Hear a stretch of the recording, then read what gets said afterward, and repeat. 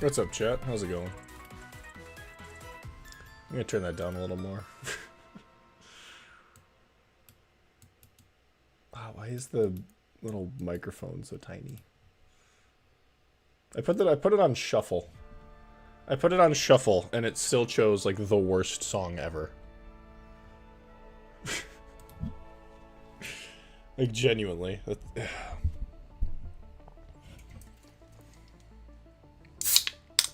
How's it going, chat? Is that Chermia? Right there? Of course. Yes, look at her. I got a shelf. I got 2 shelves. You don't see the other shelf. It's above my computer. I got a shelf put up, so now I got like a nice little background. So it's quite nice. Yeah, I'm blocking Silverat. Does he have his bird? He does have his bird. Okay. So I got all of the random bullshit that Hypergriff has given me. So that's quite nice. Is Chubai M9 yet? Of course fucking not. Of course fucking not. I just got her S3 to M3. Okay, before we get into Chubai... Oh, I need to turn on the... Actually, no, I'm not. No, I'm not. Before we get into Chubai, I kind of want to talk about... before we, like, start the stream, I want to just, like, talk about something. No, nothing, like, serious. Gotti in the background, very cool. Yeah, the story behind that pillow is very funny. Because it was like the first little like video event thing I won, or that I got a reward for, and it was between Skady. I think it was Skady, Silver Ash, and what's her name? Ifrit. It was between them, and I chose Skady because I'm like, oh, it's funny because she's like a crusher, and I intentionally pronounce her name wrong. And so I got her pillow purely out of a meme. Except I always keep it flipped, because otherwise I get self-conscious, and that's fucking weird. Because it just is weird. I want a pillow with an anime character on it. It's just fucking over.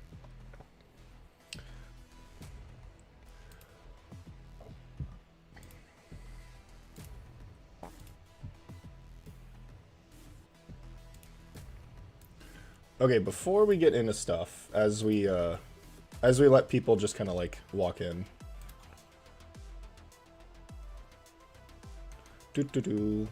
What's up, Mocha? Hope y'all are having a good day. I've had a good day today. You know? What the browsers? What the fuck is this? That is not what I meant. I had a, oh, that voice crack. Oh, that was gross. I had a pretty good day today. I'm pretty happy with it. Because I got a, well, I was actually going to ignore it because I try not to be annoying, but I definitely thought, no, I do it intentionally. I've come to do it intentionally. It's not even a matter of, like, I do it because it's funny. No, it's not a matter of, I know that's pronounced Scotty, but if I have to force myself to pronounce an operator the correct way, I'm just going to continue pronouncing it the way I like it. Okay, this is a little big, but whatever. Okay, so I made this community post. Just, I was like thinking to myself, like, man, I E2'd like 3 operators this week. I'm going to tell everyone what it was. And this isn't the original form of the post. Originally what it was some E2s to celebrate event week. Hoederer's best friend, the elite aura farmer. And then the joke for, yeah, it was Chubai, Ju, and Kurosarum. And the joke for Kurosarum was a reminder that blastcasters shoot in a straight line. Now, of course, because I made fun of a female 6-star, every single one of the comments are more focused on the fact that I made fun of their waifu than not. It's like still salty over a Frieza kit, like... Actually, it's literally just 2 comments, never mind. I don't know why I said everyone.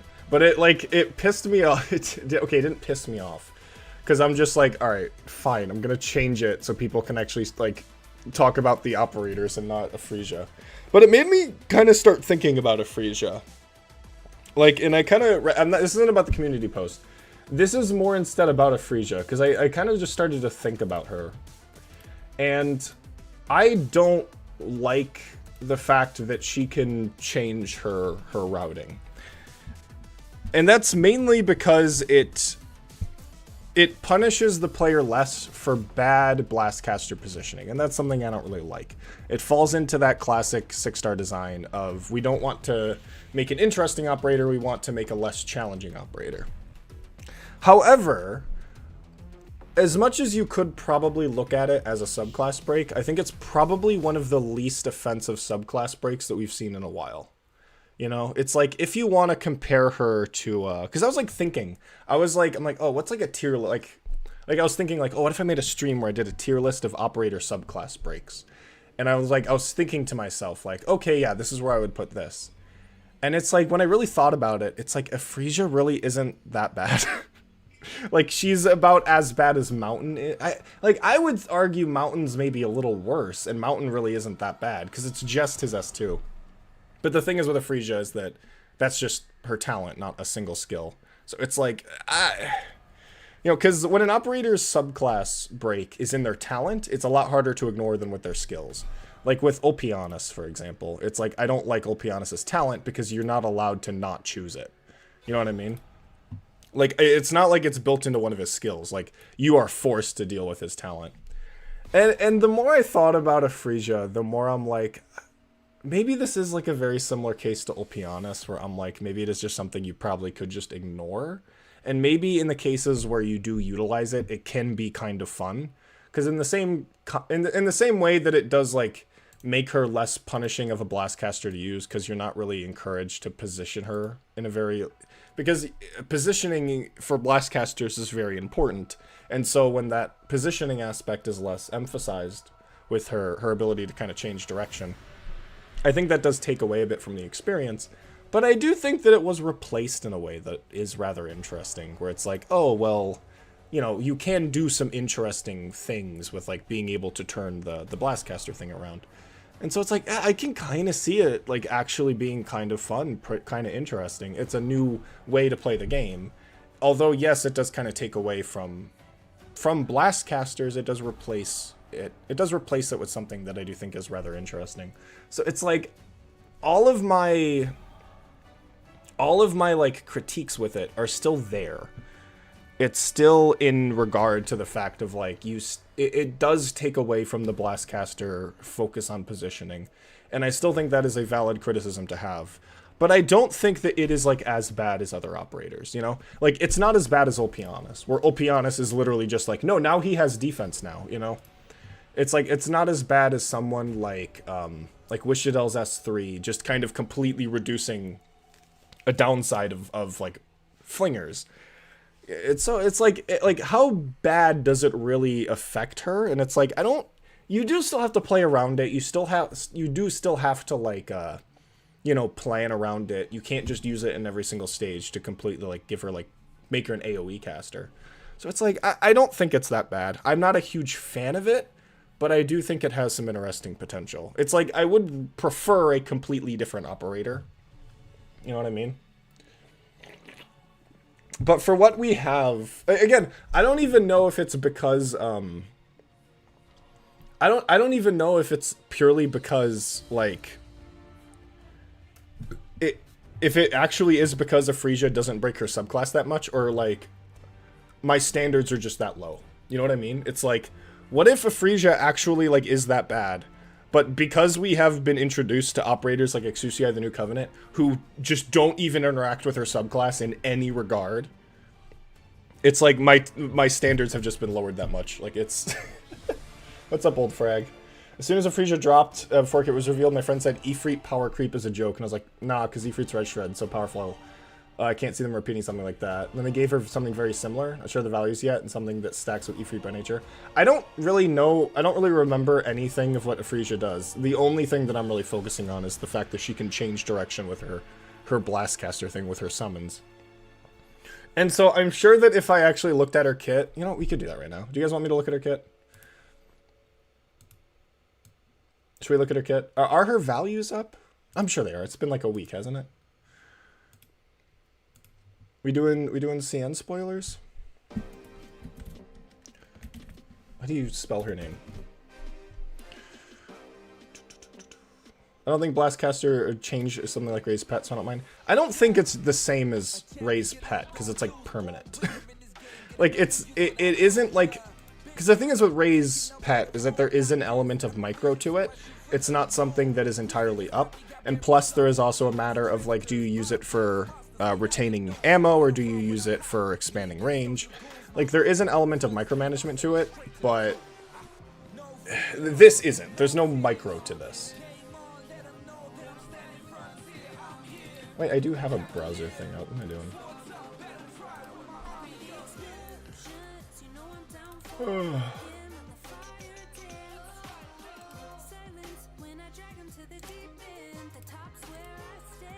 Okay. I can go to Frisia. Okay, can deploy a repeater for 25 seconds. Oh, it's not even permanent. Look at me. I'm stupid. Change direction of the attack. Increase their range by 2. Attack plus 20. Okay, that's stupid. Okay, really? That's stupid. This is another thing I've also noticed with a lot of modern 6-stars, is that if you look at their stats, they're technically the same stats as their subclass is supposed to have. But then they have, like, incredibly obvious bullshit like this. Where it's just like, no, they don't actually have those stats. No, Frisia basically just has 25% more stuff. It's like, okay, that's kind of stupid. Please remove this. This is dumb. Operators and attack range ignore 13 res. Okay. I don't think there's anything... I think this is actually kind of interesting. I think this is kind of interesting. Because it's very... I really like Accord. And the reason why I really like Accord is because Accord leans into the positioning aspect of Blastcasters, where you're encouraged to try and put other operators in her range. That also encourages the player to... Here, I can't really do that right now, but... I really like Accord because she tries to teach new players how to use Blastcasters, where her S2 gives you extra triggers when there's operators in range, and it gives she has more attack when there's operators in range. And the reason why I think that's important is because it teaches players that a Blastcaster is supposed to be behind your operators, not perpendicular to your operators. It's trying to teach players how the important way to position your Blastcasters. And I think that's really interesting. I think that's really cool. I think that's a cool way of passively teaching people how to use Blastcasters. And this I do think is kind of interesting. It does count herself, which is really stupid. I think that's kind of dumb. I'm kind of sick and fucking tired of operators just being like, yeah, I ignore the main downside of my damage type. Or you're like, Chen alter, and you just change damage type. Because you want to know what makes an Arts Guard when they do physical damage. I hate, okay. Ugh. It's like, I look at everything, and it's just like, I like this, and then I don't like it, and then I like it, and then I don't like it. I like the concept of the repeater is cool, but I don't like, I like that it allows for some interesting micromanagement. I like that, like, it encourages the player to do some cool things with the range. I don't like that it basically removes the positioning aspect from Blastcasters, and I don't like that it gives her free attack for some fucking reason. I like the fact that she gives this buff to other operators. I don't like that it gives it to herself. Like, I hate hearing complaints about DPS arts units not having... Yeah, it's stupid. Like, no, because, okay, if any human being unironically complains that an operator doesn't have res ignore or defense ignore, their opinion is not worth anything, because they don't want to play the game. They want the game to play itself. They want to be as unchallenged as possible, and I don't want to hear their opinion on operators. Because they would be perfectly fine with operators releasing that completely invalidate all gameplay. Do not care. Okay, that's dumb. God damn it. 35 seconds? Okay, this is stupid. Really? Okay. God damn it. That's why debuffers exist. Correct! Correct! 100%. Is Hoshi too balanced then? No, Hoshi is conceptually not balanced, because she's an arts protector that has 10,000 HP. This is dumb. 35 seconds? 35 seconds for unlimited duration skills. Is that the state we're at? Don't you dare criticize Frisia, she's cute. Okay, Lavos, I don't give a shit. I don't care. I agree. I think she's cute. I like her design. I'm also normal and based. And I like to be based. And I'm gonna be based. I wish there were more men in the game so that I could criticize the men as much as I criticize the women. Like this, why is it that the men on average have more based kit design than the women? It's so interesting. That's not to say that there aren't problematic male kit designs, but like, it's interesting. It's interesting. Okay, this is stupid, and I don't really want to hear anyone defend this. Like, what the fuck? Chen 3 is cool because she has no res defense ignore in her number. Okay, is that bait? Is that bait? Is that bait? She has no res defense ignore. Yeah, she does! By nature of switching damage type as an arts protect. It's an arts fighter. Yes, that is ignoring res when she does physical damage. Oh. Yeah, I don't like this. I think this is stupid. I understand the point of this. The point of this is to let players just AFK. No, this is an AFK skill, yeah. I hate that this is like 35 seconds charge. It's like nothing. Not bait. Well, I'm sorry, but you are wrong.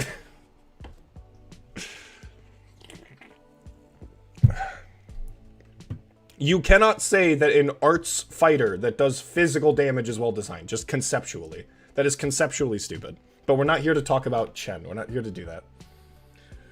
At least new Chen is enjoying to play. I don't think you guys enjoy it. Like, I don't agree. I think Hoshi Ultra is cool for damage output alone. You could say that about Wishadel. What do you mean? She does a lot of damage, therefore she's fun. Like, that's not an argument. That's not like that doesn't mean anything. Oh, she does like a bajillion damage, therefore she's fine. It's like, no.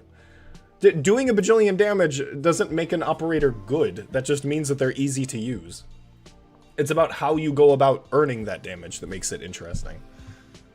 Fires an infinitely long beam in a straight line, dealing 150% of attack starts damage. The beam's direction can be redirected by friendly operators.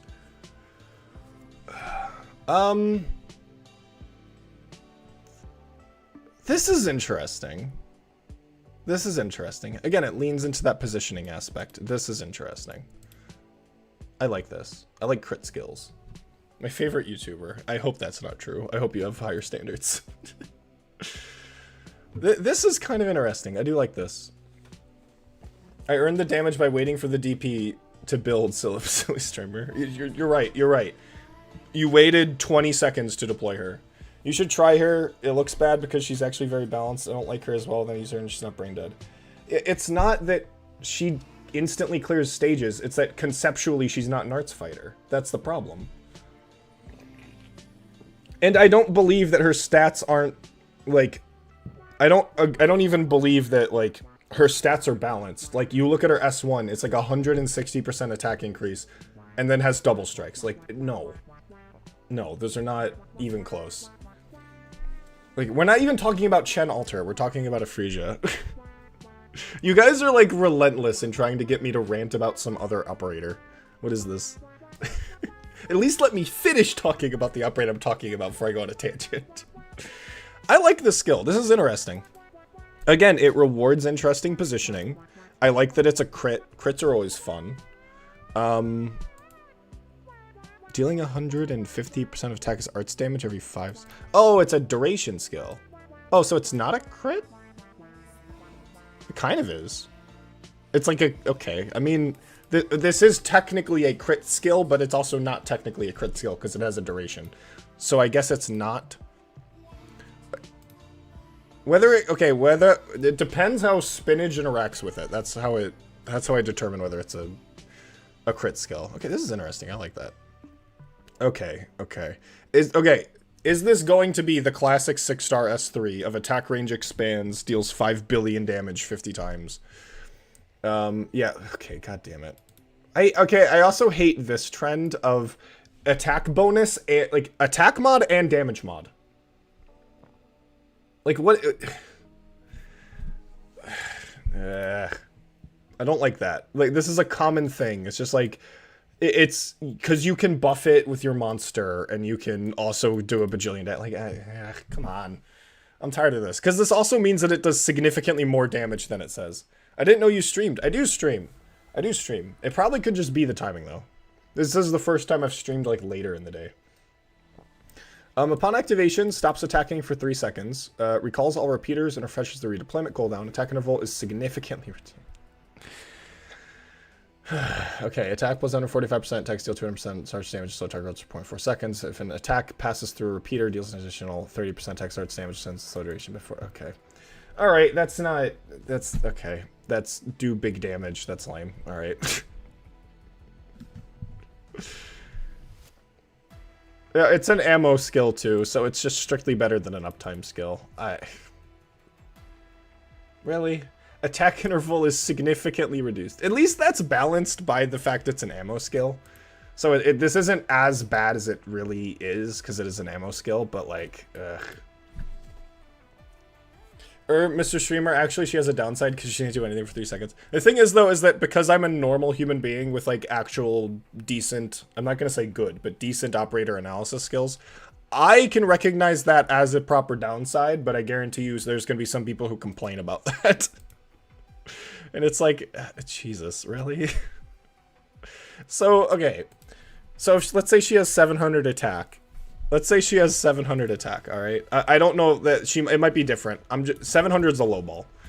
Times 1.4... No, plus 145. So, that's 2.45. Times 2. So, that's 3,430. Increases attack interval by 1.1. What's the attack interval of blast casters? 2.9, so that's once every 1.8 seconds. So 2000 DPS. And ignores 30 res. Ignores 13 res. Awesome. Alright, okay. It's not a very interesting skill. This is very just kind of meh. Can deploy a repeater with reduced redeployment time for 35 seconds. Attack plus 35%. Jesus. Okay, alright. Her S2 is cool. Her repeater gimmick are... There's interesting aspects and there's non-interesting aspects. Yeah,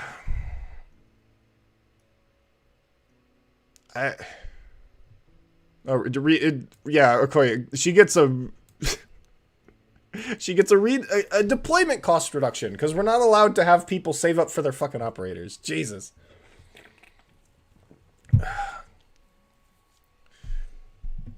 Okay, this is very lame. This like, okay, again, okay, her S1 and her S2 are just boring damage skills. I don't give a shit. That's so uninteresting. Her S2's kind of interesting. The repeater mechanic is interesting, but again, there's some reasons why I don't like it. There's some reasons why I do like it, so that's kind of like neutral. The repeater mechanic is neutral. The res buff is interesting, but res buff to herself is not interesting. So that's also neutral. So her first talent's neutral, her second talent's neutral. Her first skill is negative. Her second skill is positive. Her third skill is negative. So to me, she's like a -1. She's a -1. Actually, no, because like I don't like this aspect, so maybe she's a -2. Okay, maybe Ephesia's a -2. That's an interesting way to analyze an operator's kit. I just give it a number. Yeah. There are some cool things. I can imagine her being quite fun to use, but there are some aspects of her kit that I just don't think are very interesting. She'll be an interesting IS pickup every now and then, but I don't think she's going to be like something I want to play. I would have liked the 5-star version of this mechanic. I think I agree. I think I agree. Okay, actually, okay, I like this random... I'm going to look up Wishadel, and I'm going to see what's her ranking for me. Okay, first talent's a +1. Second talent's like a -2. I actually just despise it. First talent's a +1, second talent's a -2. First skill is a +1. Second skill's a +1. Yeah, that's the thing with Wishadel, is that her S3 and her second talent are so bad, they can't just be -1s. They have to be, like, -3. Like, her, like, it's that bad. It's not just boring, it just is that bad. Like, her S2, and her talent 2 and her S3 are, like, -2s. So, in that case, she's a -1 overall. So, technically, I like Wishadel more than I like Gafrisha. Oh, interesting. No, I don't think I could do that. I don't think I could do that.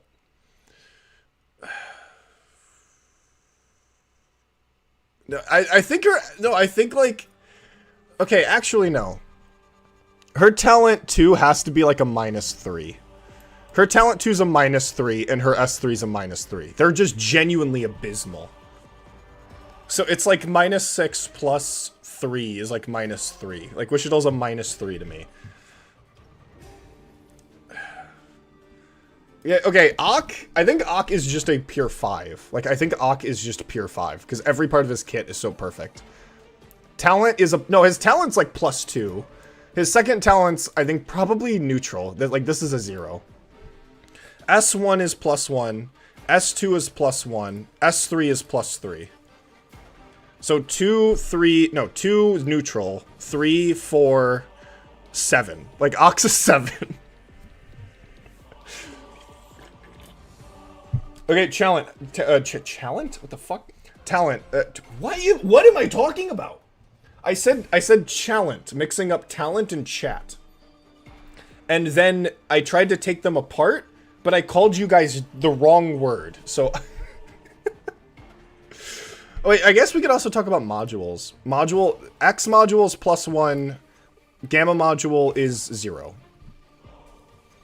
Blue, what do you think about Zima Alter? Should we do that? What do you guys think about this rating system? I think this is fun. This is the wrong Zima. Is this an interesting rating system? Wait, do you guys, like, do you get this? Is this valid? Okay, AoE dealt by double... Oh yeah, she's a hammer thing.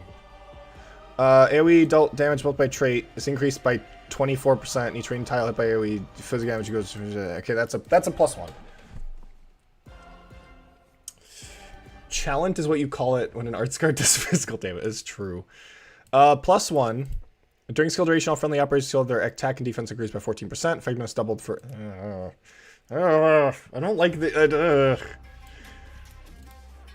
Again, I like that this is... I think this talent's a 0. Because I think this is a +1. This is a -1. I think this talent's a 0. Because there's a part of it that I like and a part of it that I don't like. Holy banger moment? Holy fuck.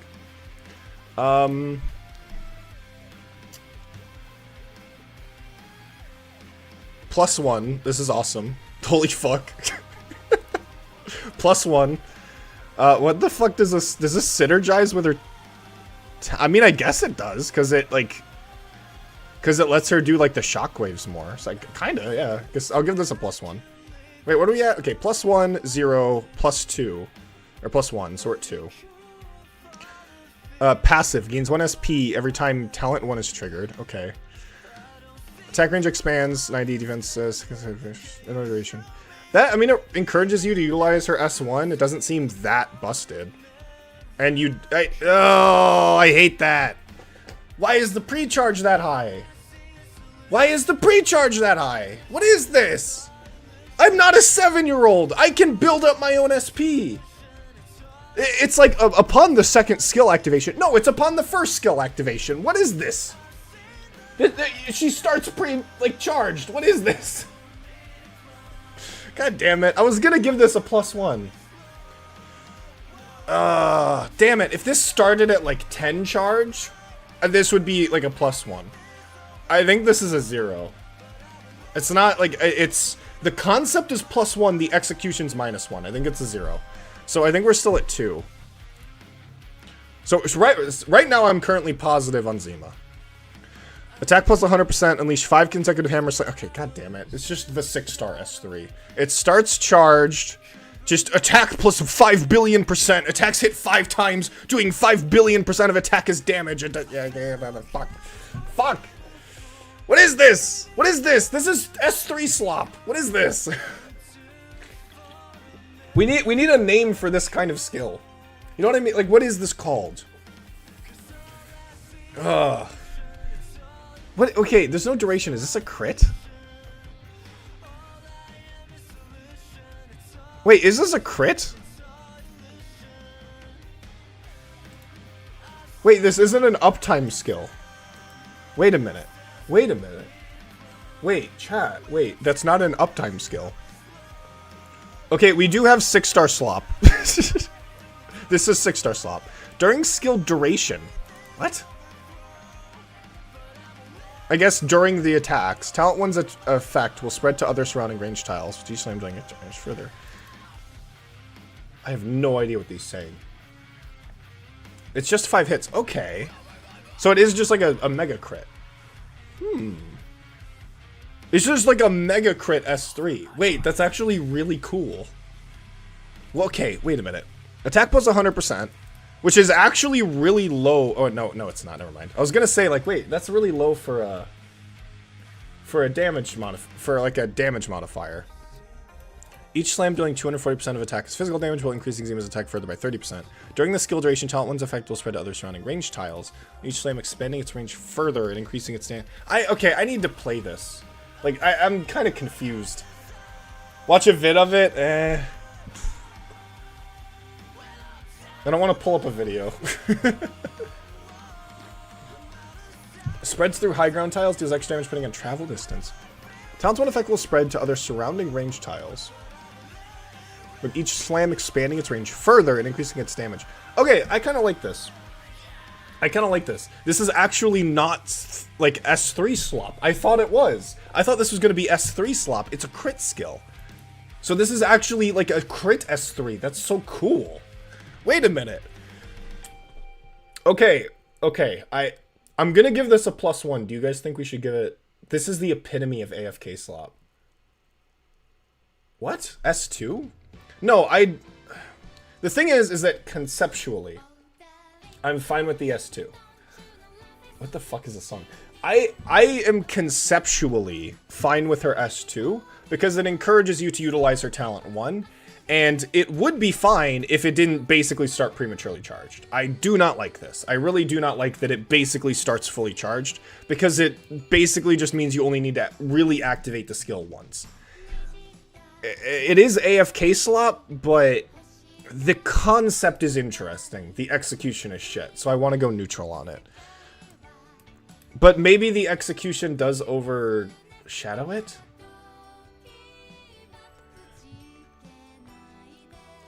Okay, I actually kind of want to give her S3 +2.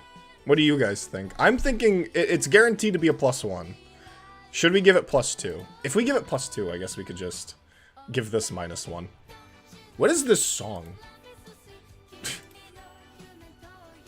I don't know, it's in Chinese. 180% attack. What? That's not what her S2 does. Oh, the bonuses are twice the base amount. Oh, fuck this shit. Oh, fuck this. Oh, this is slop. Okay, never mind. I thought it was just an infinite duration. Fuck. Wholesome slop banger. That. Okay, maybe this is a -1. Really? Doubled? Okay, yeah, this is slop. That's such a cool concept, but yeah, this is stupid. This is AFK slop. Okay, no, -1. Who's gonna see S3 and take points off? This seems cool, though. I'm not against, like, big damage. I just want it to be interesting. I'm not against a skill doing a lot of damage. I just want it to actually fit with the subclass and not be just generic, I click button and everything dies like crap. Okay, yeah, okay, so I'll give this +1 because I'm not too sure on it. So first talent's a +1. This is a 0. S1's a +1. This is a -1.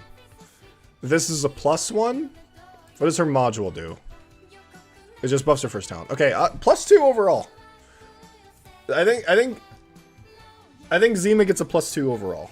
If her S3 is not as good as is not as interesting as I think it is, I could put that to a 0. Because I love the idea of a crit S3. That's so cool. I mean, overall +2. Overall +2. Overall +2. Okay, is there anyone else you guys want me to look at, or do you want me to just go play the fucking game?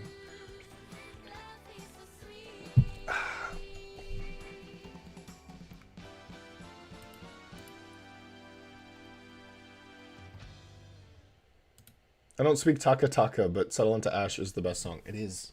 It is. Mechanist? Oh yeah, Mechanist is real. Okay, actual banger alert. I like this song. Oh, yeah, I forgot Mechanist is now in the game. Okay. Is he restricted to IS-7? Is he like...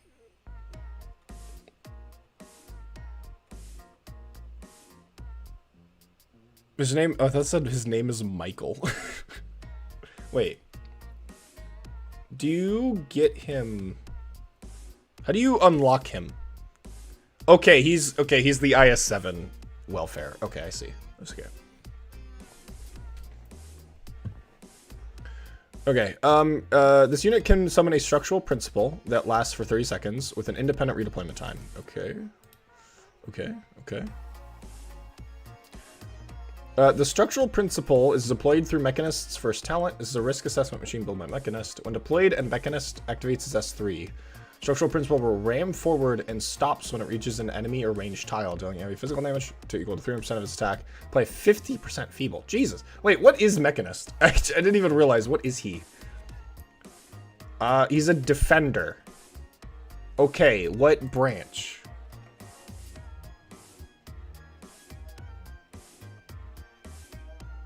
I can look up here. He's a sentry protector. Okay. I could have looked up there. Okay, so he's got a summon that can ram forward and inflict a big and feeble, which is interesting. Okay. Upon deployment, gains a barrier equal to 40% max HP, and the structural principle can also gain the said barrier upon its deployment. The barrier can block excess damage. Okay, that's whatever. That's kind of lame. It's just like, hey, free HP. Like, that's not a talent. Okay.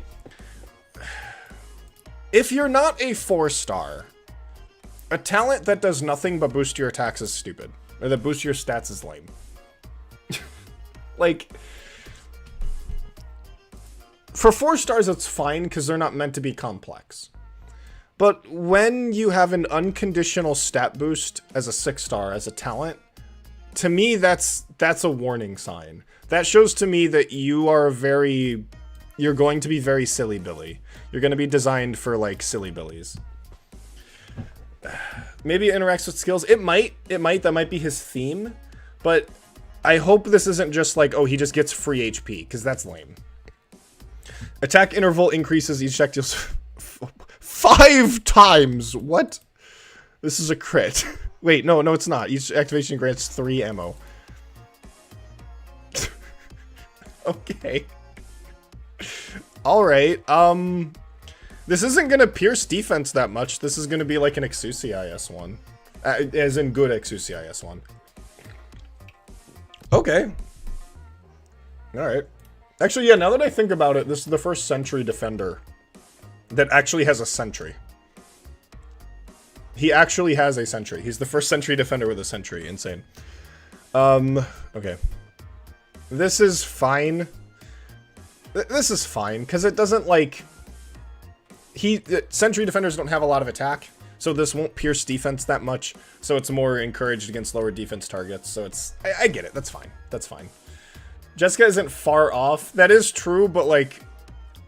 me throwing a rock at my enemy is not, like... That's not a sentry. That's like that's me throwing a rock at them. Attack plus 150% immediately grants self and structural principle a barrier equal to 10% of max HP. When the barrier is destroyed, inflict 200% of attack as arts damage to surrounding enemies and frighten them for 3 seconds. Afterwards, spend 1 ammo to replenish the barrier. That's kind of interesting. That is kind of interesting. So he basically gains 80% more HP. Every time a barrier blows up, he inflicts some kind of effect. That's kind of interesting. I like that. His attack speed is ass. Yeah, because he's not meant to be offensive. This is really interesting. This is cool. I kind of wish he stopped attacking, though. Like, this had a more defensive orientation to it. Like, the attack plus 150%. I get it. It's more for the sake of this. But it also kind of makes me think. It gives me an idea. It's like, what if instead of being an attack modifier, it was a defense modifier, and he dealt damage based off of defense like Bubble? Like, why can't we do that? You know what I mean? Why can't that be the case? Like, I think that would have been a bit more interesting because he's a defender. It's like, he doesn't, like, this is silly to me, you know what I mean? It's like, I don't want him to be shooting people, I want him to be, like, protecting himself and reflecting damage. And so it's like, I think if this was defense plus 150% or something like that, or not even that, just have a modifier that just does a bunch of damage based off of the defense he has. I think that would have been a bit more interesting. Conceptually, I'm not against this. Bubble has never been surpassed because nobody has done Bubble again for some reason. I don't know why, that's such a cool idea. That's so cool. He's a sentry, he's a damage-oriented defender. Not really. Not really. Like, sentry defenders are not your core not your core DPS. They can do damage, yeah. But also, Fad, this is a yellow skill, meaning it's meant to be defensive, so you're also just wrong. It's a yellow skill, so it should buff defense, not attack. Like, that's kind of the point. Like, this is the point of the skill, is to be defensive. So it's like, I think it would have been a bit more interesting if it leaned into being more offensive, because the main point of this skill isn't to give him the 150% attack, it's to give him more defense. That's the point. So, color. See, now this is red, which means it should be offensive, and I hope it's offensive. Okay, attack plus 280%, attack interval greatly increases. Mechanist is crushing! Let's fucking go. Attacks become a cross-shaped range AoE, dealing 200%. Holy fuck. Jesus. Not the first time color matching doesn't really match. Yeah, but I'm clarifying what it is and what we could have done to make it better. Like, like I'm showing you that, yeah, that's my point, is that it doesn't match, and here's what we could have done to make it match more. Like, that's exactly my point. Has there been an operator that deals damage based on defense yet? It's literally just Bubble, and I don't know why no other operator does it. Okay, attack plus 280%. 260%. What is this bullshit? What? Why do you have to do both? Why just do one or the other? It's like it's funny. It's funny. But increased to 3.5 seconds. Bro just is a crusher. Insane. Arts damage that can target enemies blocked by structural principle. Wait, where? Okay, wait. Can you deploy this anywhere? Does the structural principle get deployed literally anywhere? 700 defense. Oh boy. Boy is tanky. Holy shit. Who's pinging me on? Tobo's pinging me on Discord.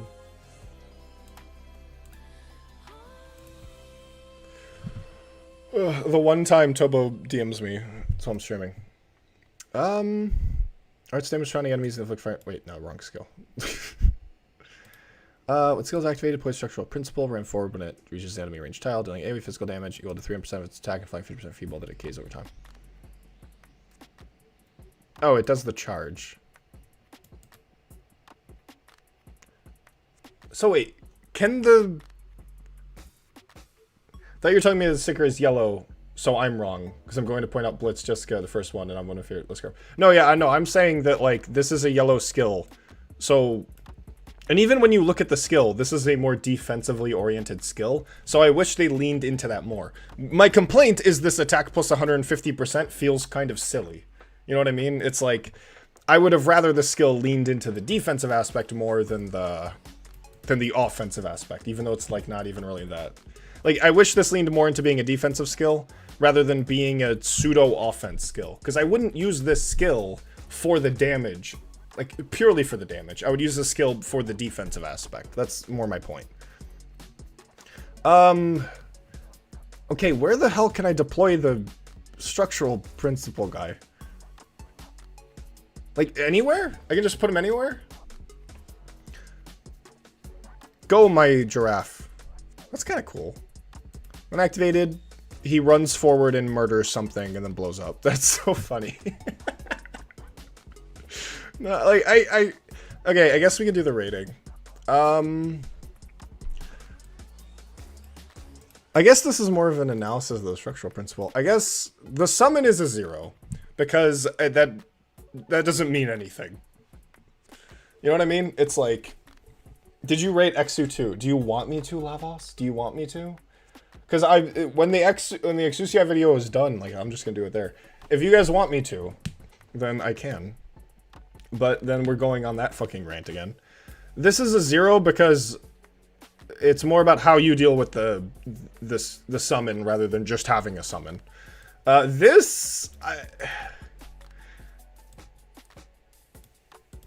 Dare I say is a -1. I'm not a huge fan of this. I get the point.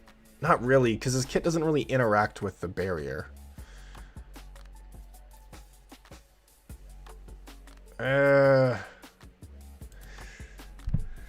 Weirdly, I'm going to give this a -1, because I wish there was more of a conditional aspect to the barrier, or the barrier interacted with his kit in some way. Like, when the structural principle loses its barrier, then it does its charge. Like, if there was something like that, then okay, I get that. But it doesn't really interact with anything, and so it's just like, here's more HP for free. It's like, eh. Like, okay, so this is a 0, this is a -1, so we're at -1 right now. This is very, like, nothing burger, but it's fine. I guess I can give it a 1, so I guess we're back at 0. I really like his S2, that's a +1. His S3 is pretty interesting too, I'll give that a +1. And we're not going through this. We're not going through every fucking thing. It's a 2. I'll give him a 2. He's pretty alright. Nothing too exciting, but neither is, like, what's her name?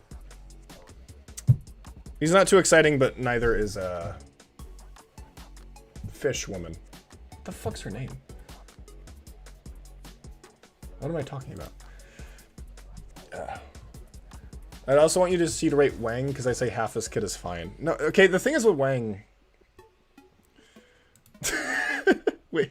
Wait, shit, I just realized you're streaming, sorry. Lamau. Okay. Fishwoman, Gladia came back. No, what am I... Radian. Fucking Radian. I don't know. Thought the barrier activates his S2. No, it's just the barrier... Melee grants self and barrier equal to 10% max HP when this barrier is destroyed. He does the damage and then uses an ammo to reanimate it. So it's like it doesn't even interact with his kit. It's just there. It's a whole ass pigeon, man. She summons fish. That's what I mean. She summons fish. Although not all of them are fish. Just her S2. Okay, do you guys want me to rate Exusiai? This is supposed to be a fucking... Chubai stream, but we're talking about this. Alright. I think this is... Okay, here. You guys can make guesses. What do you think her score is gonna be? What do you guys think her score is going to be? I would like you guys to make guesses now. Chubai was 2.5 years ago, bro. Yeah, back when Arknights operators were well designed. She released in the same event as Wind Chimes and like 2 months after Quartz. That was when Arknights was peak.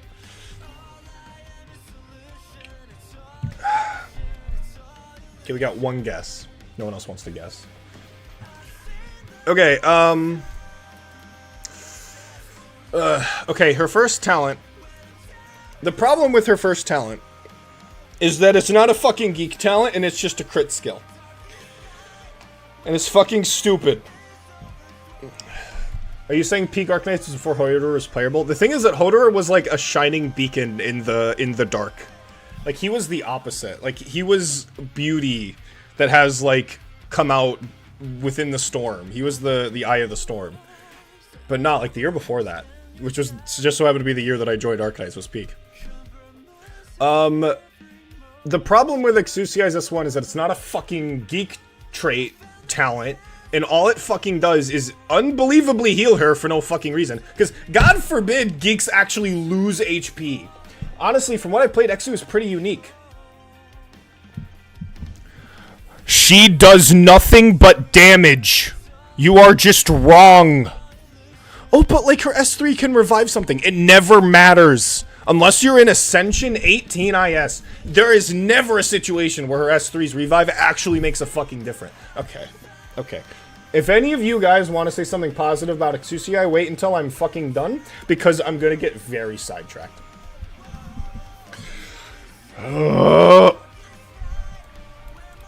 I'm in Ascension 18. The only reason why you're in Ascension 18 is because you keep pulling for operators that are unfun and broken, and the only way to make them fun is by utilizing them in the only place where they are fun. Ugh. She gains unconditional HP whenever any operator consumes ammo, making her HP loss gimmick, making her own self-HP loss basically negligible, even though she already made it even more negligible with the trait change. Actually, yeah, the trait, -2. No, her trait is -3. We're starting with a -3, because yeah, -3 is like the worst of the worst. That's like Wishadel S3 levels of design. The fact that her S3 completely removes the main downside and weakness of geeks that you have to play around, while also butchering Spuria and Ak in the process. -3. Before we even start, just the trait change is a -3. This is a -1 because it doesn't replace the classic Geek Gamble talent with anything interesting. It just removes the gamble aspect of the talent by just making it a generic crit skill that gives her splash damage, because fuck me, I guess. This does nothing but give her extra attack, another -1, so we're at -5. The problem with her S1 is many different things. First off, there's no actual incentive to... There's no actual reason not to immediately deactivate the skill the moment it's charged. It is incredibly boring and unfun to play, and it horrifically just lowers the amount of, like, interesting gameplay diversity. It completely goes against what makes ammo skills interesting, because the whole reason what makes ammo skills interesting is the added element of micro added onto it, but because this skill gives you all of the damage, even if you would deactivate the skill, you should always deactivate the skill. Fucking always. It also, so that's -1, just that alone. It completely removes the micro aspect of ammo skills. It also just basically fully heals her. Gives her like half her HP back because of her talent. Prioritizes aerial units, because why should geeks not just be strictly better marksmen? Because fuck me, I guess. Jesus Christ. Alright, so that's -2. So we're at, -7. Okay, first off, the steel attack speed is not at all tied to the barrier. You can deactivate the skill and retain the barrier even... You can deactivate the skill to retain the barrier, so the actual buff that she provides isn't tied to the debuff at all. So that's a -1, so we're at -8 now. You know, I need to pull up a calculator. Okay, we're at -8. So the reason why that matters is because now the actual buff... The actual fucking buff that Exusiai provides isn't tied to any fucking downside. So she's just not a geek in that respect. She completely gets rid of the main thing that makes geek gameplay fun, which is you have to work around a downside in order for that downside to have a large impact. I disagree. It's a whole discussion to have. You're just a bit long for the comment section. It's not that you disagree, it's that you're wrong. The main reason why you use this skill is for the damage. This skill does over 100,000 fucking damage, with each attack dealing around 3,000 instance damage, which completely ruins the support aspect. When you look at Spuria and Ak, their S2s and Ak's S3 are mainly focused around buffing another operator. You physically cannot activate the skill unless there is an operator in range to buff. So there's going to be a -1 because it focuses too much on damage. But the reason why it focuses too much on damage is because the skill can be activated regardless on if there's a target in range. So the main thing that you're using her S2 for is to deploy her, instantly activate her S2, give herself a massive barrier because you don't even need an operator in range to give the barrier. And so now she has fucking like 6,000 HP. So anyone who you can just deploy her and she just won't die. You can just instantly kill fucking everything. I argue the shield isn't the buff. Her gaining 17... Exactly. That's what I was going to get into. The problem is that again, that's what I was talking about. The shield isn't the buff, because it's not actually tied to the downside. This is just an extra buff. And most of the time, you're mainly using the shield for her, so you can deploy her in completely reckless positions and not get punished for doing so, because she does so much fucking damage. And again, the thing is, you're not even incentivized to actually steal attack speed, because this is an ammo skill. her stealing attack speed doesn't actually increase the damage that the skill fucking does. All it does is increase the rate at which damage is done, allowing you to cycle it quicker. And so most of the time, you're not actually losing out on that much damage, because Hypergriff knew this. They had to give her 5 additional ammo if you stole attack speed. So yeah, you're missing out on 5 fucking ammo if you're not stealing attack speed. Most people aren't going to do that because she's designed to be a heli drop operator, a heli drop marksman that does a bajillion fucking damage. All right, there's a -1 for the attack speed steal being completely irrelevant because it doesn't fucking matter, because this is an ammo skill and those don't synergize in any way. You know what? I'm gonna do another -1 because this basically starts fully charged. I don't even know how many minuses I gave that. She's at -12 right now.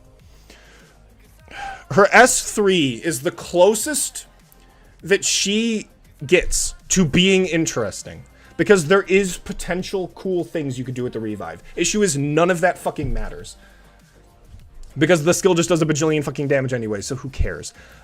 Okay, first off, the skill doing a bunch of damage overshadows the actual support aspects that it gives. That's a -1. Another thing, the delivery coordinate can be deployed regardless on if you have a target for it or not. And you can activate her skill, and she will just do free damage regardless on if you have something to revive or not. Meaning that you're actually encouraged to just waste the delivery coordinate so you can do extra damage, not actually engaging with the cool support mechanic that she has. Okay, that's a -1. Additionally, there is no actual debuff for this support aspect, completely unlike a Geeks. There's nothing you have to play around. If anything, there's just a strict buff. There's a -1. The only thing that I could give, I will give her 1 + 1. Because this skill can be interesting to use.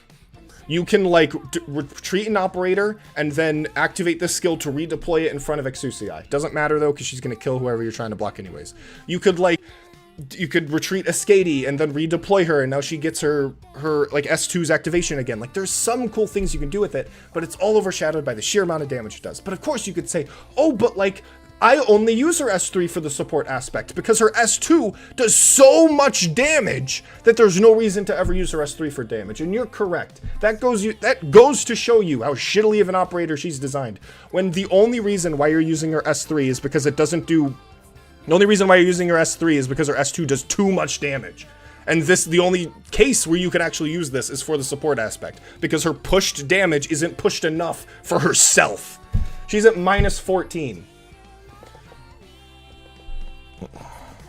I think I gave her S3, like her S2, like -4. -4 or 5. Like, that's larger than, like, I gave Wishadell's S3. Okay, yeah, no, this is... I'm working on a script. I've been lazy, I haven't been writing on it lately, but holy fuck. -14. That's what I'm giving her. She gets a -14. This is genuinely the worst fucking thing ever.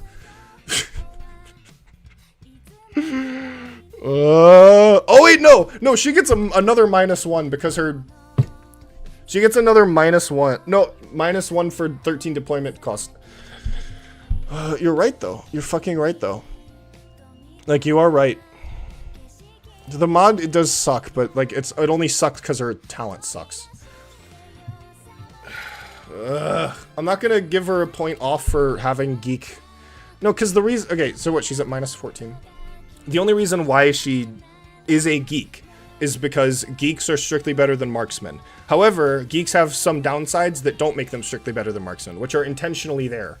And so, to make her just good, they removed those downsides. Yeah, okay, I think she should get a -1 because her voice lines are written by, like, a 17-year-old. I don't think there's ever been an operator that has genuinely, like, pissed me off with her voice lines. Like, oh my god. Alright, where are you? Where are you? I'm gonna play it. I'm gonna play it, and y'all are gonna just have to accept it. That's how she talks, though. Yeah, and that is 100% a reason as to why I should give it a down, because that is just part of her.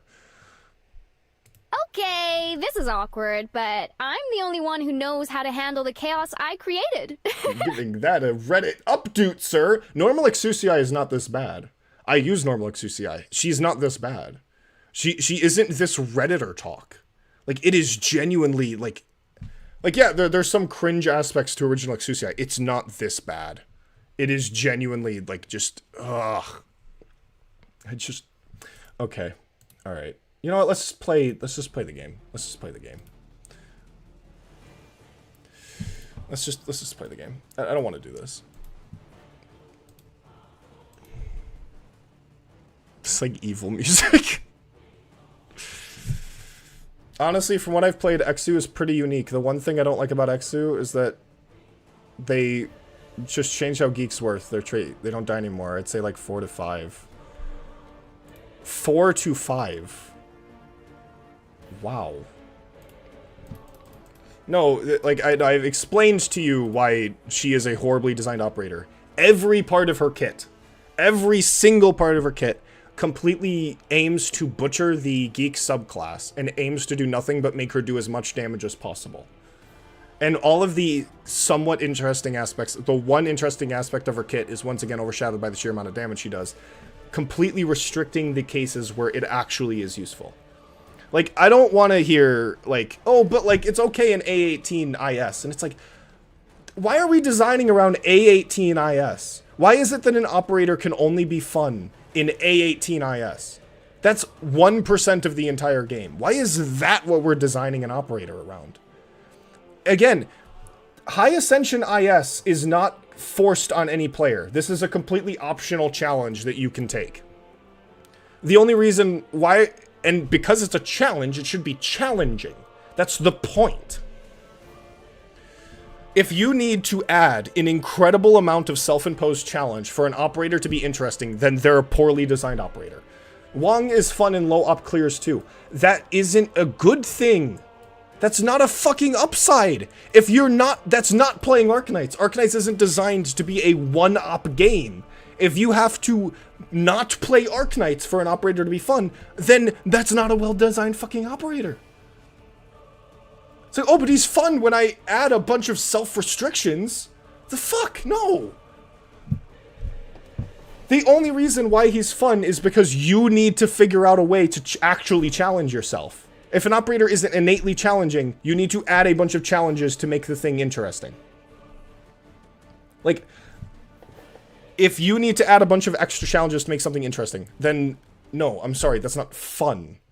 That the operator isn't fun. Challenge is what makes things fun, and when an operator isn't challenging, you have to add challenges onto yourself. Ugh. Ugh, I'm so full of testosterone right now. I'm gonna murder someone. Okay, finally. How long have I been streaming? An hour. Okay, we're doing Chuba.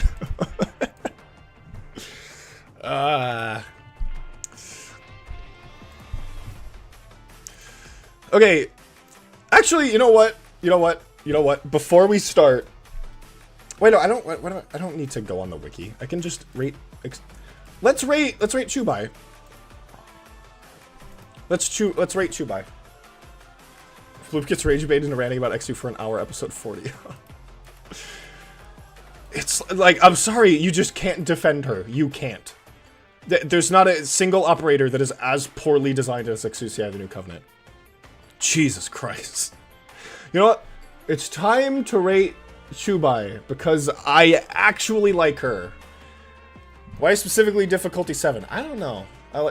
Because the number 7 is my favorite number. I was born on July 7th. 7-7. My favorite Sabaton song? 7734. 7's a cool number. 7's my favorite. It's lucky 7. You know, I like it. Okay. Chubai 20. Hello all, I'm late. Congrats on getting Chubai. Well, it wasn't... thank you. It wasn't out of luck. It was out of me just buying her from the shop, for sure. You should compile every second of Exu ranting and stick at the end of the Exu video. Haters will ask why the video is 13.5 hours long. The thing is that the Exu video is just all of my ranting, like, formatted. So it's just, Okay. So her first skill, I give a +1. She gets a +1. The main gimmick, the main idea of Chubai is that she is kind of a fixed frost leaf. That's kind of what I've internalized her as. The point of Chubai is that she's a crowd control lord, but she isn't completely useless when the thing that she's attacking is blocking. And so that's something that I appreciate about her. She does have some damage aspects to her, but I would be very, very hesitant to call her a DPS operator. It says DPS, but she doesn't do as much damage. Like comparing her to like the 6 stars that I do have, like she isn't that much of a DPS operator, as crazy as that sounds. But her S1 is just, she binds a thing, and then when the bind expires, or the operator dies, or the enemy dies while bound, it does this AoE thing. I give that a +1, because it's just a crit that inflicts bind. It's really simple, but it fits into how her kit works. Her S2 is really interesting. I do like her S2. You activate the skill, her range shrinks into like this longer, like pseudo blastcaster kind of range, and she doesn't attack everything in there. Yeah, she doesn't attack everything in there, but she does, oh no, she does, never mind. She does, yeah. Well, when the skill expires, not normally. But she shoots everything in this range, she inflicts slow, and then when it ends, it blows up. I like this, it's cool, it's kind of fun to try and get everything into a range, and they're all slowed down, so you can kind of bombard them. And it does a decent amount of damage, too. I like this. I also like that her S1 and her S2 are offensive recovery. I think that's kind of fun. Her S3 is really weird. She only attacks 1, but does AoE. Yeah, that's what I was kind of a little confused with. Yeah, she only attacks 1. Her S3 is really weird, and you're probably like, wait a minute, Bloop, why do you have this at M3 if you think it's weird? Because that's why it's weird. For some fucking reason, I'm gonna pull up the browser.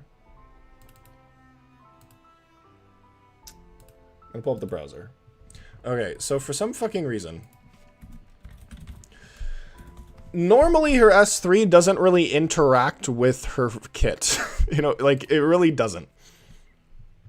At level 7, attack range expands, attack plus 40%, damage type changes to arts, typical lord shit, attacks 2 extra targets. Range attacks no longer have reduced damage, like this could be on any fucking lord, and each attack grants 13 attack speed, stacking up to 6 times.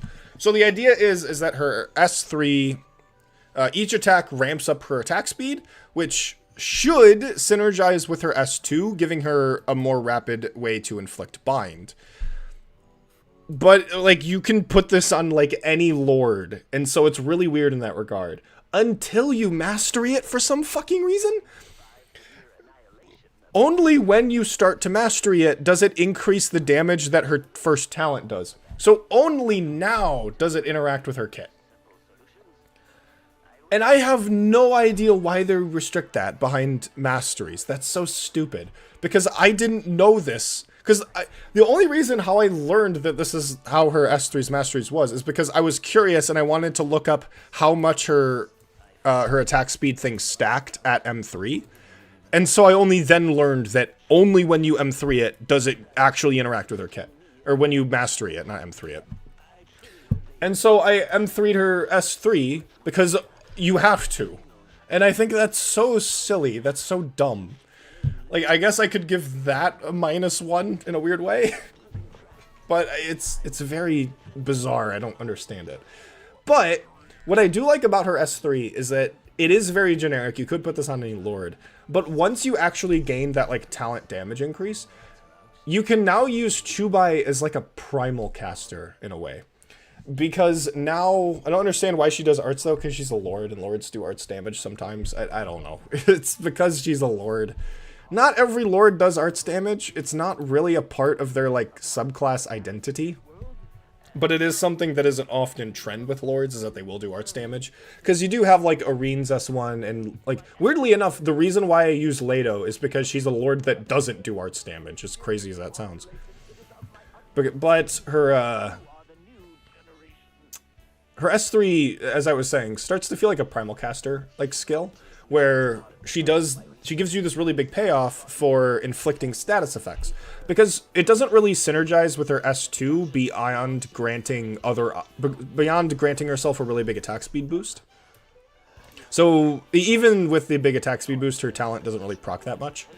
And so usually her S3 kind of encourages you to use her alongside other operators that can inflict bind, that can inflict slow.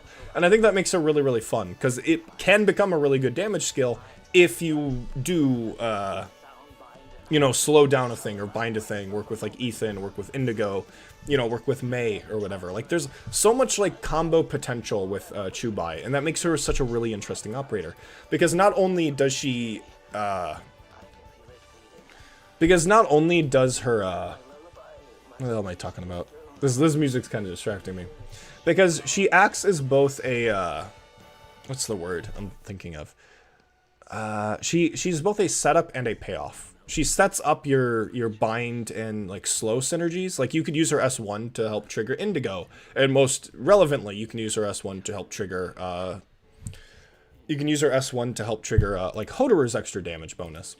You know, same thing with her S2. Like, oh, it's a way to inflict slow, and I guess you have what's her name? Suzerain. I think she inflicts fragile on slowed enemies. So like, there's some cool like synergy potential there. But, and so with her S1 and her S2 kind of being these setups, being these crowd control application things, and then her S3 being no longer about application, but now being about payoff, encouraging you to use other operators to help benefit her, I think gives her just so much interesting gameplay diversity. She's just really, really fun. If I works really well, just basic diesel binders. Yeah, of course. The reason why Chubai is, to me, just such a well-designed operator is because she really wants you to use other operators with her. She encourages you to be creative and to like expand, like, oh, I could do this, I could do this. Like, a big reason why I built her is because she just synergizes with Hoederer. Like, that's cool. Why isn't you opening? Like, she synergizes with Hoederer. And then, like, if you put her behind Hoederer, Hoederer gives her Sanctuary. Like, that's cool. Like, she has so much cool combo potential, and she is basically just a fixed Frostleaf. And as much as I do really like Frostleaf, but I don't dislike her kit. I more just find her very disappointing with how it has been applied. Because I think the idea of a crowd control lord is really, really cool. And I think Chubai is a very good application of how you can do a crowd control lord. And yeah, her module does give another very weird thing. But yeah, her module gives her a damage bonus when attacking enemies inflicted by slow and bind. And I do want to get her module, but as you can see, broke boy. So I do plan on upgrading it because it does seem really fun. So it's like, I just really love how she kind of encourages you to explore with interesting lineups. She wants you to like use debuffs as a form of damage bonus. It's so cool. I just wish I wish more modern 6-stars were designed like this. She encourages a really interesting build around, and it makes her really, really fun to do that. Because not only is squad building with her fun, but actually utilizing her is really, really fun. So I'm really happy with Chubai. Also, she released in the same event as Wind Chimes, which is very based.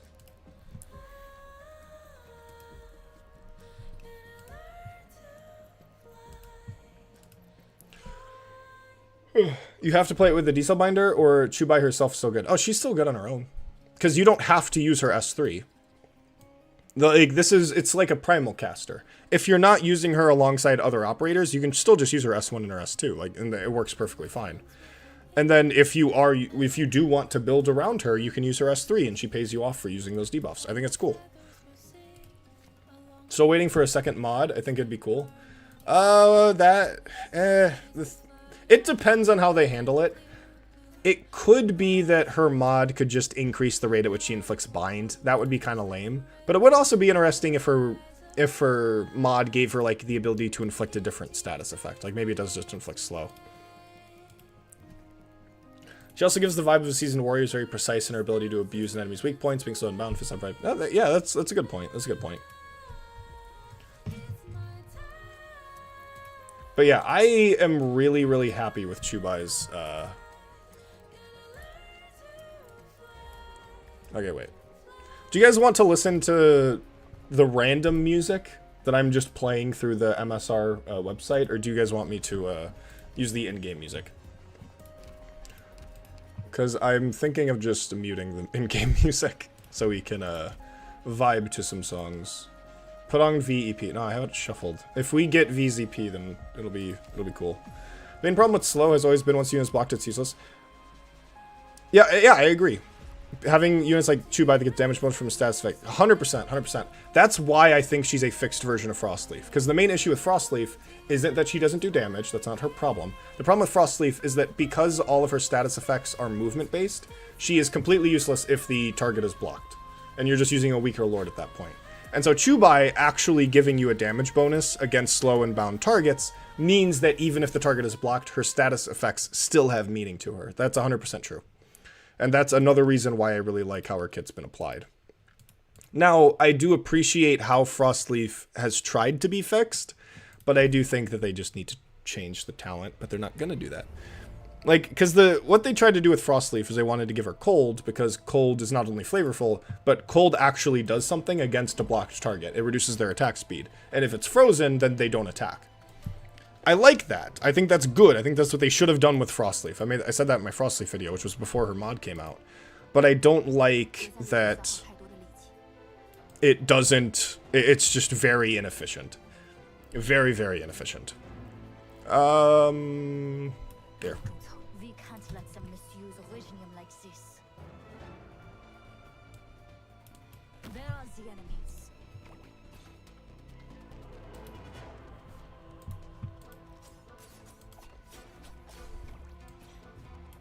Who needs healing? Come over. But yeah, it's... Chubai's kit makes me very happy, because it really does feel like they understood the problem with Frostleaf and they wanted to fix it. And it's not just the matter is she doesn't do enough damage. Even though the solution, ironically, was to just make her do more damage. But it's like, I could imagine, instead you make it so Frostleaf says, like, enemies that are inflicted by, bind or slow, or movement speed reduced, gain, like, a fragile effect. Like, you could do something very similar to that with Frostleaf to make her debuff more applicable to different situations. So I think there are a lot of routes that you could do to fix Frostleaf without just essentially giving her this talent. Just some aspect that can apply a proper support to a blocked enemy.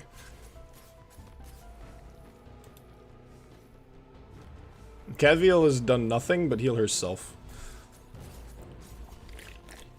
Don't get yourself killed, Dunny.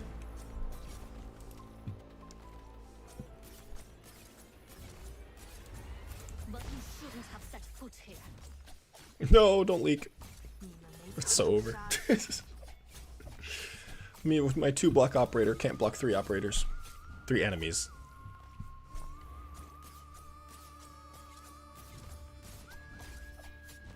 Come on, get it together. This was the work experience Gaviel needed to become a Centurion. Gaviel Alter is so funny to me, because at her core, she is just a summer bathing suit altar. But it's an altar that I'm 100% like conceptually fine with. Like, oh yeah, this is what we should have. We should have like a Gaviel altar that's her actually fighting. But it's like, she didn't need to be a swimsuit altar. Because like swimsuit altars are conceptually kind of fucking stupid. Because every other altar in this game is like an actual fucking like evolution of the character. But some of them are just like, haha, I'm wearing a swimsuit, therefore I'm a different person.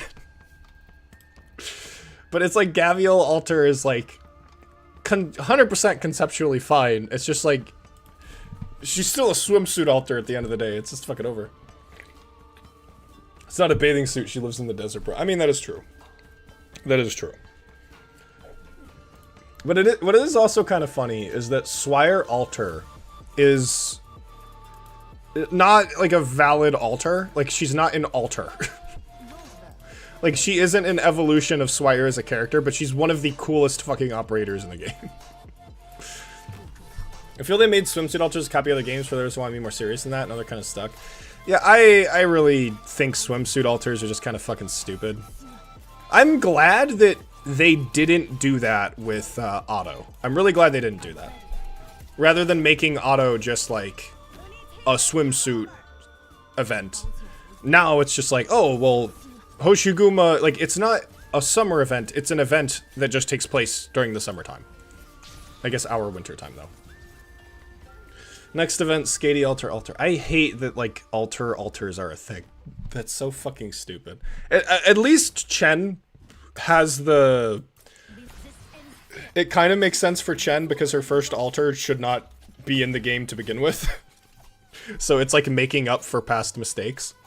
But it's like, does this really mean we're getting altars? That's so stupid. Like, God. Ugh. They should bring back the rule where you can't... This guy is taking negative damage! Chubai is Elite 2! What is this?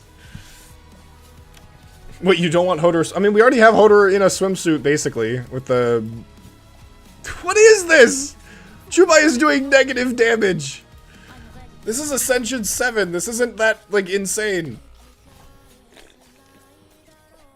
Jeez. These guys have so much HP. Yeah, Chubai module helps with damage a lot. Well, if they were slowed. Ugh. But again, if anything, I'm gonna say that's a good thing that she doesn't just... Because something that would make Chubai less interesting to me as an operator, as I was saying with like Exusia the New Covenant, when your supportive aspects are... Okay, I guess... Jesus Christ. Okay, maybe I just got the two worst risks. Because, yeah, they got the HP boost, and I got the 35% defense boost.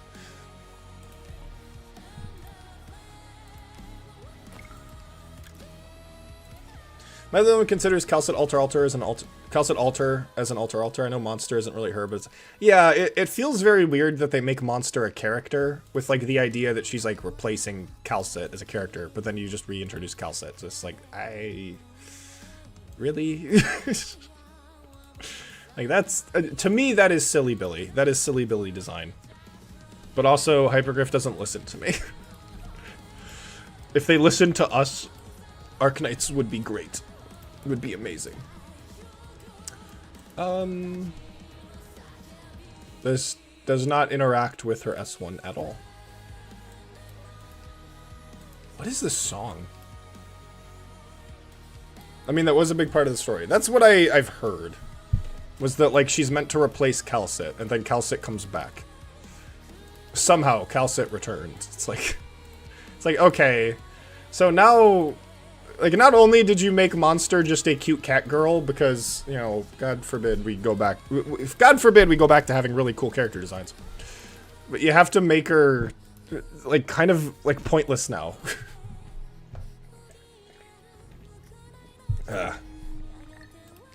It's like, I already kind of don't like Monster because she's a very, very effortless,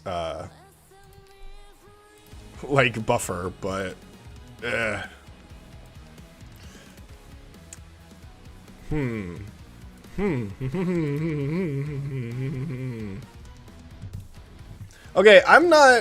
I'm still a little unsure how this works. I guess I could just test it out. I don't know if it's when any operator activates a skill or the operator themselves activate a skill. Oh, this one's good. I actually wasn't a fan of Monster too much after reading chapter 15. I was much less bothered by her after reading chapter... I mean, I don't... The thing is that I am a firm believer of I shouldn't have to read the story to like the character. A hot fucking take, but it's like... This also because I'm just too lazy to read the fucking story.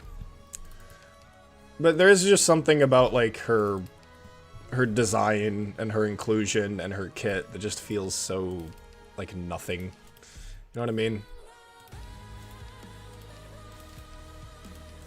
Like, it feels a little too pandery for me. Coingeists, my favorite thing to just not fucking collect. Do you guys actually collect Coingeists when you just kind of end up getting it? I probably could have saved that for later, but I like expanding nodes. Do I have any Candlegeists? No. Then what the fuck am I doing? Why no buy candle for Chubai? I have a guard. Wait, she's promoted! Wait, she is promoted. Ah, oh, fuck, you're right. God damn it. No, she is promoted, my bad. I thought she wasn't promoted. I forgot I'm doing the promotion run. My bad. Fuck me. Okay. No, you're right. I should have bought the candle. Oh, fuck yeah. Speaking of binding. Ooh, Vitochki. Never played IS6? Bro is missing out. Well, we'll light Chubai later.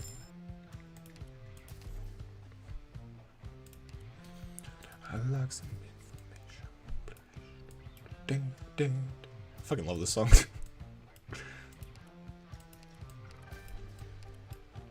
I guess we get Ethan. Coingeist is a collectible that shuffles all of your operators' DP cost. And it has never helped me, ever. It has only ever been, like, changes nothing. Or has been an inconvenience. Yeah, I guess this is the instrumental version. Which makes me sad, because I wanted to sing to it. I was waiting for the song to start, but no, this just is the thing.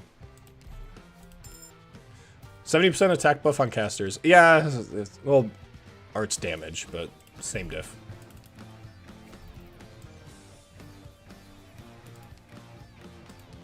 I'm gonna restart the song so I can sing to it. Or I'll just play Spot Unknown. I fucking love this song. You guys are forced to listen to me sing. Because I was about to sing, but I'm like, oh, it didn't start yet. Weird. I like some information, please. Turn the weakness of your enemies. Shadows. Ah, fuck, never mind. I don't know the song. Shame, shame. I had my premonition, please. If information doesn't mean a thing to me, I see the holes in your logic and the picture in your locket. It's the people you don't wanna leave. Give you 30 seconds head start to state your case before a bias court. Once your sentence is delivered, I won't lock it, but in silence I've been set what I've been trained for. There's no catastrophe when you run from me. All the rumors that surround you simply atrophy. It don't matter how I feel the heat in your heart, and it's screaming like a beacon. Now you're on my radar. Everyone fucking left the stream. Out in ways you understand. I simply simplify my master plan. Where the fuck was the candle? Did I refresh it? Was there a candle? Where's the candle? That's in the cannot shop. Never mind, I'm stupid. Your dirty devil's war. It's like a whopping apple poison core. Just hear me stumbling over the fucking words. What I've been for. It's no catastrophe when you run from me. All the rumors that surround you simply atrophy. It don't matter how dark I feel the heat in your heart, and it's screaming like a beacon. Now you're on my radar. This is exactly how I remembered the song sounding like.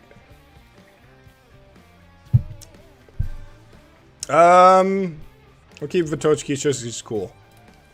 I don't want to replace Earth Spirit, because we're like doing the thing. Ah. Technically S1's better here, but S2 does funny Chubai things. Nah. You're exaggerating. It's no catastrophe when you run from me. All the rumors that surround you simply atrophy. It don't matter how dark I feel the heat in your heart, and it's screaming like a beacon. Now you're on my. It's no catastrophe when you run from me. All the rumors that surround you simply atrophy. It don't matter how dark I feel the heat in your heart, and it's screaming like a beacon. Now you're on my radar.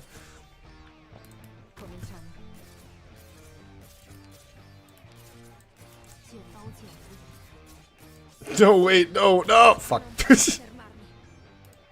No, my build-around operator died.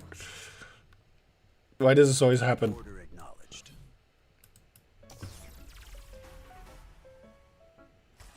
Alright, now we have the real shit. I don't even know what the fuck this is. Time to end this. I'm not used to being this high up. Can I go back down? What the fuck is this song? This is like anime middle school funny music. What is this? Hey, violence can't solve all your problems, but it can solve you.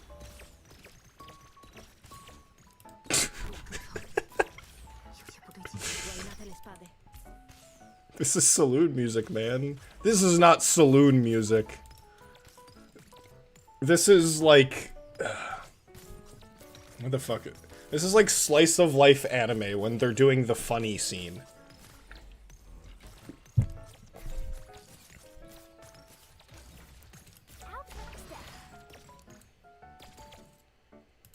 There is like primo pianola extra.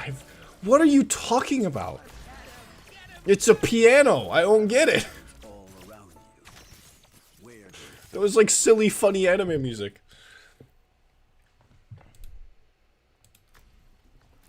Oh, fuck. Okay. Now I'm really singing. Now I'm really fucking singing. Okay, it's over. No, it's over. Y'all are forced to fucking listen to me. I can feel the gears are turning faster. Grinding down the only hope we have. No one could have planned for this disaster. But if we rise and just open up our eyes, the pain won't stop us from getting out. Don't think about holding out. The time is now or never. We hold it all together. We have the power to rise. Count down the hours to lie. Crash it down just to bring it back to life. Face to face with the machine. This is where I'm born to be. Whoa, whoa. Forever young and free. You and me, we found the key. From crawling on our hands and knees. Whoa, whoa. Forever young and free. Okay, we need Earth Spirit. Forever young and free. I can feel the minutes turn to hours. Reaching for the hand that holds us down. Fear can turn you into a monster, into a martyr. But just remember that if we rise, just open up our eyes. The pain won't stop us, never not us. Crash it down just to bring it back. Face to face with the machine. This is where I'm born to be. Whoa, whoa. Forever young and free. You and me, we found the key. From crawling on our hands and knees. Whoa, whoa. Forever young and free. Fear can turn you into a monster. Fear can turn you into a martyr. The time is now or never. We hold it all together. Fear can turn you into a monster. But if we rise, just open up our eyes. The pain can't stop us, never not us. Crash it down just to bring it back to life. Face to face with the machine. This is where I'm born to be. Whoa, whoa. Forever young and free. You and me, we found the key. From crawling on our hands and knees. Whoa, whoa. Forever young and free. This is where I'm born to be. Forever young and free. No, it's not gonna be a -2. It'll be at most a -1. Thank you. Fuck the stage. Okay, I'm sorry you guys had to listen to that, but it's very important.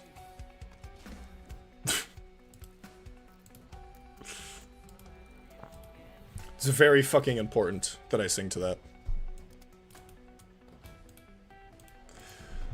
Ugh. Radiant solos the stage on D18, by the way. I don't fucking care.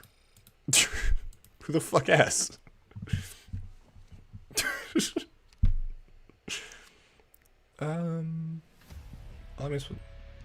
Both of these suck. Pretty confident that Chubai would handle Dragons with module. I guarantee you she probably would have. Because the reason why I put down Earth Spirit is to guarantee that she would me at some point me. So you would have asked the question and then answered it yourself. Insane. Face to face with the machine. I fucking love it. That is my favorite like Arknights EP. You know what's funny? my girlfriend who doesn't play Arknights. I tried getting her into Arknights. She played for like a few days. She's like, yeah, whatever. And but she still listens to Arknights music. Like she listens to Arknights music. Like if we're in the car together and she puts on music, it's like Arknights songs. And I think that's so interesting. Is Hoederer lit? Well, he is, but I mean as a candle guest.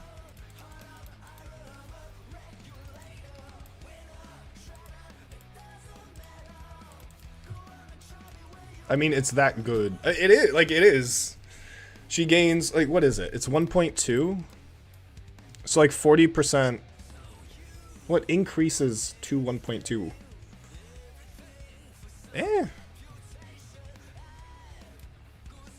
No, because, wait, no. Because the module also increases the damage to, what, 60%?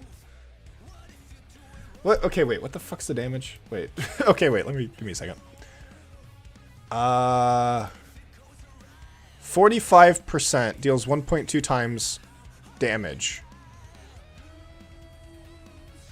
Wait, okay. Does that mean her talent's damage? Does that mean the talent's damage is 1.2x or her damage? Like it's like 45% times 1.2. So that goes from 45% to 54%. That's a jump of 9% overall. It's not immense. 1.2 places the final total? Because if it just applies to the additional arts damage, that's not that much. I'm not sure. I'm not sure. We need more red numbers.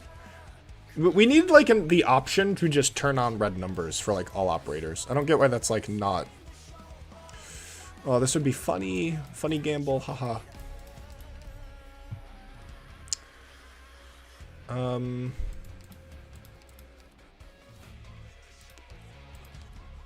I like all of these. These are all good. Maybe you less so. You less so. Cause I am. Yeah, I'll get rid of this one. It only works when I use our S1.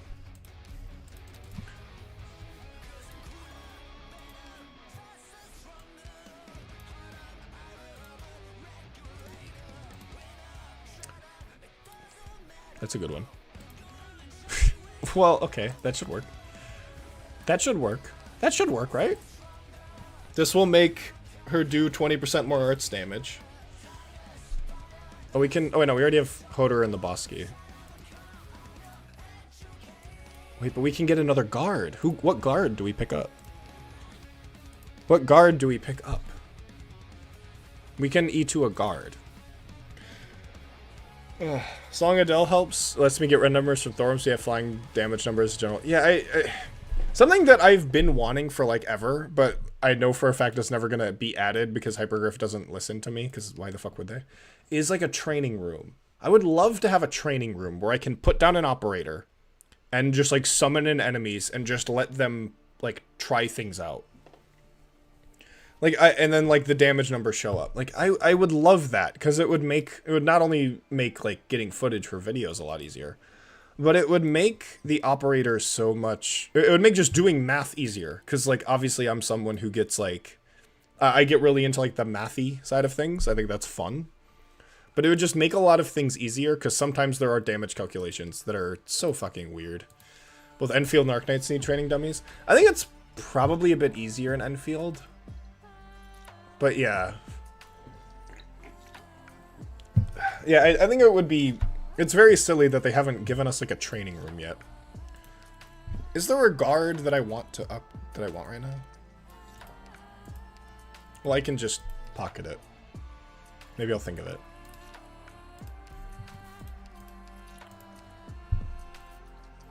Take Mjolnir. No, he doesn't synergize with the funny squad we're building. He doesn't inflict stun or bind. Or, well, bind or slow. He also doesn't inflict stun.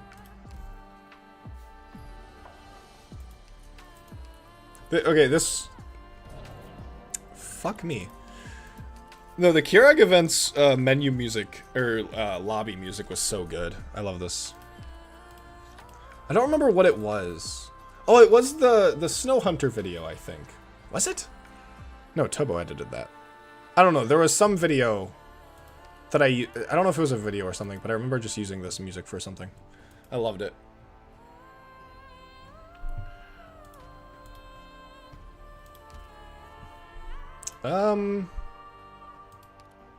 Chubai isn't fucking lit. Damn it. Fuck. I didn't light her up. Alright.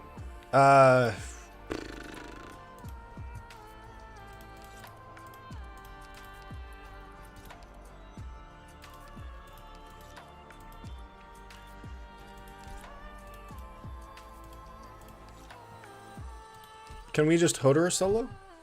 Not with these. I mean, we could with these guys, possibly. Well, what was the mini game for that event? I don't remember what that was. I vaguely remember there being one, but I don't remember what it was.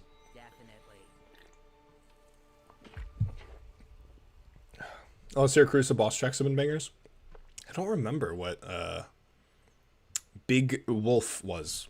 I don't remember what his was. It was one where you went around in a circle and had to decide if you wanted to move. Oh, that one. Yeah. Yeah. I did like that one. That one was weirdly like... That one was pretty fun.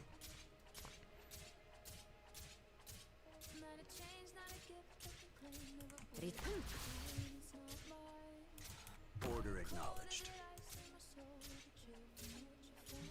Yeah, the gathering resources minigame. I do remember liking that, yeah. Hoederer on S3 would probably be better here, but, you know, who cares?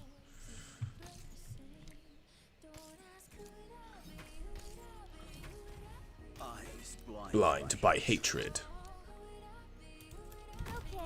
Bind! No, Ethan, please. Thank you.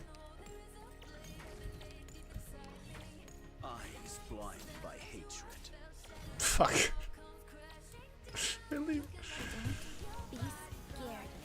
Are you what? God damn it. Just read you by mod numbers. It's like a 29% damage increase to the attack speed, adding 3 attack in M3, and the base mod adding 10 attack as arts. 20% damage increase to the attack speed, adding 3 attack in M3. Like, I'm sure obviously, yeah, just having the module is more damage, yeah. I thought you were talking about the more specific aspects. Okay, let's try and do this for real. No, yeah, obviously it'll do more damage with the module. I thought it was like her trait, her talent change was like a bit better. Embers will hide our footsteps. Embers settle into ash. This might be the one chance you can withdraw. This summer. Watch as one man changes Casdell history forever.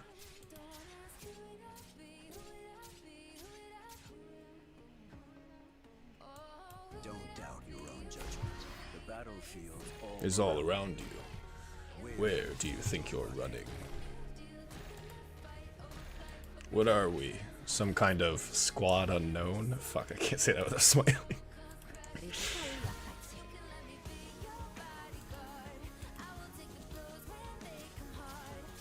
I deploy Ethan, he gets stunned. There's no winning this. Or I do this.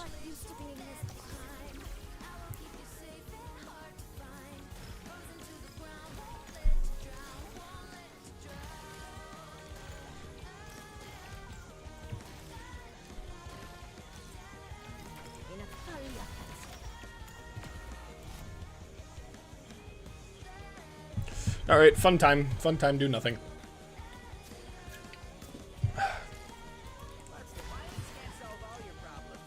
But it can solve you. Don't be scared. I think we're still losing this.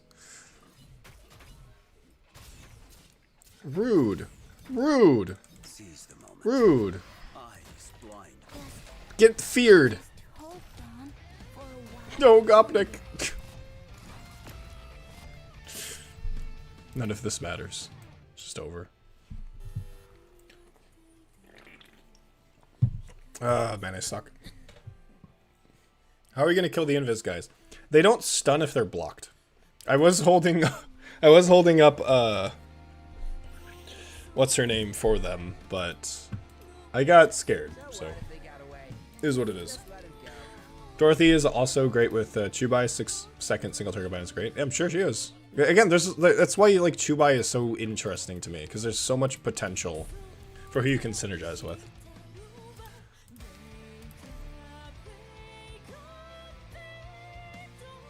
This is fucking anime OP.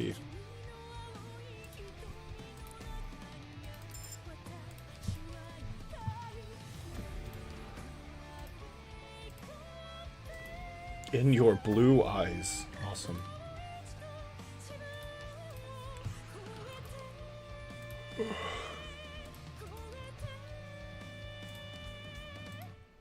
Bro, take off this flag. What? What flag? Did some calcs for Chubai basic attacks, off skill, and without mod. Smile. No mod hits on target that is slowed or bound. 861 damage. Module hit with one effect, slower bind, 10,000. Target is slowed and bound, 1,252. Okay. He hates my patriotic flags. Okay, well, I'm sorry. Okay, I mean, it could be a different flag. I don't know what other fucking flag there is.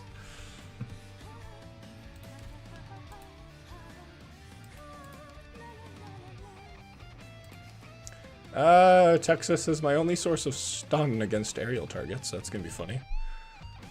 Have I not gotten a sniper? Wild. Texas to knock the boss out of the air, and then I could chew by S3 and then use Ethan to bind and then DPS that way. Oh, but I have Hoederer. I have Hoederer. I have Hoederer. Only Hoederer.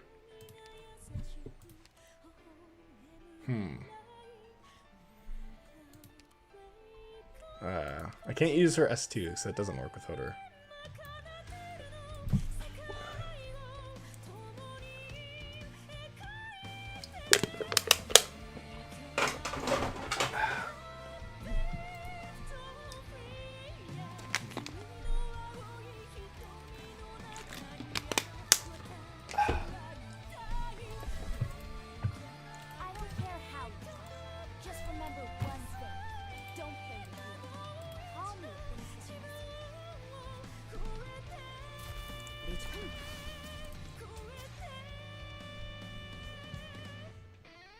The IS experience, 8 recruits no medic or 8 recruits only medics, take your pick. I love IS, I love it, it's so much fun. Yeah, okay, like, they could just like not seed, but like, they could weigh like vouchers to like weigh it so that it's more likely that you'll get a class that you don't already have. Like, they could do that. But I guess not. That would be too, like, cool. That would be not frustrating enough. Who needs healing? Come over.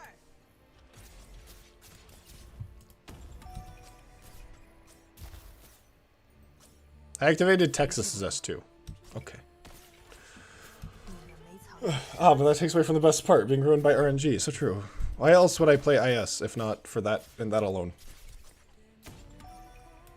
I should have deployed Texas a tile above, but, you know, that would be intelligent, and I'm not that. If you want treatment, you gotta come close.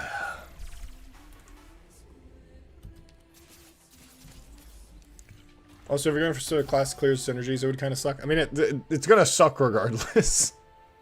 There's no, like, good answer for it. If you want treatment, you gotta come close. It's just, you're screwed either way. Don't come any closer. The battlefield's It's all around you. Where do you think you're running? Texas, Texas, Texas, Texas, Texas, Texas, Texas, Texas. Thank you. Let's feel like you're gonna faint.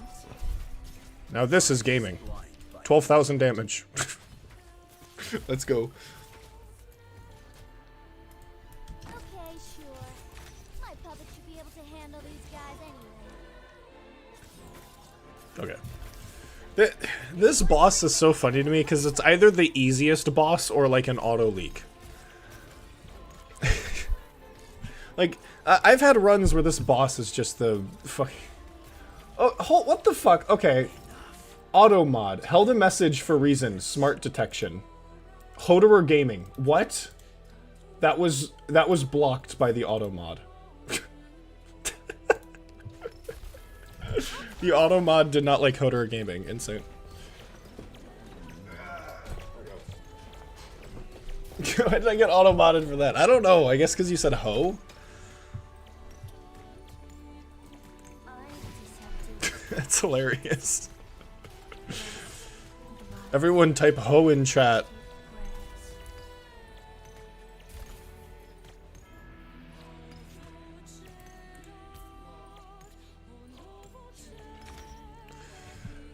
I typed that shit and looked in disbelief. Your automod outed you as a fake. The automod did it again! What the fuck? Lavos can say it. I don't know why you can't say it, Zadia. What the fuck? Insane, insane. Got automodded again. I don't even think, I think I have like very lenient restriction. I don't even think like the automod is very lenient.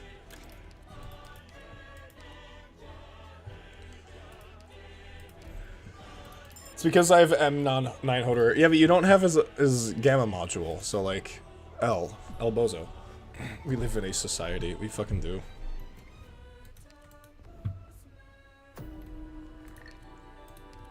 Fuck. Me when I lose my ingots. Well, I do have Ethan. I have Ethan and I have Techno. This stage is sucks. Sucks. I put down Ethan. -1 and it kill everything. I don't fucking know.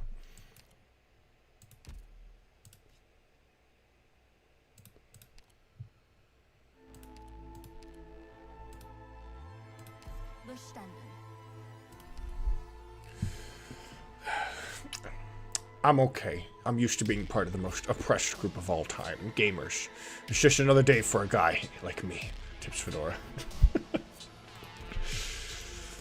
See, Lavos gets to say it because he has a built Wang and Chen. It's not Wang, it's Wong, but I'm not gonna... There's no way I'm gonna be able to, like, actually pronounce him as Wong. Again, if I have to force myself to pronounce an operator in the less, like, obvious way, then it's just like, Like, there are some operators I have to, like, train myself to say their name.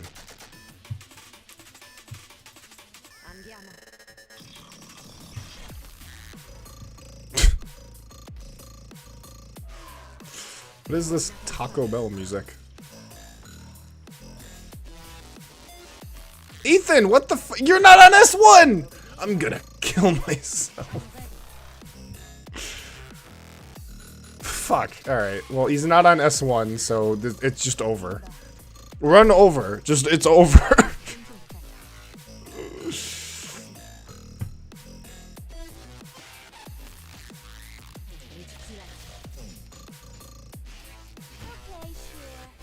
My puppet should be able to handle these guys anyway.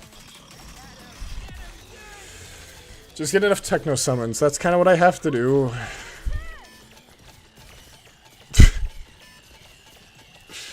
Is it just over? I've Hoederer on S1, not even S3.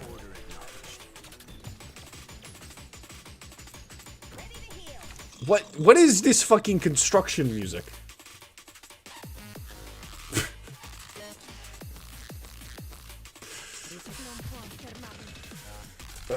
No man, Ethan still has DOT, thanks for Alex. Oh, he does, yeah. It's not as good DOT, but he does still have it, so that is helpful.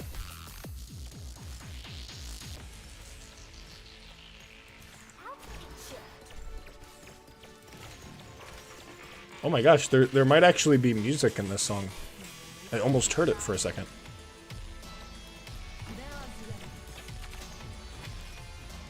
Holy fuck, the music has come out from the song.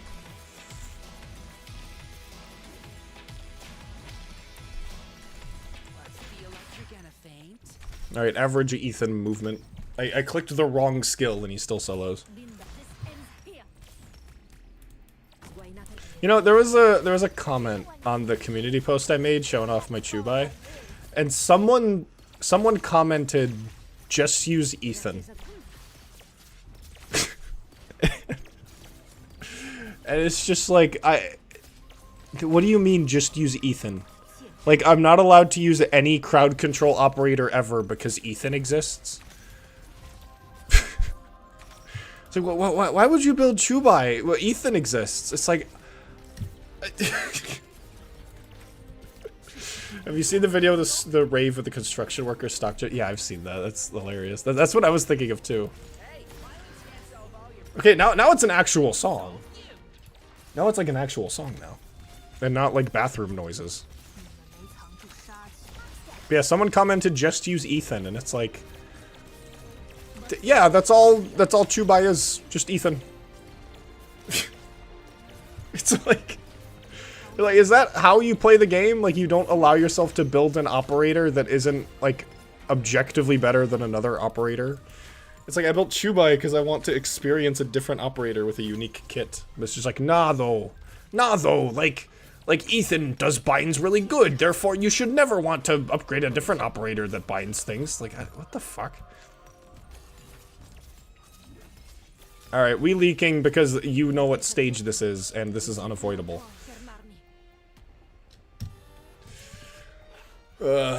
Man, you need like S1 Ethan and like blue poison to make the stage not leak like everything.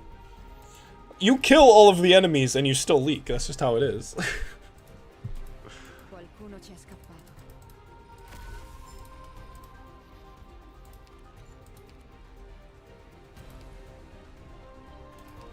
Do you think in the Arknights universe they can't put up like a beware of dog sign because that's racist? Like, do you think that's insensitive to Paros?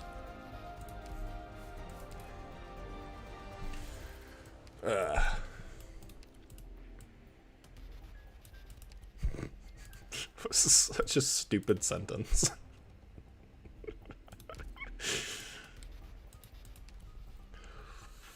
I had good luck with TDS2 the other day. Put in a lot of work. For that stage? Yeah, I guess she does have the DOT, so that makes sense. There is a beware of dog sign in the kitchen for KO Bay, I think. Well, okay, this is Mario Party music. What the fuck is this?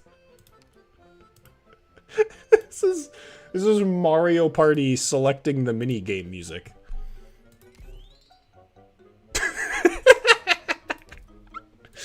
Jesus. Gray altered. Oh yeah, Gray alter. I haven't gotten a sniper pick. If I got a sniper pick, I would have picked Gray because he slows and that would work with Chubai. It's a fucking song.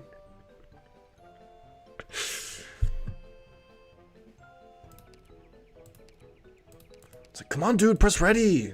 You've already seen the preview. Just come on, play. The controls are easy. Just press A.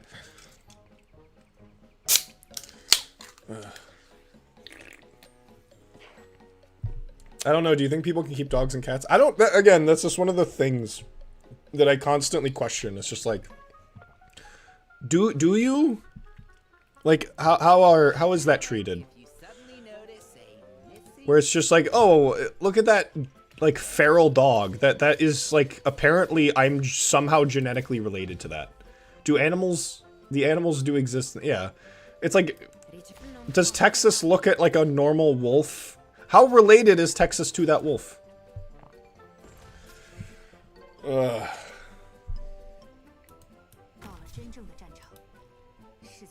Like Arcane from Enfield. Oh, is Arcane also in Fortnite too? I felt I should bring that up because I wanted to bring that up.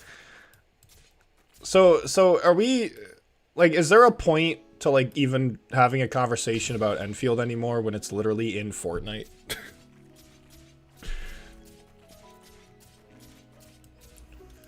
Same battlefield, different day. Enough. Time to end this. Fuck.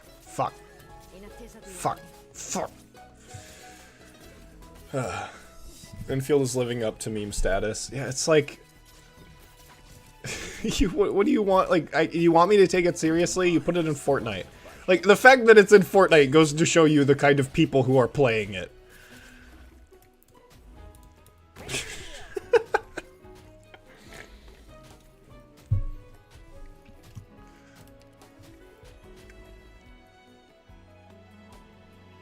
Is it just, what's her name? Perlica? Is it just Perlica, or is there, like, a little badge that has, like, the Endman on it or something?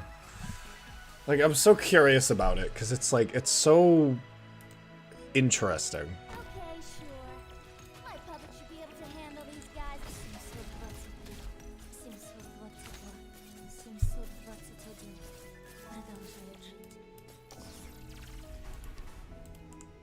I don't know, man. Never played Enfield that... I don't follow Enfield that close. I never played Fortnite. Yeah, it's like those two things are related. It's like, if you don't play Enfield, then you probably play... Then you probably don't play Fortnite. Very clearly, there's an overlap in player bases. That's why they're doing the thing to begin with.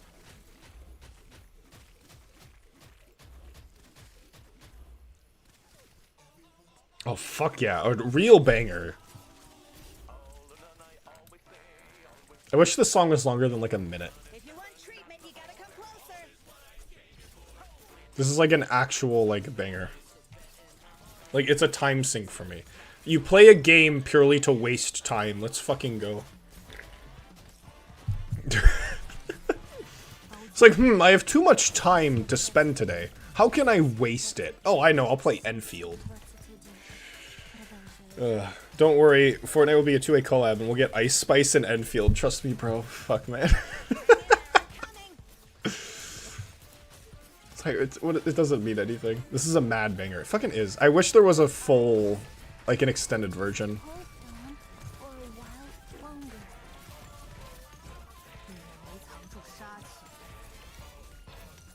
Many things could have been forgiven for me in regards to Enfield. Having a boring and mundane story was kind of the nail in the coffin for me personally, especially considering how stellar Arknights story is. It's like, there is no reason. The reason why I quit Enfield is because there's no reason for me to play it, you know? A lot of it just came down to, like, okay, I log in, what do I do? Well, I finished the story, so I'm gonna go do side quests, but why do I want to do side quests? I don't care about the writing, I don't care about the characters. Like, I don't really care about getting stronger because the gameplay sucks and doesn't excite me. There's nothing that I want to upgrade. Because none of it excites me, so why would I want to get more materials to upgrade stuff if I'm not, like, having more fun doing it? It's like, it's a completely fruitless endeavor. Where it's just like, oh, I force myself to go through these side quests so I can get materials that I can use to upgrade characters that aren't that fun or don't really interest me. And it's just like, is that it? That's the gameplay loop? It's like, I love Arknights because the gameplay is just so solid. And there are so, and like, I like playing Arknights because it's just fun. It's just a fun game. The gameplay is really, really, really good. And I'm excited to get rewards because those rewards can be spent on upgrading a new operator that I want to try out, and that might be really fun. Or maybe to mastery a skill I think is really interesting. It's like, I'm incentivized to play Arknights because it's a good game. Like, that's it. And that's all you should need. But nah, man. Oh, this song's great. I forgot what it was called. I forgot what this song's called, but this is a good song.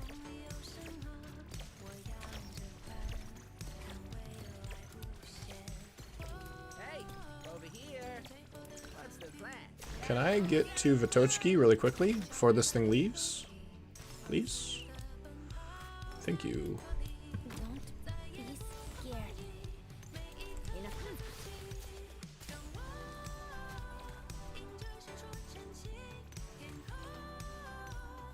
Fuck, man.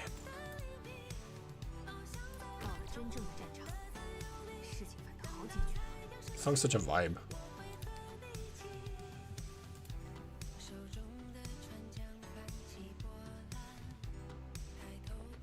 Part of my problem is half the Arknights OST on Spotify being the Chinese names for the songs. Yeah, that's what it, I mean, the MSR website is entirely in Chinese, so it's not like it's any more helpful.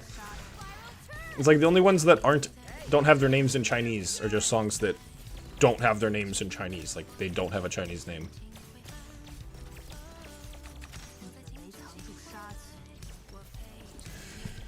I've been running Wolfguard with no 6 stars in Enfield, and it's been alright. But trim metals are increasingly becoming timer slop. Timer slop. We really are just adding slop to any word. Timer slop. Oh my god. It's like, just add, like, when I say like S3 slop, like, obviously there's like it's kind of tongue-in-cheek. It's kind of a stupid concept to just say slop. But I love that. I just love how you can just take any word, add slop to it, and I know exactly what you mean. I know it's like, it's an evolution of language. The fact that you can just say, like, a word and then slop, and I instantly understand what you're talking about. Like, it's beautiful. Opianus is Crusher Slop. He's not Crusher Slop. He is 6-star Slop. No. Opianus is Comfy Slop. That's what he is. The actual Whimsy Slop. It's so true. No, Opianus is Comfy Slop. Where we're not allowed to challenge our players. We need to make sure our players are constantly just, like, sedated. And completely unchallenged. You know what I mean? Like, that's Comfy Slop. That's what Opianus is. It's like, it's funny to me that there are some people who get mad at people saying slop, and it's like, I don't know how you can get mad at that. And I'm someone who, well, I don't really get mad at things. I like to over-exaggerate because it's funny. But, like, I don't get how you can be mad at, like, okay, now I can light Chubai's candle. Awesome. Like, I can't get how you can get mad at, like, people just calling random shit slop. It's just hilarious.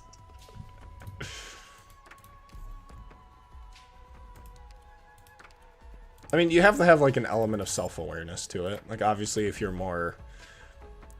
like, genuinely trying to criticize something and calling it, like, all you can really do is call it slop, it's just like, oh, there's gotta be a point behind it.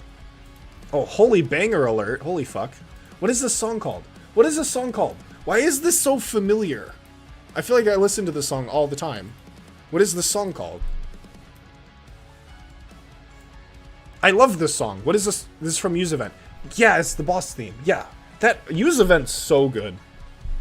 Like, music-wise. And gameplay-wise. Yeah, I'm like, wait a minute. I love this song. What is this? Yeah, it is like the U boss theme. Oh, now I want to listen to the other one. God damn it. Are you it? No. Yes. Yes, let's go!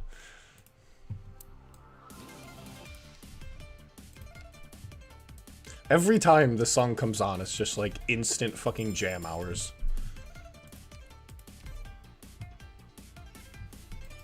But yeah, Ox synergizes amazingly with Chubai.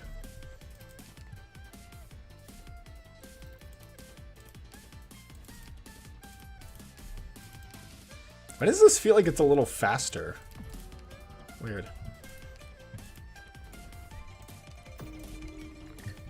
Dun, dun, dun, dun.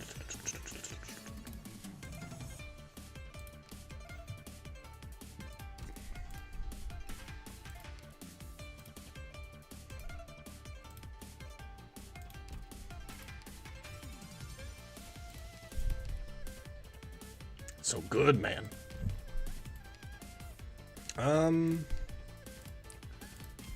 Why did I pick up Blaze? You going on a mission? Sure. Let's Understood. I'll compile a deployment report with suggestions for improvement. Why did I pick up Blaze?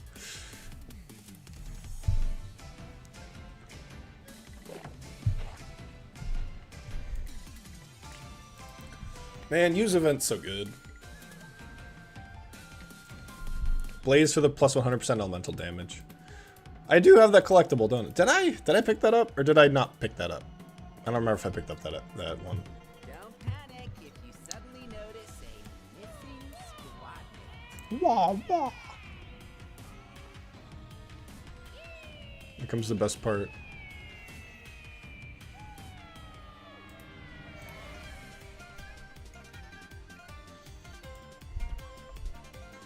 So, you know, this is banger slop. Order acknowledged. This is high effort banger slop. This is high quality slop. Blind by hatred. This is high budget, high effort slop. when all lives are equal, while yours. It's okay, Ak. You don't need to heal yourself or attack the threat. That's okay. Do whatever you want to do. Fields all around you. Where do you think you're running? Coming time.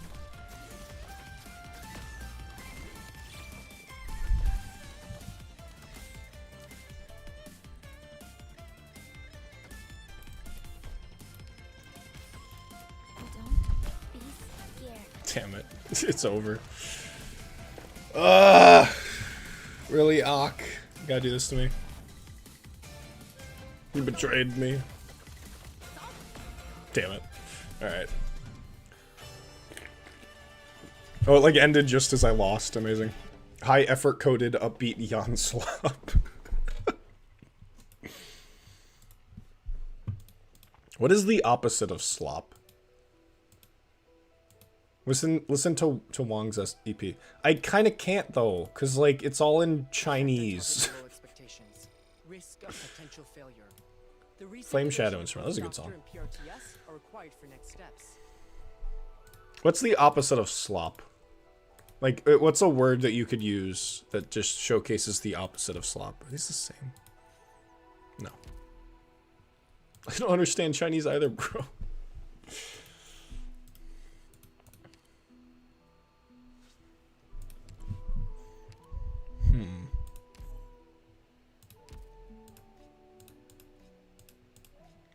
Peak or gem is opposite of slop.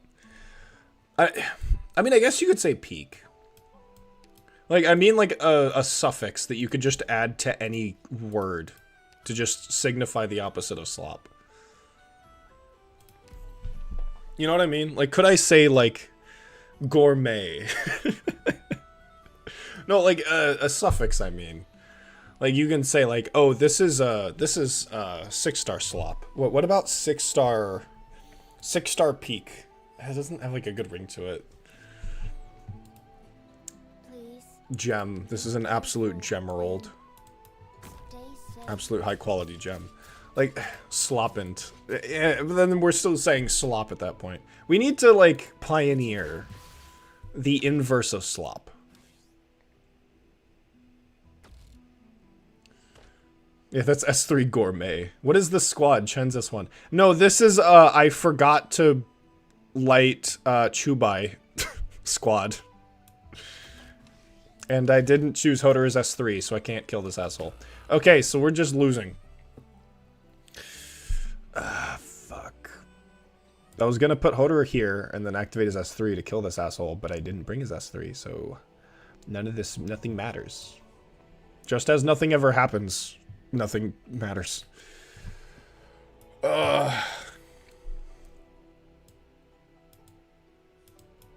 acknowledged. Now there totally is one, it's just slipping in my mind. I don't think there is, because I can't think of one. Learn to treat yourself with kindness, or regret When sickness treats you, Sense deprived 5 by Ember. EM trajectory calibrated. Like, I'm just saying, there wasn't any reason why Exusiai the New Covenant had to be written like a Redditor. It's like they 100% knew their demographic. They 100% knew who she was targeting towards, who she was designed for. And so they had to design her, like, in every way to appeal towards those kinds of... Like, it feels too intentional. As, like, wild as that sounds. It feels like they knew exactly what they were doing.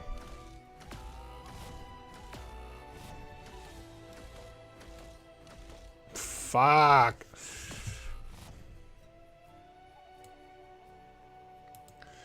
Go, Chen. This is shit over.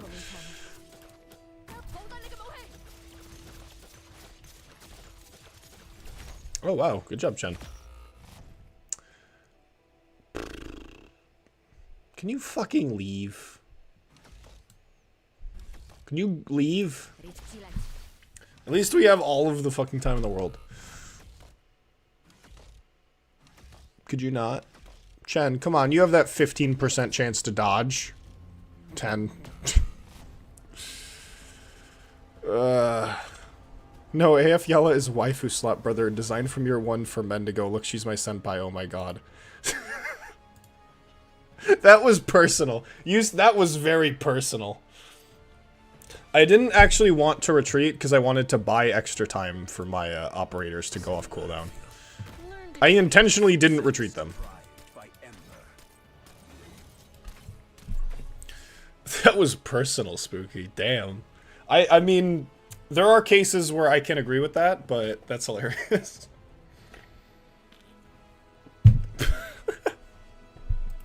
Waifu slop. I mean, it's true, though. It's just true, though. I mean, that's what I'd call monster, but I'm not allowed to say that. Because then people who fall for it get mad at me.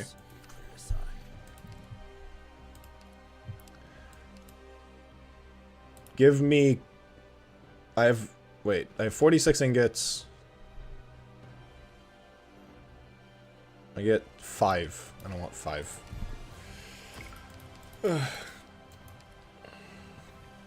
Yeah, her altar is very, hey, remember Exu? Yeah, because her entire kit is just designed to be Exu, but better. Like, you know what? No, here's another -1 to Exu. We're going fucking back to this. A huge reason why I dislike her kit is because her kit doesn't try and do anything new.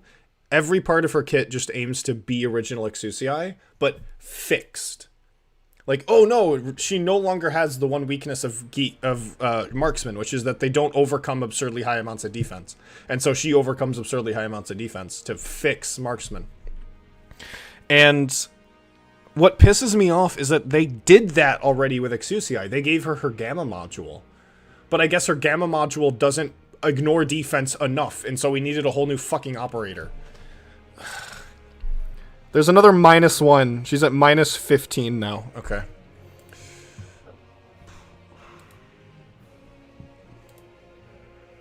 Exu mentioned Bloop Sleeper Agent engaged. I mean, like, they butchered my second favorite subclass. You can't do that. Fuck. You just can't do that to a man. You can't... It feels poetic. It genuinely feels poetic that Exusiai is like this fake geek who pretends to be a quirky nerd who invades the nerd space only to change everything in the space to suit her with no regard for how it affects the people who came before her. Like, she feels genuinely just like a Redditor. It's like a absolutely perfect allegory? Analogory, that's not a word. It's like a perfect allegory for your average Redditor Just like, yes, I'm a quirky nerd. Look how much of a nerd I am. Geek LARPer, exactly. She's a fucking geek LARPer. Like, unironically. There's a part in my script where I make that analogy, where she is just a LARPer, but I tried not to say LARPer so that the video wouldn't age horribly. Monster is the epitome of cowardice. Like, they could have made a cool-ass dragon or anything, but cute. You know, yeah, 100%. 100%. Permission to attack granted. There's a monsters they were planning her for a long time, so it doesn't bother me. Wouldn't that bother you more? That they were really planning this up, and then she releases, and she is just, like, cute anime girl, and that's it. And then they immediately make the point of her. Monster is funny, I kind of... Lavos, you've, like, repeatedly have showcased to me to not take your opinion seriously. Order acknowledged. That's so mean. I'm sorry, that's mean, but kind of true, but... That's just so mean. For lore reasons, I'm not as opposed to monsters I was originally. She has quite good story reasons to be the way she is. No, my reasons are legitimate this time, I swear. The reasons are because she's a cute, quirky waifu, and I can be like, oh my god, she's so cute and quirky. Oh my god, like, you're falling for it, bro. You're literally falling for it. You drank the Kool-Aid.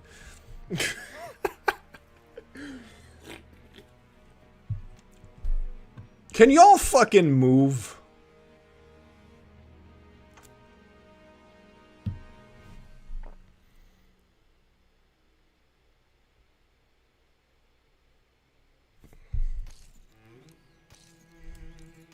Let's get him good. Wait, am I? Okay, I'm on Gamma. Eyes blind by hatred. It's gonna take a while. It's exactly why she's such a bad character. Ooh, baby. Bro, she's bioengineered crystal dragon. Been around for how long? Riveting gameplay. Yeah, I know. Some of the, like, I guess you could call them, like, the early stage, Bosky fights just take forever sometimes. Especially if you've already cleared, like, half of it. Gopnik can't do anything. He just has to take it. You asswipe! Holy fuck! Uncuck me? What? Did I hear that?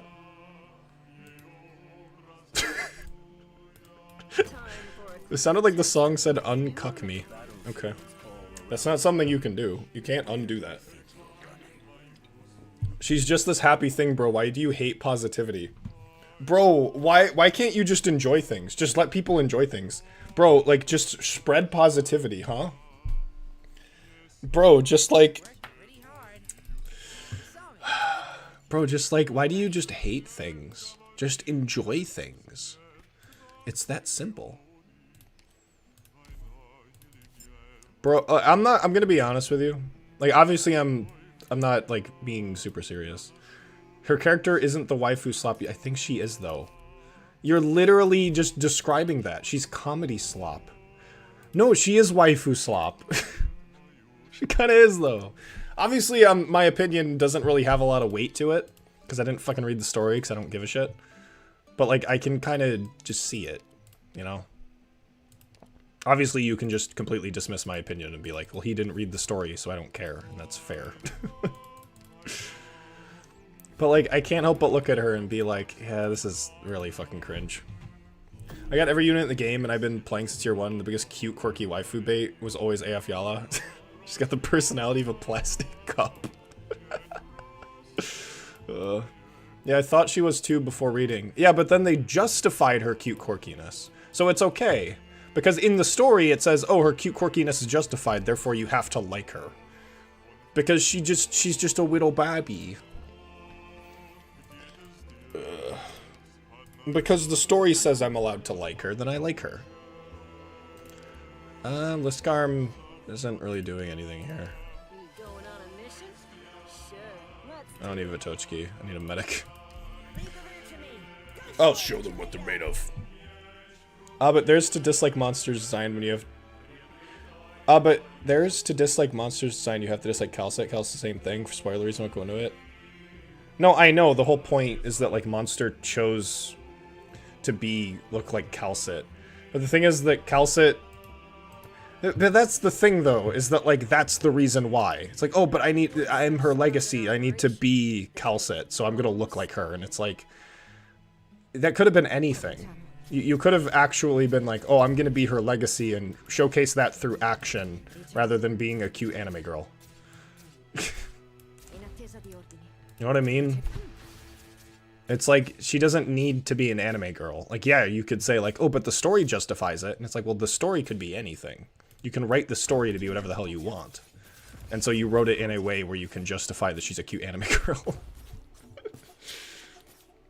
So obviously I'm not too serious about this because I don't read the story and I don't fucking care, but it's just like, it's funny. Calcit isn't excessively cute, nor was Calcit a giant crystal dragon for 6 years. Yeah, that's also the thing, is that you do have that juxtaposition of like, this is an incredible threat, and she's a cute, like, cutesy anime character. It's like, ugh. Learn to treat yourself with kindness, or regret when sickness treats you. All lives are equal. While yours is a deviation.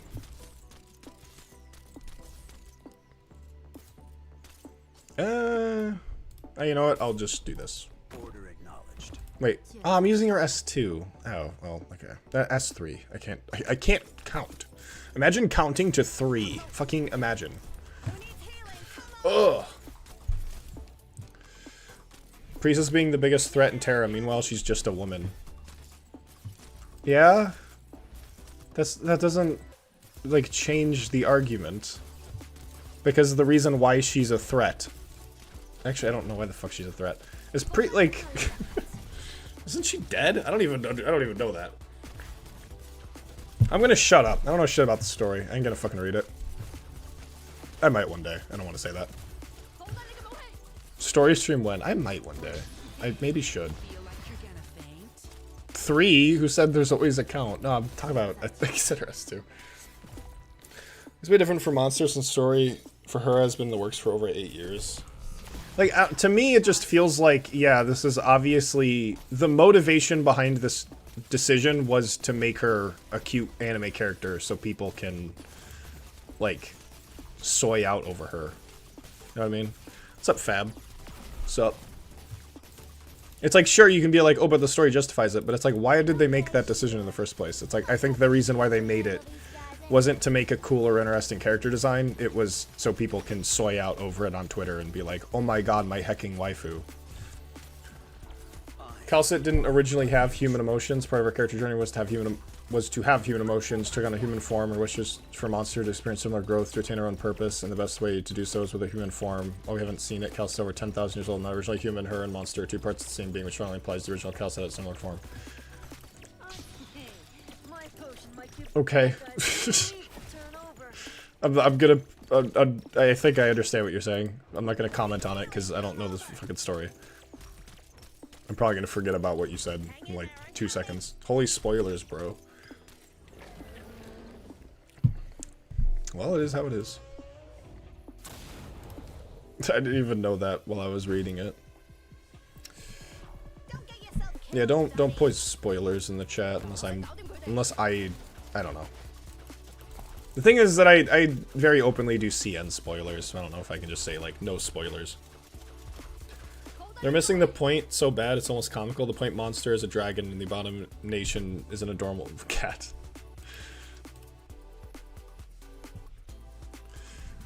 Come on, get it together.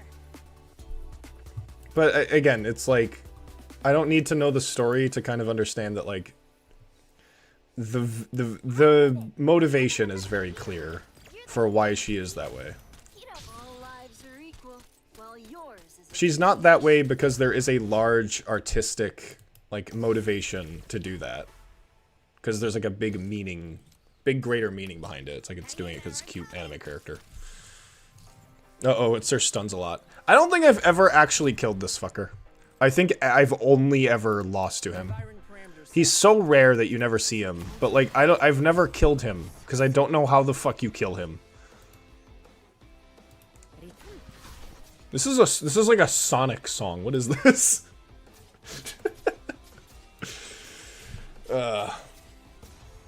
You You can say that about almost any gacha game banner waifu. Lapland is yandere waifu slap, which still is crazy girl. What? Correct. Correct. Correct.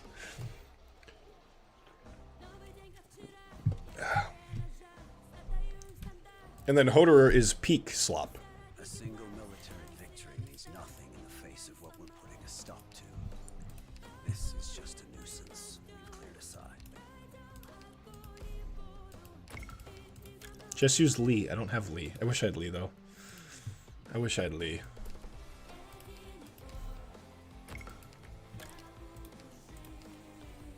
Explosion have a certain amount of hits. Okay.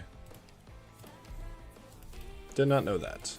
I thought it was based off of HP percentage. Boop, boop, boop. I can do that.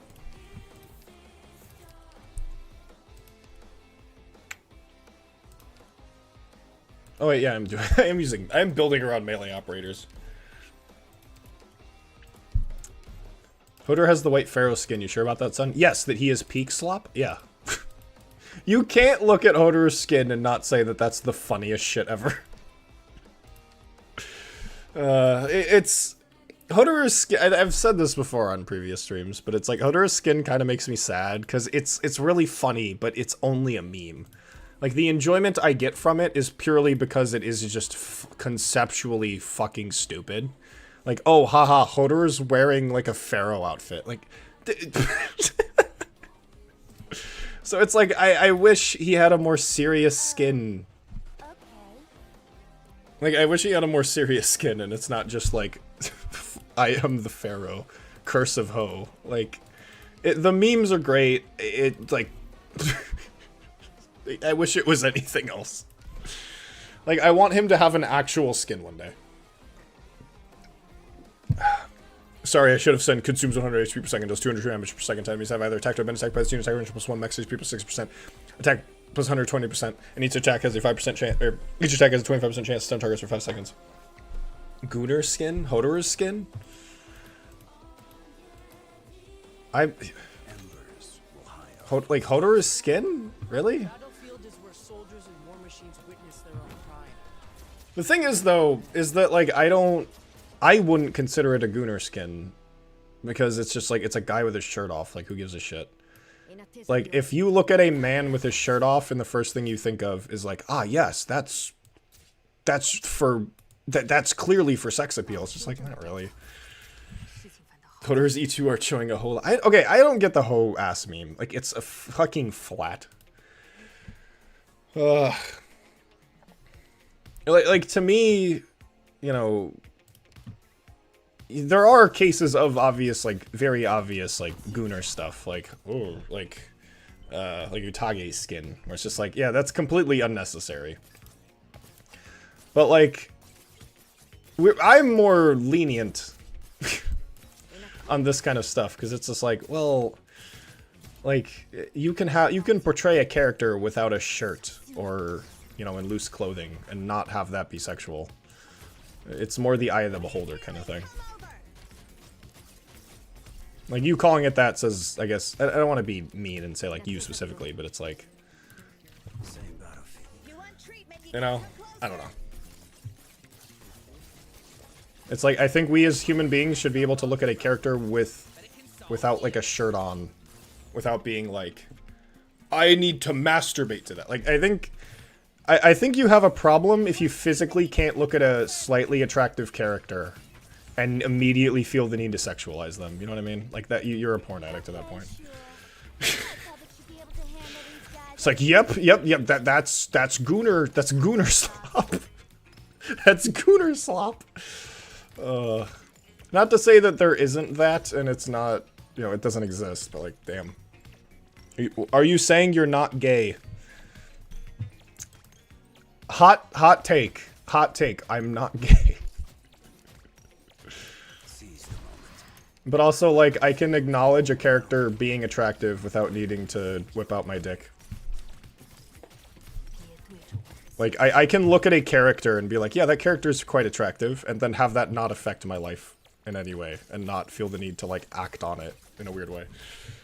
It's just like, why can't we just let characters look attractive without making it a lot more than what it really is? Done.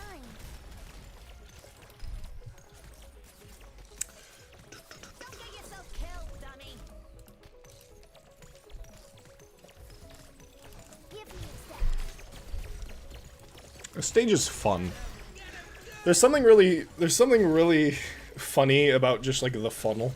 Excuse me, that's the finest Gooner Gourmet. Hang in there, coming. Okay, Brutus, I don't know if that works. I don't know if gourmet works. Like, I get it, it is the opposite of slop. But like, I don't know though. I don't know though. I don't know if gourmet, it doesn't roll off the tongue. Like, we need a different word. Like blank slop, it just rolls off the tongue so perfectly. But like gourmet, like it doesn't, it's not a suffix, it's just a whole different word. Another lesson for those who never learn. Let us satisfy. Fortunately, yeah, the aesthetic moved on. Here's hoping for more suits. Hey, like, to me, I'm not against having like bathing suits. I just wish people wouldn't look at a character in a bathing suit and immediately think like, ah, yes, this is an excuse to be a massive degenerate. It's like, fuck, come on, man. It's like, do you look at, is that how you look at like real people? I don't want to be like cringe straw man, but like, I've heard gem is an antithesis of slop. I have two, but you call something a gem. You call something gemmy, you know, but you don't say something, you don't say blank gem. You know what I mean? You don't say like, ah, yes, this is peak 6-star gem. Like, that doesn't make sense. Like, you know, you say, oh, this is gem. Like how you would say like, oh, this is coal. It's just, it's a way to clarify that something is of quality.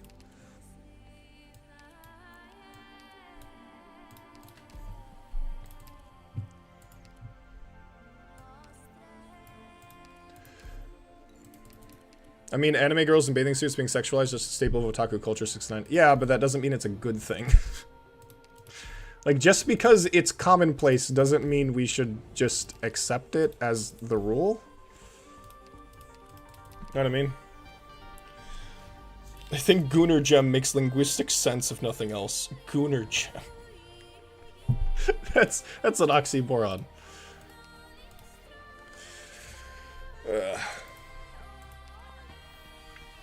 Hey, I was talking about a suit with a tie, not a bathing suit. That shit's making me act. Okay, that's also a fucking problem. If you can't look at a character in a suit without acting up, that's weird. Going on a mission? Ugh. Let's do it. I wish Mudrock had a skin that actually kind of showcases her looking badass. Like, every single Mudrock skin, even her like base art, I don't like. She looks very. How do I put this? Like, her facial expressions in every single one of them make her look, like, fragile and weak. Like, she needs to be protected. And it's like, that doesn't work. Like, that doesn't work for Mudrock. Like, I wish there was a skin where she's, like, being a protector, being strong. Like, none of her skins or her base art, like, really makes sense to me.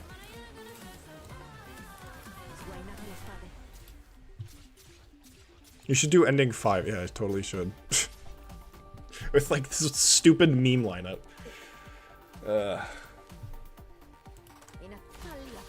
Like, a lot of it isn't even like her outfit, it's just kind of her facial expression. I don't think I want to use Hoederer here. I'm gonna use Chen.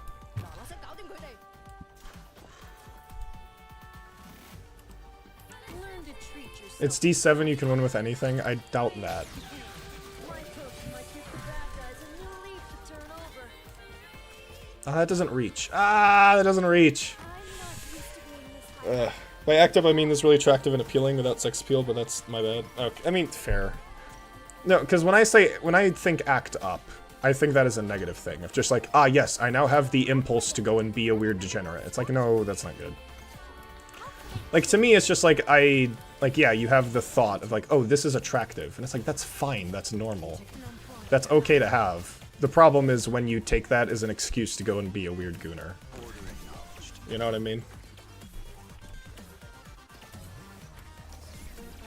It's like, ah, yes, this is attractive. Therefore, I need to make it my personality, tell everyone I know, and consume artwork. You know, just like, come on. Like, you kind of lack self-control if that's your case. Oh, wait, she's on her S1. Ah!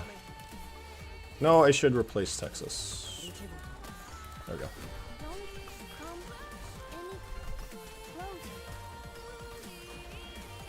Consumes 100 artwork. Consumes 100 artwork per second. Time. You're the one who you don't have to follow my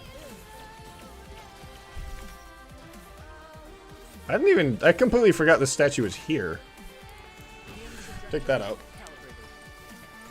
I think Mudark would have been better to have suited with her mask on because scaring a human. Exactly. Yeah, that's a way better way of putting it. That's what I was kind of thinking. Like, she doesn't feel intimidating in any of her artwork. Like, she feels very cutesy and innocent and like, oh, I wouldn't hurt a fly, when it's like, that's the exact opposite of what Mudrock is. And I get it, that's kind of the joke, that's the juxtaposition.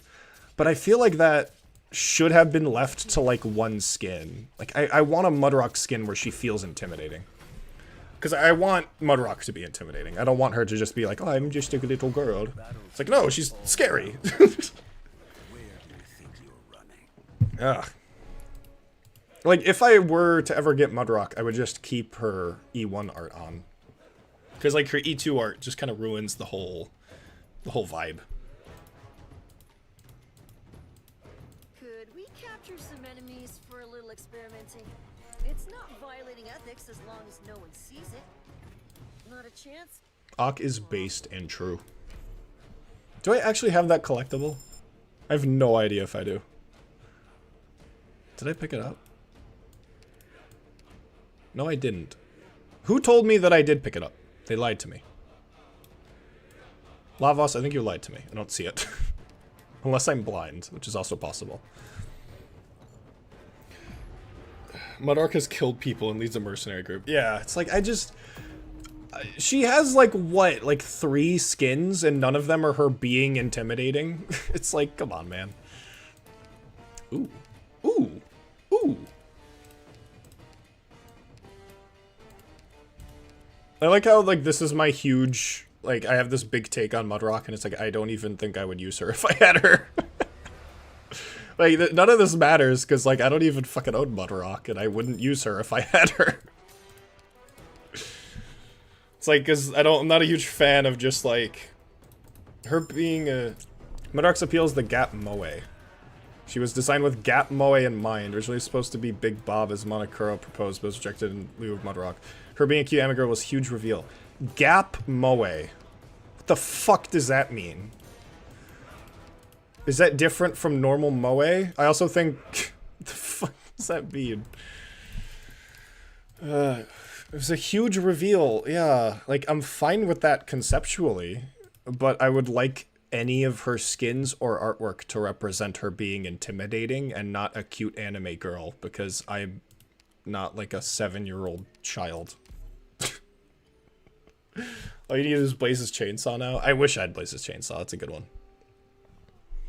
Like, the fact they added that is, like, the opposite of the sniper scope is insane. Because the sniper scope's really good, even though it has, like, a bit of difficulty in using it. Because it has to be, like, a decent range. But, like, the Blaze thing is just, like, what the fuck?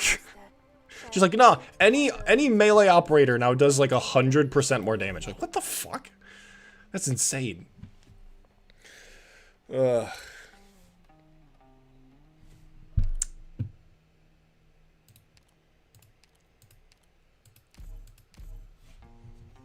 I think that it may be chalk up to what's considering feminine attractive from a marketing perspective. I think we didn't get an alternative take, still stuff like Vilpus Fogli and Mantra. What? I don't know what that means. Mudrock and lore is like that. She really isn't like that. Talking about a girl who went... So because she's written to be cutesy and non-intimidating, therefore none of her art can be intimidating, even though she is intimidating. When she, like, no, I'm sorry. Like, you're not... Just like, oh, but she's my cute little anime waifu, therefore it's okay. It's like, I don't know, man.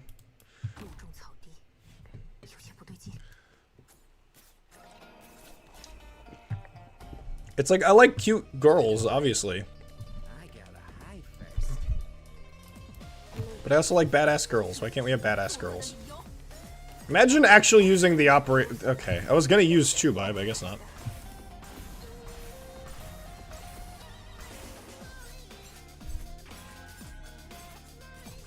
Alright. Gap Moi is a difference of behavior, appearance, defense, initial stand, expectation. The Gap Moi of a man who generally kills the enemies ruthlessly on the battlefield that loves his cat. Okay. So, yeah, there is just a juxtaposition. Yeah, I'm fine with that. But why can't I also... So, yeah, I get that's the appeal. I know that. I think that's kind of cringe, but... So, because I want something that, like, represents that initial form, I don't get to have that. Like, I'm only allowed to have the second form. I'm not allowed to have the first form. So if I actually liked the form before her reveal, then I'm straight out of luck and I'm not gonna get that. This is 7. This is little baby bitch mode. I understand you want her to be scary, but she isn't like that. I'm not saying she has to be scary. I'm saying she should have some kind of skin that represents the intimidating aspects of her character. And I would prefer that. It's like, I don't think... The fact that you're saying that it is Gap Moe shows to me that, yes, part of who she is the fact that there is that juxtaposition. Like, that there is that juxtaposition that she isn't super... She's scary on the surface, but isn't scary when you get to know her. It's like, I get that. But, like... So why can't I have representation of her being intimidating? It's like, you can't just say that, oh, but she as a character is not intimidating, when that her being intimidating is also the point of her character. Because if she wasn't, then you wouldn't have the juxtaposition to begin with. And so why can't we represent that part? I'm not saying that she shouldn't be represented as cute, but I am saying that she should be represented as intimidating in some regard.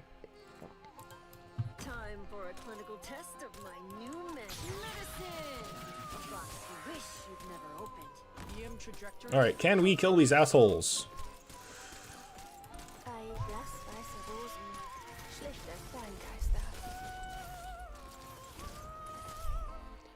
Why is Vivi doing so... Oh, I have like 50 different collectibles fucking beefing up her attack. Is this a stupid Chapter 16 boss? I don't know. I've done the Chapter 16 boss a bunch because I still haven't fucking beaten it. I've never done it with the sound on. AI viewers streamboo.com. Let's fucking go. Let's fucking go, chat. Chat, should we fucking viewbot? Get out of here. Get out of here.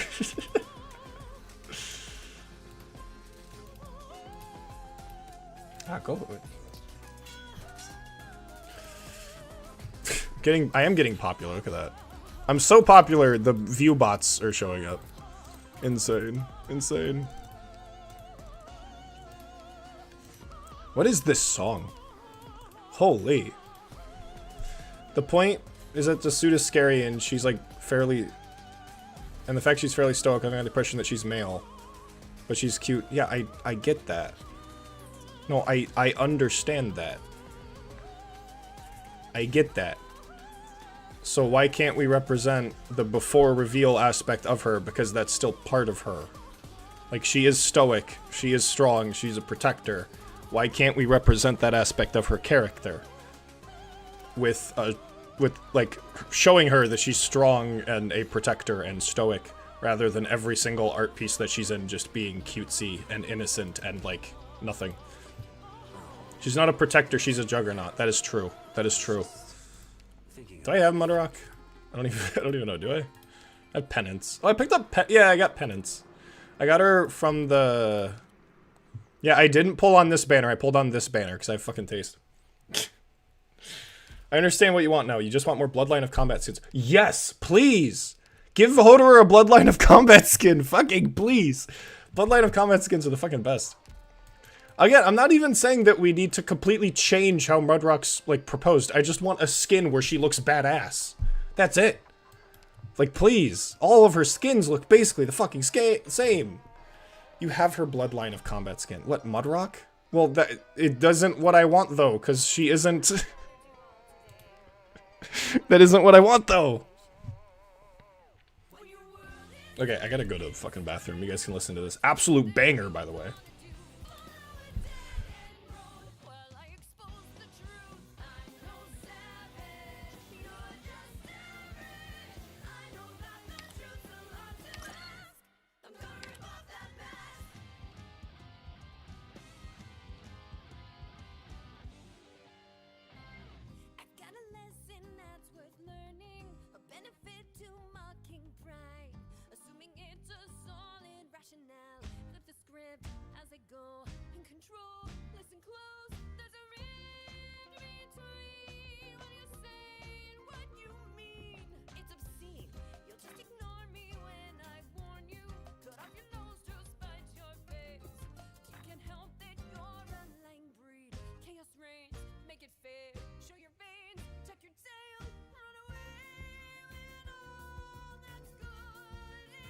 Seems like a lifetime ago. Only that room with the swaying white curtains is long gone.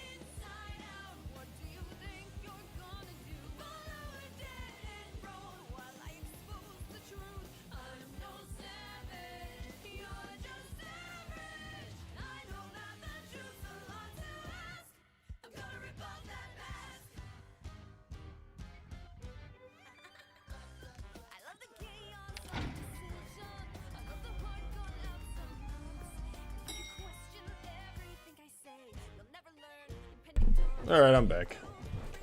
Oh. What's up, chat? What's up? Be real, it'll happen anyway.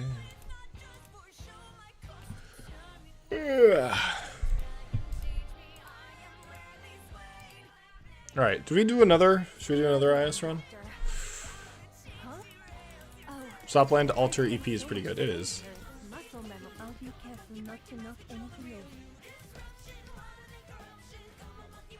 It is funny how the boss theme is voiced, so it feels like Lapland just has 2 EPs. Like she gets 2 songs, because her boss theme is also voiced, and it's an absolute fucking banger. Oh right, you need a Shenron. Fuck, man. All right, good. You're right. You said I will. Yeah.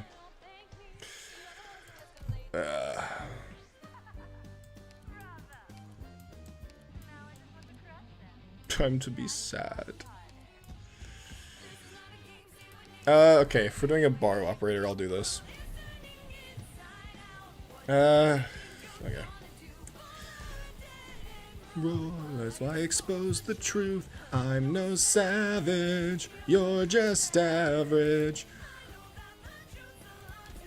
Level 25. Level 25. Oh, you poor thing. Oh, you poor thing. Level 25? E269? Oh, you poor thing. Ah, fuck. Alright. This poor guy.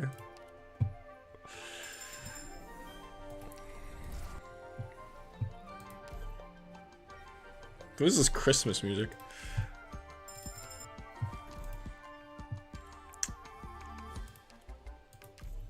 Looks like a new whale.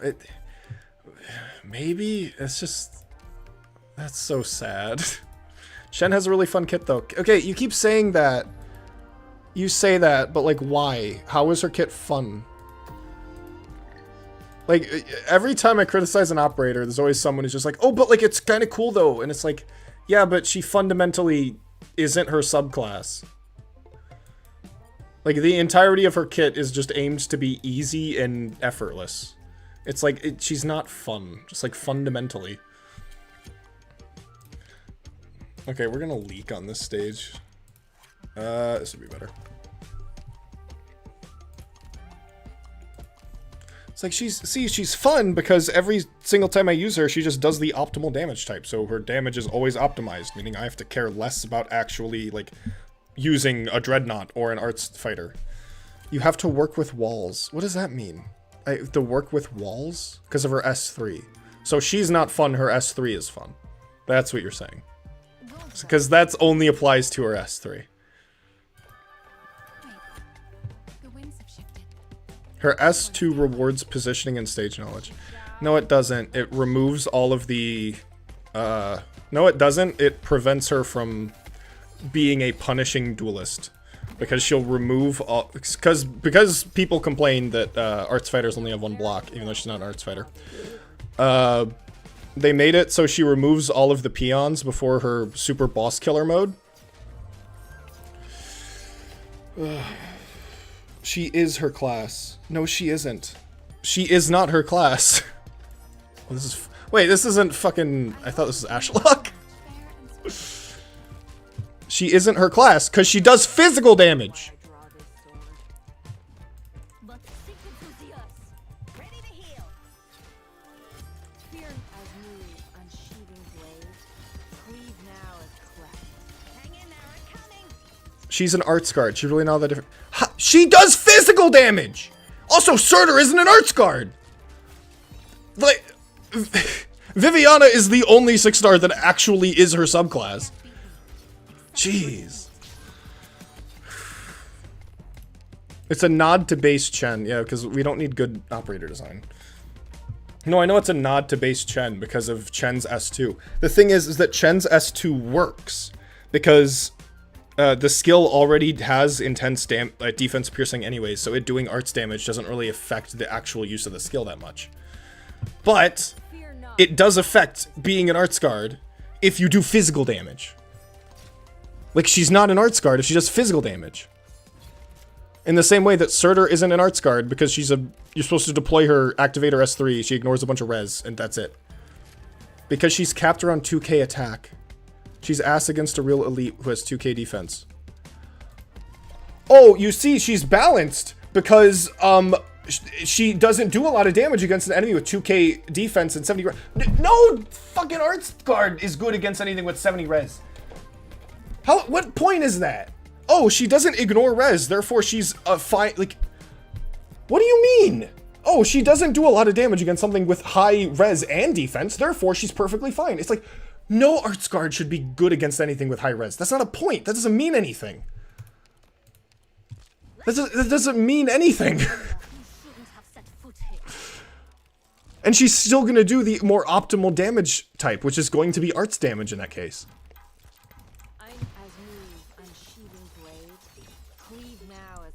Why is Surtur not an arts guard? Because... I have to go through this again. Because arts guards are meant to be a duelist subclass, and the whole point of Surtur, although yes, you can use her as a duelist, is to just deploy her, click the button, have her kill things, and then she dies. Vina Victoria's good. Yeah, well, Vina isn't a fucking arts guard. The thing is with Surtur is that her core gameplay goes against what the core arts fighter gameplay is. And yes, I am basing the core arts fighter gameplay off of what the 5-stars do, because all the 5-stars are very consistent with it, and it's only the 6-stars who aren't very consistent with it, which I find quite interesting. Arts fighters are meant to be a duelist subclass that is specialized in being very defense-focused while doing arts damage, making them very good against enemies with high attack, high physical attack, and high defense, which is typically what you're going to find. But, in the case of Surtur, because of her intense res ignore, and the fact that you can just kind of... You use her more as just a heli drop that murders a bajillion different things. You don't actually use her as a duelist. Use her as just a delete button. The core gameplay is completely different, and not in a way that innovates. It's in a way that just makes the experience less interesting. There's nothing to it. Interestingly, her S1 rewards you for using her against peons, because if it kills the enemy, you get to use the charge again, which should be something that arts fighters are weak against peons, because they only have one block. You're supposed to use them to duel bosses and elites. We should get a 5-star arts guard that does physical damage. You're just gonna piss me off more. Other arts damage are better because they have res ignore. What? What do you mean arts, like, other arts damage are better because they have res ignore? Things just shouldn't have res ignore. They shouldn't. That's not a thing that should be in the game. Outside of very small, like, situations. The reason why Surtur ignores res is because people complain and they don't want to be challenged. Don't most dreadnoughts have heli drop skills? Yes, because they're meant...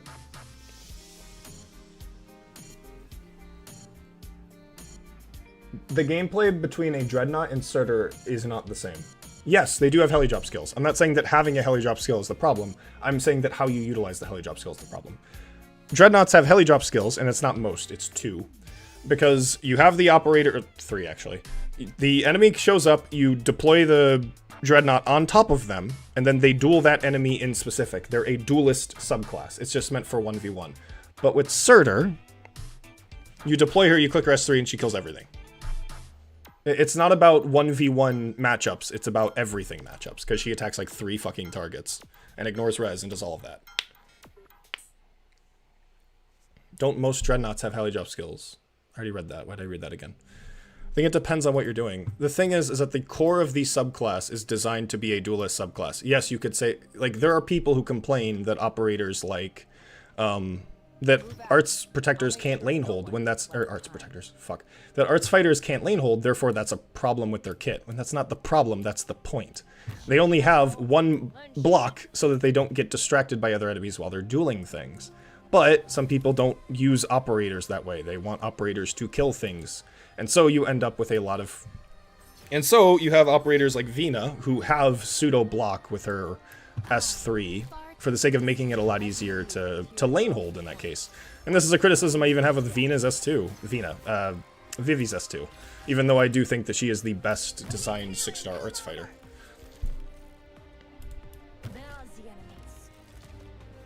The problem with Chen is that the main reason... The problem with Chen is that by nature she does physical damage. That decision wasn't made to make her interesting. That design was made because it makes her easier to use. You don't need to think about damage types now. Now, you can use Chen against literally anything, and it completely defeats the point of her being an arts fighter when she doesn't do the damage type that she's supposed to do. And it is purely, it doesn't make her more interesting to use. All it does is simplify her gameplay so that you can use her against more enemies, and that's it. Surtur revolutionized the game overall at the time because nothing had arts res at the time. Surtur has varying viability because her skill at hospital team still... What? Wait, Surtur viability. Okay. You realize I mainly play with 5 stars, right? I don't use 6 stars. I don't care about the meta. I use mainly 5 stars. I don't use 6 stars in, like, clearing a stage. I use 6 stars in IS, but I'm very picky with certain 6 stars. There are certain 6-star designs that I do not like Chen. And a lot of the reason why those designs don't appeal to me is because the operator doesn't exist to make the game more interesting to play. Only 4 dreadnoughts in retrospect. Oh, I forgot Neural. I was thinking Lesson? I was thinking Lessing, Morgan, and Skady. I did forget Neural. I forgot about her. Yeah, I main Niche Knights. Like, if you want to say, like, oh, well, she makes my niche viable, then sure, but I'm not going to say that Surtur's a well-designed operator. When it's very clear that the reason why she exists is to be easy to use, not to be interesting to use. And that is something that I will always criticize with a lot of operators. An operator is poorly designed when they don't aim to enhance the gameplay of Arknights, but simply just to simplify it. That is what Chen is. And yes, you could say that, oh, her S3's Dragon's interesting, and I'll agree with you. I will 100% agree with you. But when you have to fight with an operator that aims to just kind of do everything for you in some cases, I don't think that it's always worth it. And again, I'm not a huge fan of the fact that the dragon does HP-based damage, which is just a form of pseudo-true damage.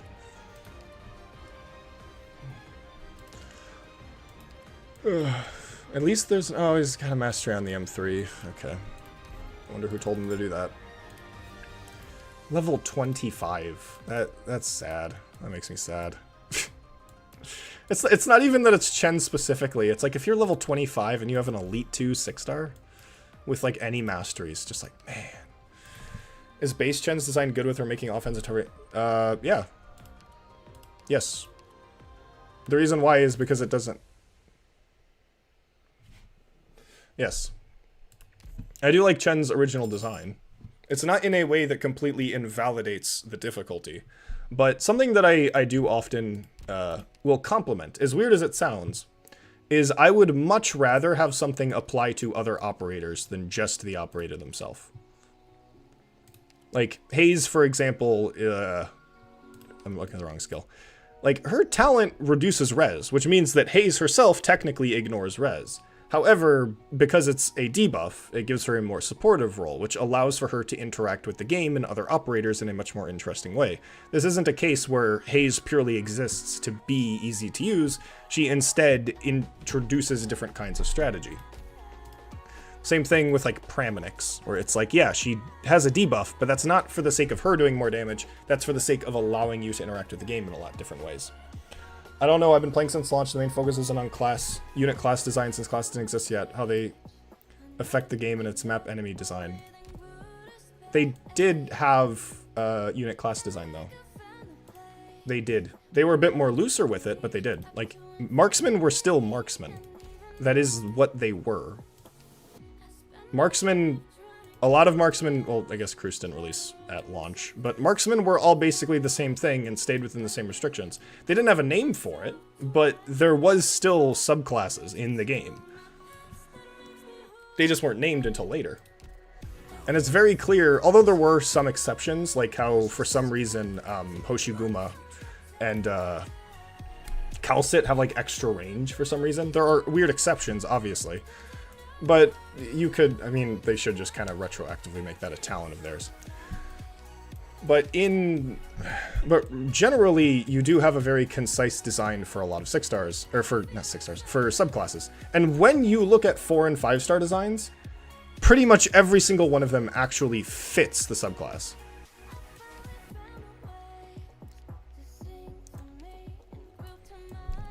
When you do analyze the game purely through 4 and 5 stars as kind of the baseline, you don't have these cases where you have operators that actually just go against a lot of the subclasses' points. 4 and 5 stars are a lot more innovative. They aim to take a subclass and try and do something more interesting with them. That's what you will see with 4 and 5 stars. That's why I like it. They gave extra range to Hoshi Ultra too. I don't think they did that deliberately. I think they just did that because original Hoshiguma had it for some reason. I genuinely don't know why. Like, I guess it works with her S2 better, but, like, they could have given the range +1 on the S2. It's weird. I don't know. And weird. Snegorochka doesn't. Yeah, she does. She does. You wanna know why? Because her S2 is a support skill. And parts of agents are the fact that they have reduced redeployment time. The main point of her S2, although I'm sure Silvergun told you that it doesn't work. Okay. The reason why this works is because you can deploy her early on, let her S2 generate a bunch of DP, retreat her, and then later on in the game you can deploy her, activate her S2 for the sake of the slow rather than the DP production. That's the point. The point is that this has dual use. Early in the game it has DP production, late in the game you can utilize it for slow. That's the idea. Like, sure, you can say it's not effective, go ahead, but the core idea is still there. And you see this exact same concept with Surfer, where Surfer's S2 can be utilized to use DP in the early game, and in the late game, she can steal defense, giving her an extra support aspect. And I really like this idea of, like, agents being both DP producers in the early game and supporters in the late game.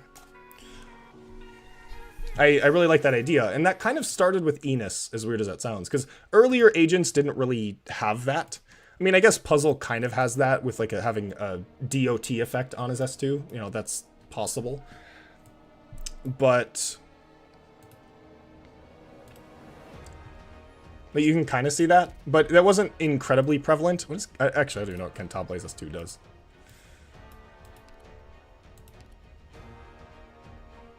Okay, yeah, that doesn't really do what I was talking about. She's defensively oriented over offensive, it makes no sense, and her talent means she can't be placed aggressive. Okay, yeah, I've heard that complaint by other people, and that still doesn't, like, that doesn't disprove what I'm talking about.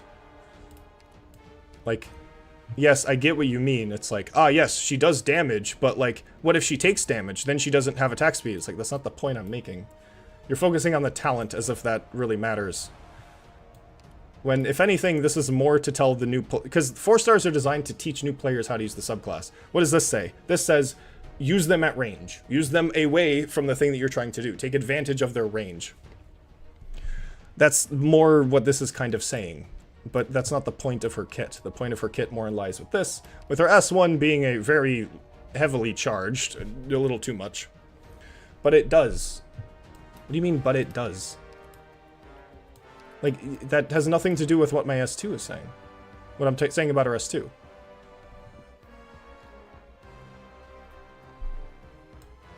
Like, no, the main point I'm making is how in the early game you use her S2 for the DP generation. In the late game, because she acts as a pseudo-fast redeploy, use her for the slow. Gimmicks are part of the individual identity of the unit. So... weren't you defending the fact that... like, Chen Alter does physical damage? And if characteristics gimmicks mean they effectively go against... How does this go against class design? How many streams have at least one of these discussions about game design between you? Oh, fucking all of them. I can't go a stream without getting like an argument with like one chatter. That's not what it is. I will clarify. I will clarify.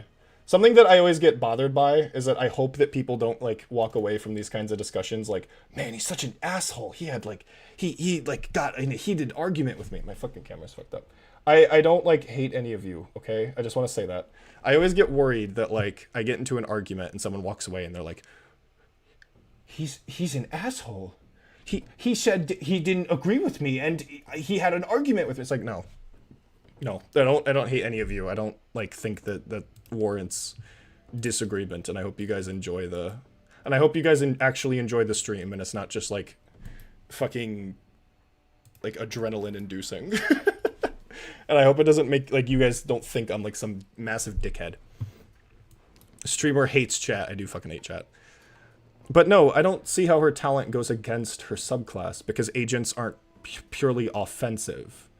Like, it loses the attack speed when... Yeah. Because you're not supposed to always put her in the line of fire. And much like her S2, it gives you the incentive to put her down while she's being... other operators are on the field. Like, I don't get how this goes against her subclass. If the entire way that you deploy... Like, yeah, if you only use, like, Surfer S1 and you just deploy it on top of an operator, yeah, she's gonna take damage. But... Snegorochka's talent just kind of encourages you to deploy her at a distance to utilize her S1. Like, yeah, she might take damage, but at the same time, if you deploy her later in the game, when you have more things that are capable of tanking for her, she can more effectively provide her debuff. Where's Sneg Masteries at? Man, every time I talk about an operator, there's going to be someone who's just like, you claim to like this operator, but why aren't they at M25? Explain yourself. Boys consider Snegoroch's talent an effectively pseudo-passive skill instead of being one of her main skills. This is just a little bonus. It's one of those things that 4-stars have, is that a lot of 4-stars will just have kind of nothing burger talents. Well, okay. A lot of 4-stars that have more skill-centric kits will have talents that are kind of nothing burger. That's just kind of how a lot of it is. That's not to say that you don't have cases where, like, the talent is impactful, but a lot of it is, you know, a lot of it is just kind of nothing burger. Like, stuff that's just like, yeah, it sometimes comes into play. Like, I mean, yeah, it's nice to encourage scav to be deployed around no other stuff. Like, it's interesting. But okay, these are all bad examples. These are all good operators. Like, fuck. God damn it. My points are falling apart. Oh, here's another fucking banger song. Yeah, it's like, it's one of those things where it's just like, a lot of those things are... Myrtle's talent is fantastic in Vanguard Knights. Well, obviously, I'm not gonna say it isn't, but yeah, that's kind of like a self-imposed challenge. It's like, well, I guarantee you Snegorochka's talent would be pretty good if you're playing I don't want to take damage Knights. Utage's talent makes me cry. What even is her talent? She has a talent? What's her talent? Oh. Well, yeah, because she's a Musha. What do you mean? That's how Mushas are. That's every Musha is designed like that. Like every Musha has tenacity. That's just how it is. Arsonist, good thing that came out of Wichita. It is a fucking banger. Like every Musha has tenacity in some regard. Like, that's just how it is. Like that's kind of the point. Where's Crab? There you are. Do you have tenacity? Yeah, you do. It's the same, literally the same thing as Akafuyu. Her module? What does her module do? Oh. Okay, I understand now why I didn't build her module. It's one of those cases... That's the thing, though, is that Utage is already really good, so why the... It's one of... That's more of a module problem than an Utage problem, because the thing is with modules is that they give them to every operator whether they need them or not. And so it's one of those things where it's like, you can't give Utage, like, a super effective module, because she's already really, really good. So, like, yeah, you're gonna give her a nothing burger module. It's just one of those things where it's like, every operator shouldn't get a module. You know what I mean? That should be reserved for operators who actually need it, not just given to everyone. You know? That's less a Utage problem and more a module problem. Yeah, it's like, like, look at this. Like, if this was like 25%, then sure, but like 12%, like... When you give a module to a good operator, you're going to have just kind of crap. But like 4%, yeah, exactly. It's like you don't need to make Utage better than she already is. It's a module that goes on an operator who doesn't need a module. That's just how it is. There's so many another thing is when you have operators that release with modules, and therefore their kits are intentionally pre-nerfed because they're designed with their module in mind. Like, that's another case of just, like, modules just being a shit system. I made a whole video on it, like, about a year ago. But it's just, like, there are so many operators who don't need modules, but they get them anyways, and so it's just, it's pointless. What's a good example of a release module that wasn't necessary?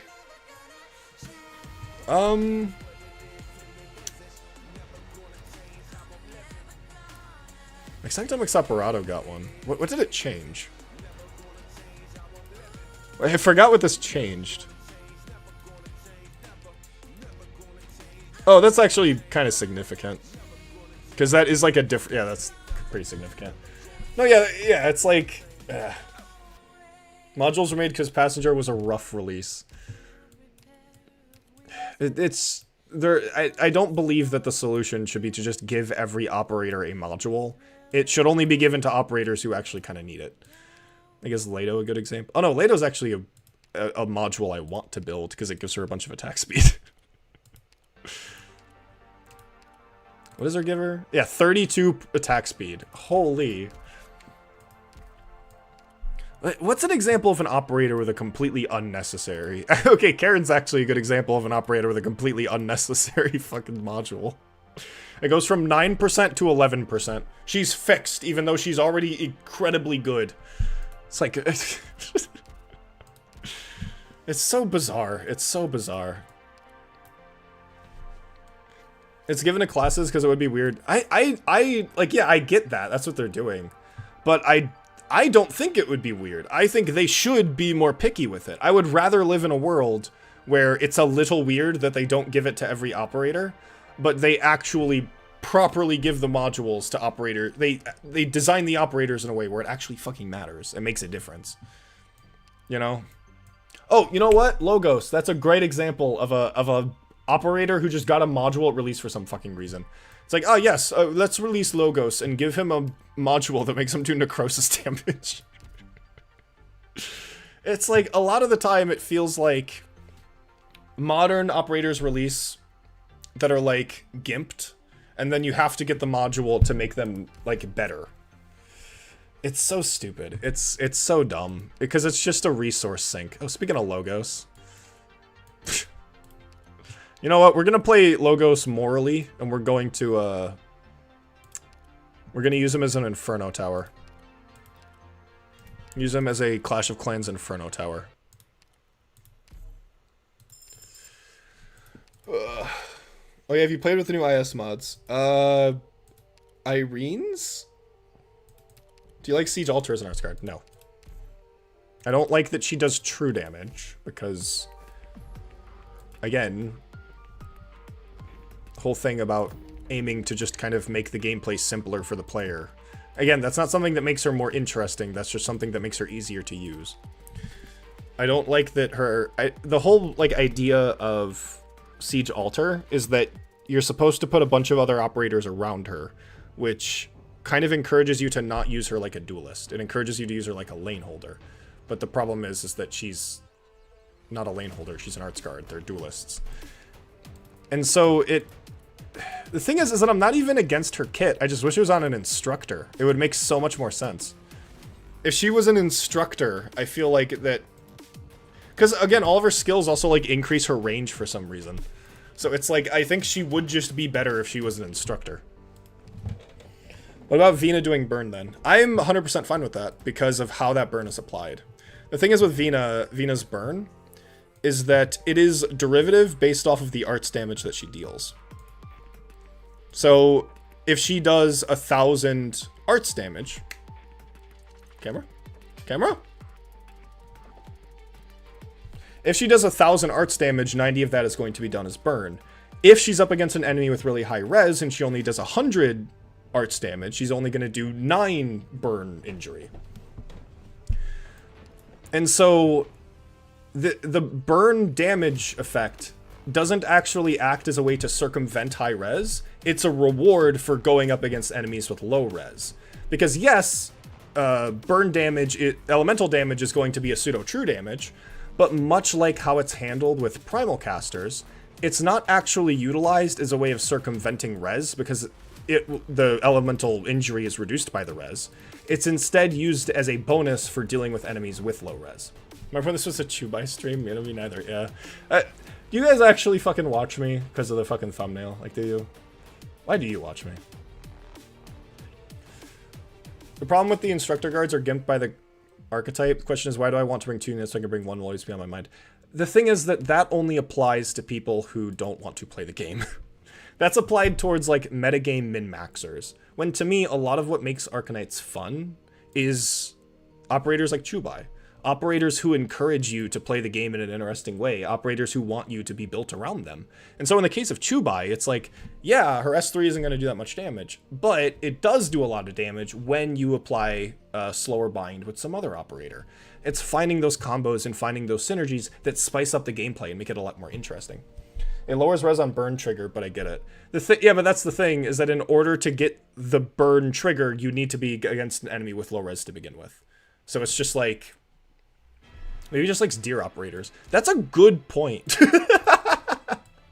That's a good point. That's actually true. Kubai's module is one of my favorite in the entire game. Yeah, because the whole point of it is that this isn't Chubai. Another banger boss soundtrack. Where's Chubai? What am I doing? I do really want her module. I'm just fucking poor as fuck. Maximus when it comes to gameplay, so even playing niches is always about role compression utilization. Yeah, that's the thing, though, is that I think that a lot of what makes... You can play that... The thing is that that's how every other gacha game is played. And so, what makes Arknights different, what makes Arknights special, is the fact that you have the ability to experiment and play with it like a sandbox, and to really do that kind of thing.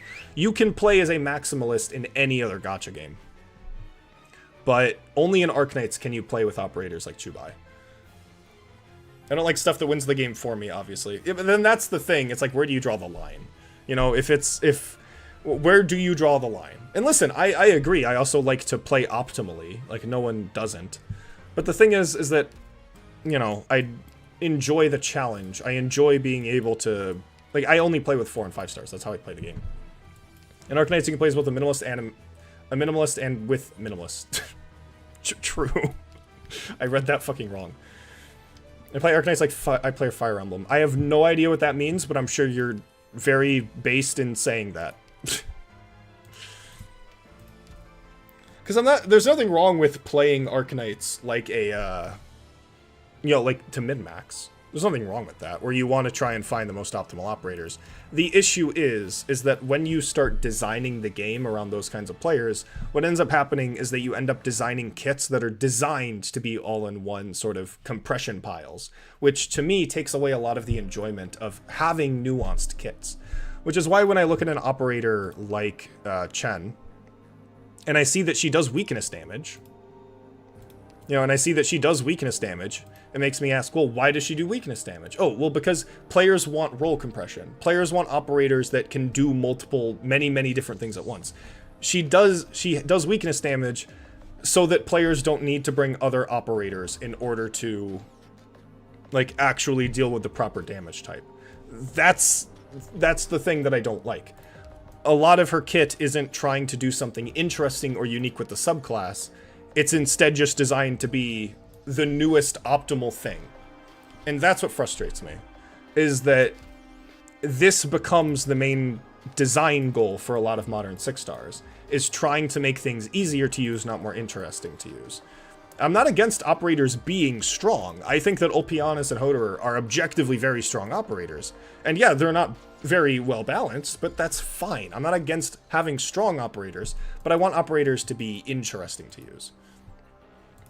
I mean, in the case of Ulpianus, it's mainly his S3, but that's the main reason why I like Crushers so much, is that conceptually they are interesting to use. Conceptually, they are a subclass that is based around having no fucking defense and res, but having a shit ton of HP. It flattens the sandbox, yeah? Yeah, I think that's a good way of putting it. When you design operators for the sake of appealing towards people who want to min-max, and you give them the max for them, to me that kind of defeats the point. And in the case of Exusii the New Covenant, it does affect players like me. It genuinely does. Because now operators that used to be very interesting and nuanced now lose a bit of that intrigue and nuance for the sake of appealing towards those kinds of players. I'm not against those players existing. I am 100%, like, not against those players wanting to play Arknights. I can 100% understand that being a fun part of the game. However, when it becomes when it genuinely starts to affect how operators become designed, that's when it becomes a problem. I don't mind ops that clear the game for people, because people play the game for different reasons outside the gameplay. Story, waifu collection, absolute gameplay. Okay, that's the thing though, is that waifu collection is not a good reason to, like, spend a bunch of money and ruin a game. Like, I'm sorry, but, like, we're designing the game around players who don't want to play the game. That's conceptually dumb. Because if the only reason why you're playing is to avoid the gameplay and only read the story, or avoid the gameplay and just collect pictures of anime girls, then no. We're designing for players who don't want to play the game. And that negatively affects the players who do. No, I can't get behind that. I can't. That's stupid. We should not be designing for players who don't want to play the game. I'm not against them existing. They can play the game if they want, but we shouldn't be designing for them. Why would we design for players who don't want to play the game? The role of a designer isn't to make the people who don't want to play the game comfortable. It's to make the players who like the game enjoy it more. I don't want to use Wang Sidel, and I don't, but I don't begrudge people who do. I will always ask, but it is a gacha game, and those are the fundamental appeals of the game type. Yeah, but gacha games suck. That's not an excuse. I don't like the argument of just like, oh, but it's a gacha game, therefore it's allowed to be shit. Like, no. The whole reason why I like Arknights is because it isn't a gacha game. A lot of the appeal is what it does differently from gacha games. And so when you aim to make the game more like a gacha game, it's gonna suck. You're forgetting what Arknights is. It's a gacha game. Its only purpose is to get money. If it is, then why do they release 4 and 5 stars? Explain that to me. Why do they still release 4 and 5 stars? If it only cared about money, why don't they just keep releasing 6 stars and only 6 stars? Why would they waste resources on 5 stars? And why do they put a lot of effort into designing very, very unique and interesting 6 stars? I mean, 5 stars. Like, why does Jew exist? I mean, I know why Traxcom exists. But they genuinely do put a lot of effort into this. Every game's purpose is to make money first. Yes, but that doesn't mean that the goal of the game should be to completely throw out any sort of good design for the sake of making money. That's not something you should tolerate just because it's a gacha game. It's like, oh, it's a gacha game, therefore it's okay if it's dog shit. It's like, no, that's dumb. Ugh. People who don't want to play have the option not to play, 100%. You don't need to play the game. And I don't think we should be catering towards people who don't want to play the game, especially when it negatively affects the experience of the people who do. The reason why Exusiai was designed that way is because fans of Exusiai can clap their hands as they deploy her, she kills everything, so they don't have to engage with the game. And in return, I'm negatively affected because of it. It's like, I want more operators like Chubai because she's fun, because she's interesting, because she expands how I play the game. To me, players aren't inhibited from playing the game if we don't add sloperators. Like, players in year 1 weren't completely incapable of playing the game because Wishadel didn't exist. Wishadel being added didn't allow for new players to just, like, truly play the game now. So ultimately, a setback by being part of the genre assigned around the game it typically is. The game would be redesigned quite significantly. It wasn't a gacha like. Not really. You don't have to release operators that are shit. You don't have to do that. That's 100% optional. They went a long time without really doing that as much as they're doing it now. You're not forced to do this. The thing is that I'm more convinced that Hypergriff is genuinely passionate about Arknights, and they only do this because their audience wants it. Because whenever they don't release an operator like this, the main audience complains that the operator doesn't play the game for them because they don't want to actually play the game. To be fair, the geek trait change made my life easier since his RNG for niche made him more reliable. Yeah, that's not the point though. The whole reason why the geek trait change is bad is because now Ak is a strictly better marksman. Like, the fact it doesn't kill him means that there's no actual punishment for not catering towards his HP loss. Meaning he doesn't need to be constantly attacking and he doesn't need to be healed by a medic. The whole point is that it doesn't punish you. Which, the whole reason of it being punishing was to prevent him from being a strictly better marksman. And this was done before subclasses existed, by the way. This was intentionally done before subclasses were even a concept. It's like, these are all decisions that are being made for the sake of catering towards people who don't really want to engage with the game. And to me, that sucks. Because I wish Chen the Dawn Streak was really cool. I wish Wang, whatever, was really cool. And it's nice when we do have the occasional 6-star that is really interesting, and issue is those are mainly welfares. Because we do have an operator like Sanctum Exoperato, who is a modern designed 6-star who released in the same event as Exusiai. Yet despite that, his kit is really, really cool. And he isn't that busted because there isn't any monetary incentive to do so. Year 1 had AF Yala, Silver Ash, year 2 had Thorn, Surtur Mountain, year 3 had Chen Alter. Okay. Is that it?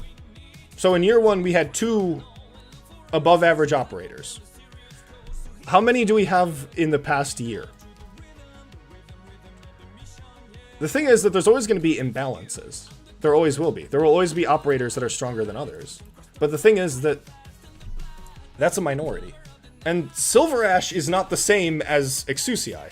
Silver Ash doesn't completely break his subclass for the sake of making him easier to do. Less caveats means less change in approach, 100%. That's why that's done. There's less challenge so that players don't have to change how they approach the game. They deploy an operator, click the button, it kills things. The thing is that AF Yala, I'll criticize AF Yala for having Res Shred on RS2, but the thing is that AF Yala and Silver Ash don't break their subclass. They dominated year 1. Yes, but that's because the pool was a lot smaller. That's because the pool is a lot smaller and they were exceptions to that power level. Wishadel completely breaks her subclass. Exusiai completely breaks her subclass. Wang completely breaks a subclass. Chen completely breaks her subclass. Silver Ash did have downsides. Why are people mentioning Thorns? He is balanced. Are people mentioning Thorns? Well, I guess early year Thorns. But yeah, that's the thing though, is that like Mountain and Thorn, the reason why people use Mountain is because they're lazy. But they're really not, like, yeah, Thorns isn't like Thorns is balanced, but he's just AFK slop, that's it. That's not that he's dominating gameplay, that's just that people want to engage with the game less. That's why they're doing it. It's like they're dominating the game because that's what the meta was at the time. Having a meta doesn't mean Ayla broke Trapmasters before Wang.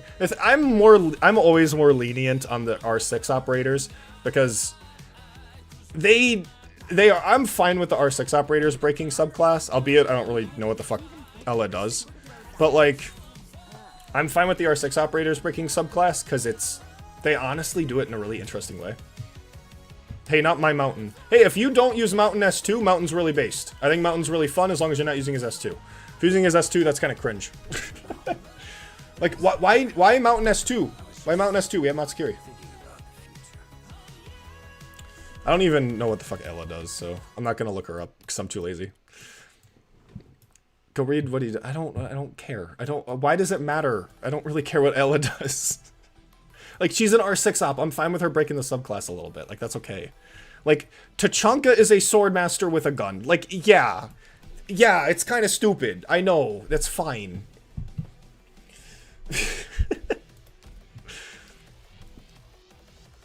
Pressing skill twice on Thorns is AFK slap. It's okay. That's not the problem with Thorns. That's how people used him. That's not that's how Thorns was designed. We do have modern AFK slap. We definitely do. But I don't think Thorns was designed to be AFK slap. That's just how people used him. And then they kind of noticed that people like AFK slap, so they designed more AFK slap. Mountain is my only source of high defense shred with S3 with Anthros only. That's a very limited pool. That's funny. Huh? Oh, That is really funny. I've spent so much time here. It's muscle memory for me to duck my Defense ignore plus fragile. Ayla's dope. I don't get how that makes her dope. Being strong doesn't make... Being strong isn't good. It's about how you are strong that makes you interesting. Just because you do, like, steroids and that makes you strong, that ruins the weight behind why being strong matters. If you put in the work, you put in the effort, and you become strong that way, then now being strong has merit to it. It's not about being a thing, it's how you be that thing. I'm not saying that Ayla isn't, but I don't think that that's why someone should be awarded. Someone shouldn't be awarded just because they're strong and they can do things. It should be how they apply that. I want 6 stars that make me approach the game in different ways. I did TA10 with Anthros. I'm grinding MN8 dodge RNG right now, lol. I'm out. LS has 3 mines inflict AoE slow, 35% fragile, and she does 100% damage against enemies inflicted by her mines, and on skill she gains ammo, 9% attack, and okay, we're not talking about Ayla. What does this have to do with Ayla? It's not, like, is the point that, like, oh, well, Ayla's poorly designed, therefore Wang should be poorly designed? Like, what? Is that the point that we're making? Ayla ignores her subclass, therefore Wang should be allowed to ignore his subclass. Like, that, yeah, doesn't mean anything.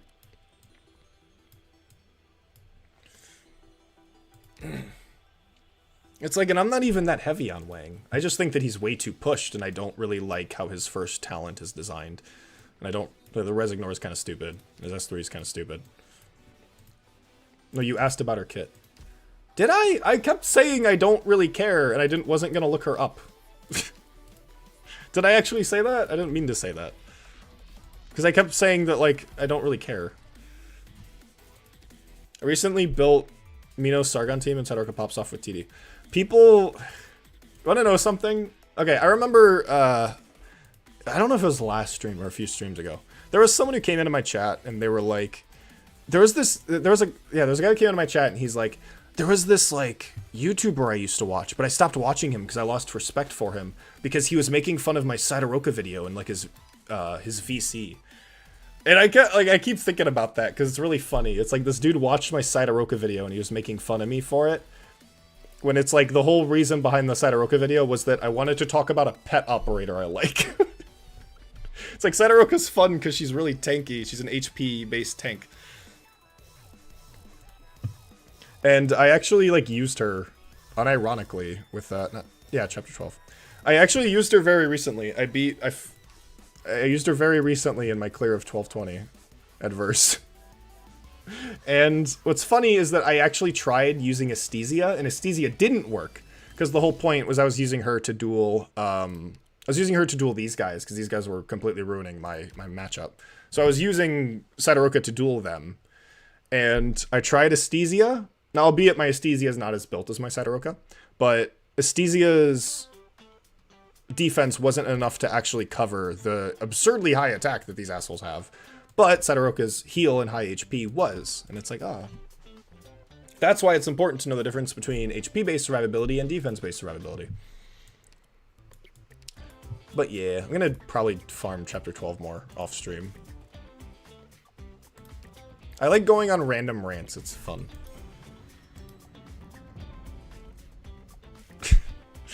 Because it's like, I don't even know how entertaining it is to just like watch me play the game, you know? Because like anyone can do that. Like anyone can just play the game and you can just watch them do it. And it's like, I don't have funny gimmicks. So it's like, is it fun? Like, do any of these really help? This is a 4 life point? That's crazy. Okay. Dodge-based survivability is the worst and best at the same time. Yeah, dodge-based survivability is kind of a fucking meme. It makes me sad because it's such a fun, like, stupid thing to do. Because it depends on matchups. You know, it's like Crown Slayer's S1 and like Project Red's S1. Like I use them a lot. And the more rapidly an operator attacks, or the more rapidly an enemy attacks, the higher effective HP that their dodge actually gives them. But against enemies that attack really slowly, it's not as effective since you're more reliant on the RNG for it to actually work. But the thing is that most people, but you don't really use a dodge operator against... I love Pinus, that's hilarious. You don't really use,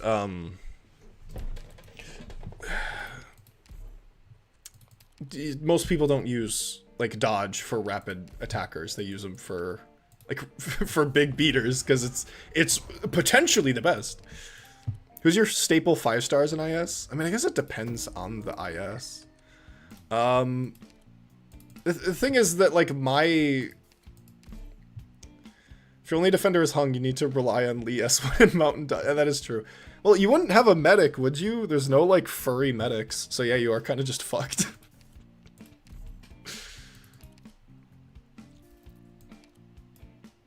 What if you use... Cruz isn't a medic. I was going to say, what if you use Cruz, but use her pumpkin head skin? So technically you can't disprove that she's not a furry. Okay, we're using his Inferno Tower skill. For moral reasons. Nope. Yeah, okay, that sucks. Yeah. Ak is a furry medic, technically. He's a medic, but he doesn't heal people. Who are my staple 5 stars in IS? I don't... Like, it depends on the IS, but, like, my staple 5 stars are typically just the best 5 stars, you know? It's like the 5 stars that are just good. Like, Grey Altar. I guess, like, Warfare and Wind Chimes, but that's more of a personal thing. I'll stop all evil in its tracks. I don't know. What was that? We're not taking damage. Oh yeah, she heals herself and has a guaranteed dodge, because... I love jamming Tin Man and Tippy in IS. Tippy is so fun. I like... Tippy's really, like, funny to me. Because I remember on, like, some stream, I was talking about how... Like, someone asked me, like, how would you design a, Oh my god, the bonus damage counts towards his... Fuck, god damn it.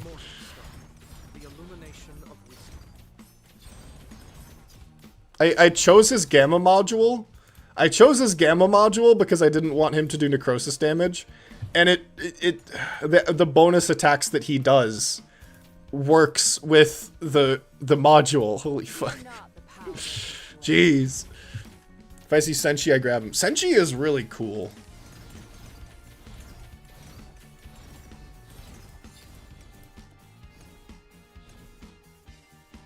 Yeah, another thing with Chen's kit is, like, what do either of these talents do to enhance her gameplay, other than just make her easier to use?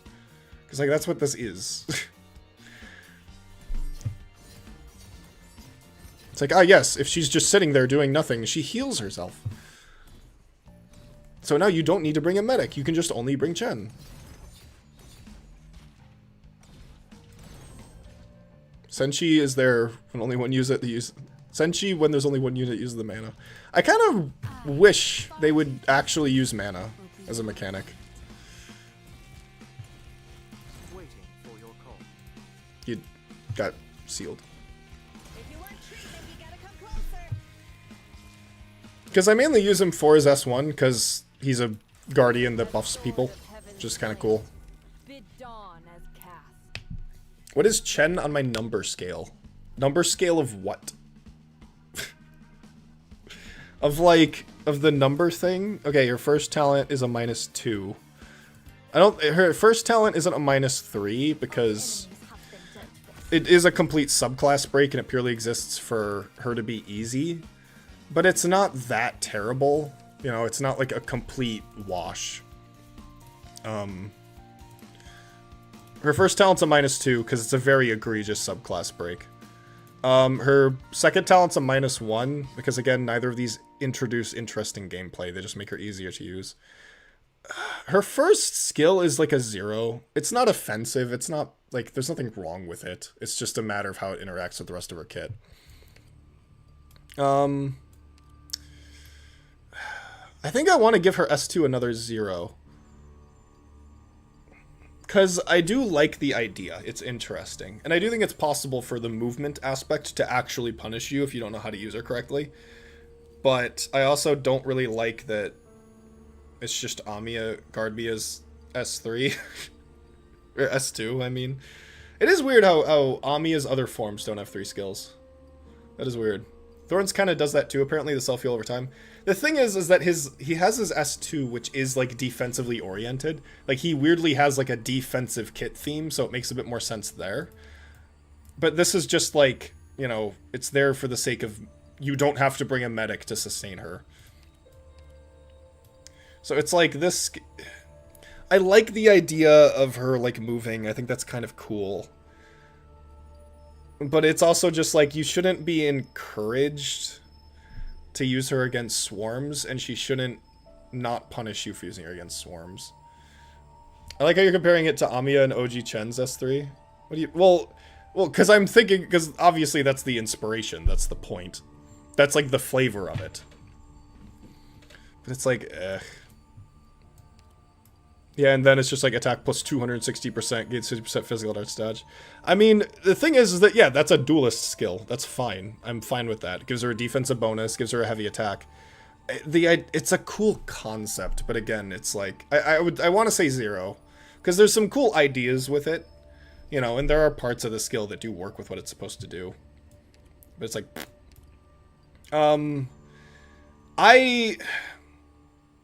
I want to give... Okay, the thing is with her S3 is that I do like it. Conceptually. I like the idea of, like, you have this dragon, and it works... It goes around different, like, stuff. I have no idea why that's on an arts fighter. Like, why don't you put that on, like, a blast caster? Like, I feel like that would make more sense. Wouldn't that make more sense on a lord? No, the physical arts dodge is there to save her. She lands on a really bulky enemy, runs out of slashes. No, yeah, yeah, I know. That's a compliment. The whole point is, the thing is with arts fighters is that they're meant to be duelists. You're meant to use them against really heavy hitting enemies. And so having the arts dodge and the heavy attack thing, that's meant to work in that regard. That's the point. And that I actually think is fine. The thing that I don't like is the slashes kind of making her less punishing to use against swarms, and to make it so she can no longer be distracted by, like, swarms, which is supposed to be an intended downside of the subclass. I took it as a safety net. I think that the other aspect of the skill is the safety net. My friend with Afriza says she's pretty mediocre. I talked about Afriza earlier in the stream. You can go to watch, like, the very beginning of the stream I talk about Afriza. You can see me talk about her. I forgot what her score was. Was she a -2? Because there were aspects that I liked, but there were also a lot of aspects that I didn't. I don't remember. I think I gave her a -2. I like this new weird rating system I'm doing. Like, I just kind of discovered it on accident. And, like, I like this. This is fun. Full AoE on 1v1 is crazy. Yeah, that's kind of what I'm not a huge fan of. So it's like, yeah, her S3 I want to give a 0, because it's like, the dragon is cool, but what the fuck does that have to do with being an arts guard? And the fact that it does, like, it steals it does HP based damage, and I'm like, really? That's basically true damage. There's no way Afresia's -2, Wishdell's -3, Chen is -4, and Exu is -15. Well, because that's the thing, is that there are aspects to Wishdell's kit that aren't that bad. If you don't E2 Wishdell, there is nothing wrong with her. There's genuinely nothing wrong with her. I don't think, is Chen gonna be -4? Yeah, again, the thing is with Chen, maybe her talent should be a -3. I don't know. No, yeah, Chen being a no, Chen's a -3. No, she's a -4.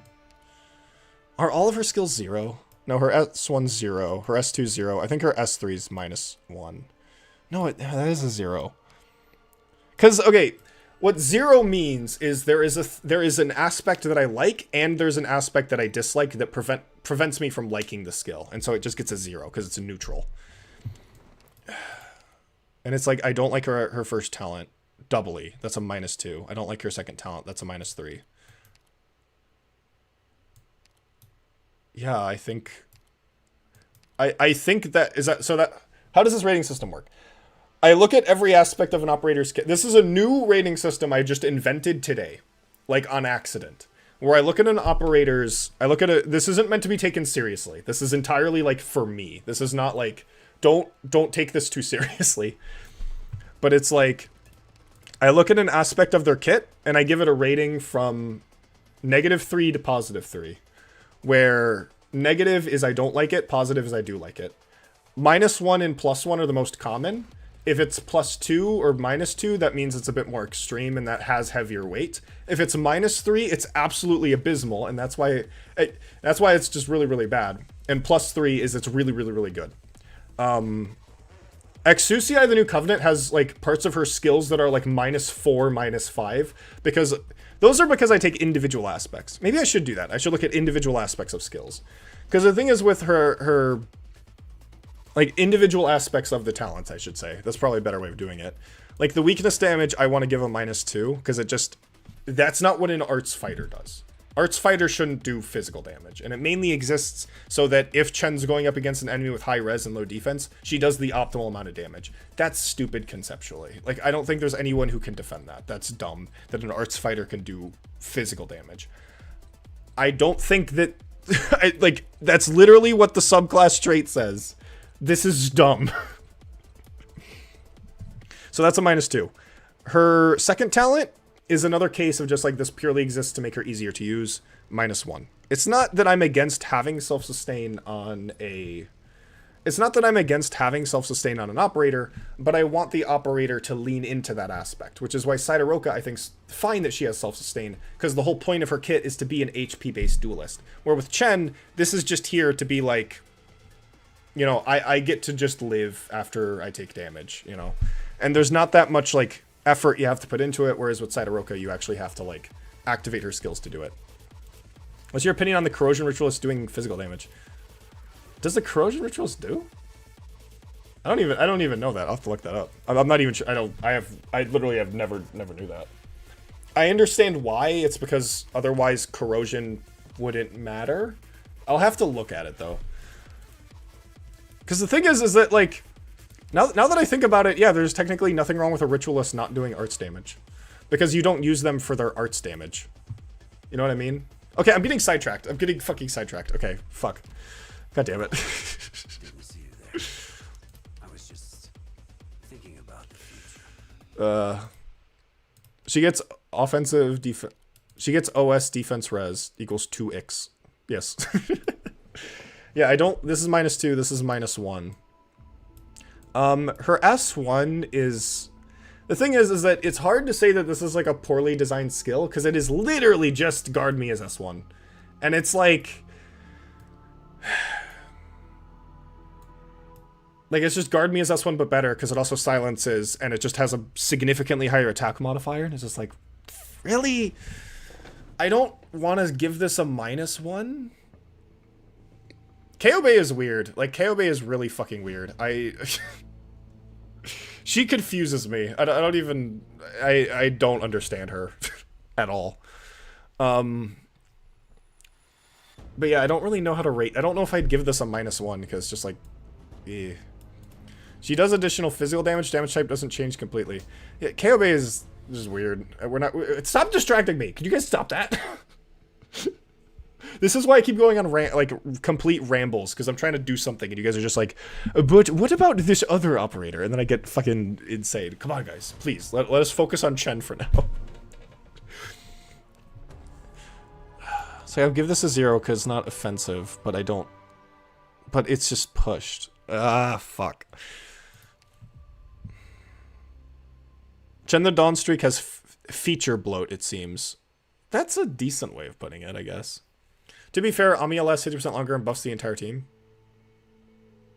Kind of. Kind of. Like, I see what you mean, but like the difference between 50% and 120% is a lot. Also, banger alert. The thing is with her S2 is that there is an aspect that I like and an aspect that I don't like. It's like, I'm not a huge fan of... I like the fact that she gains dodge. I think that's interesting. I like... I mean, attack plus 300% I think is too much. I think that's definitely much. But I like the idea. You have Chen, she moves to the location of a really heavy hitting enemy, and she gains a big stat buff. It's literally just Olpianis' S2. It is literally just Olpianis' S3. That's literally what this is. They took Olpianis' S3, and they put it on an arts card, and I'm fine with that. That's fine. That's okay. Like, although I will say that what makes Olpianis' S3 really fun is the timing required, and the fact that he can miss and hit the wrong thing. That's part of why he's really fun, and this kind of loses that aspect, but I could see it being quite interesting. But again, I don't like the aspect that it kind of removes punishment from using her in bad situations. You shouldn't just have a get out of jail free card when using an arts card against swarms. They should be more 1v1 oriented. And so, although I do like the idea conceptually, I think that there should weirdly be a punishment if she's attacking a bunch of different enemies. You know what I mean? Like, maybe she gains the 300% attack beforehand, and then on each attack, on each enemy swap, she loses attack. If that makes any sense. So you could use her against swarms, but you don't get to utilize the larger aspect. Vigil's husband is kind of better, Chen S2. Yeah, I don't remember the skill exactly, but for what I remember, it is a better aspect of this. So yeah, it's a problem with the subclass and having this kind of thing. It's a cool idea. Yeah, I'm just gonna give that a 0. Again, this is cool, but like, wrong subclass. You know, yeah, maybe I should give this a -1 because it is on the wrong subclass. Like, this is a -1 because there is an aspect that I like, but there's an aspect I don't like, an aspect I do like, but this is on the wrong subclass. This should be put on something different. So yeah, like maybe this is a -1.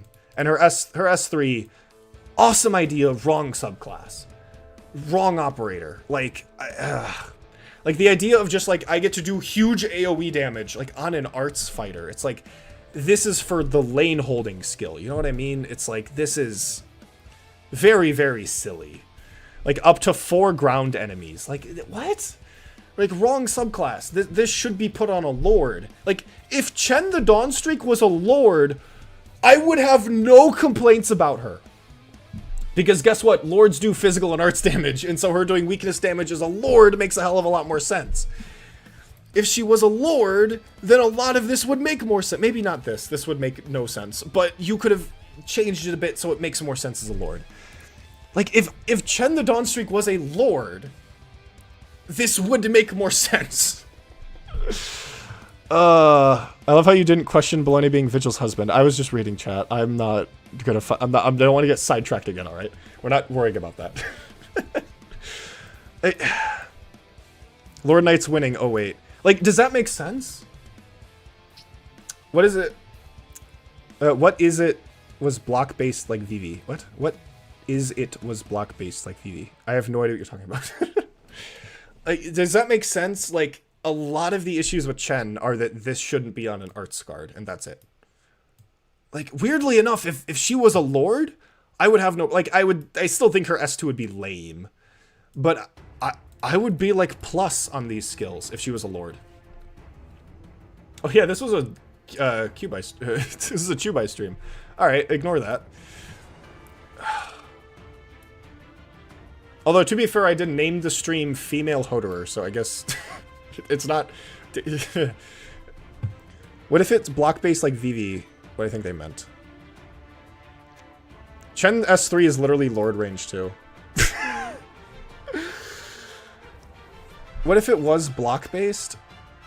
The thing is that I'm not even a huge fan of Vivi's S2 having extra block, because I don't know why that's the case. Because I don't use it for the extra block, I use it for the defensive buff. It's very weird.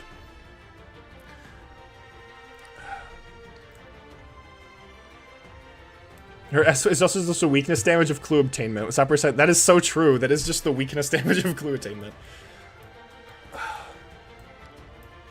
I'm the world's biggest Jessica Alter fan. That's a... Thank you for saying that. All skills are good. I agree. Jessica Alter's cool. But that's not what we're talking about right now. Yeah, I think I kind of cracked why I don't like Chen. She should be a lord.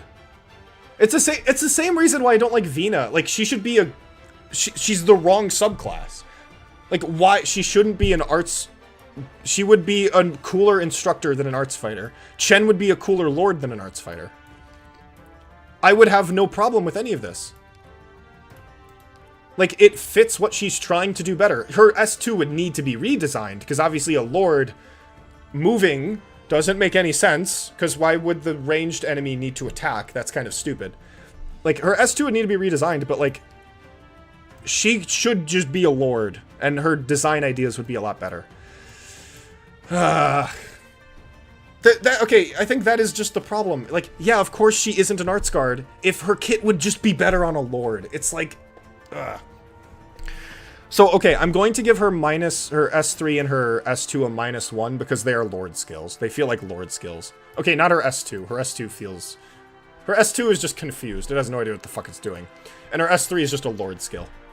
So, like, overall, -2, -1, -5. I'm fine with -5. Yeah. Again, like, cool ideas, wrong subclass, wrong operator. Give this on a lord and I'm 100% fine with this.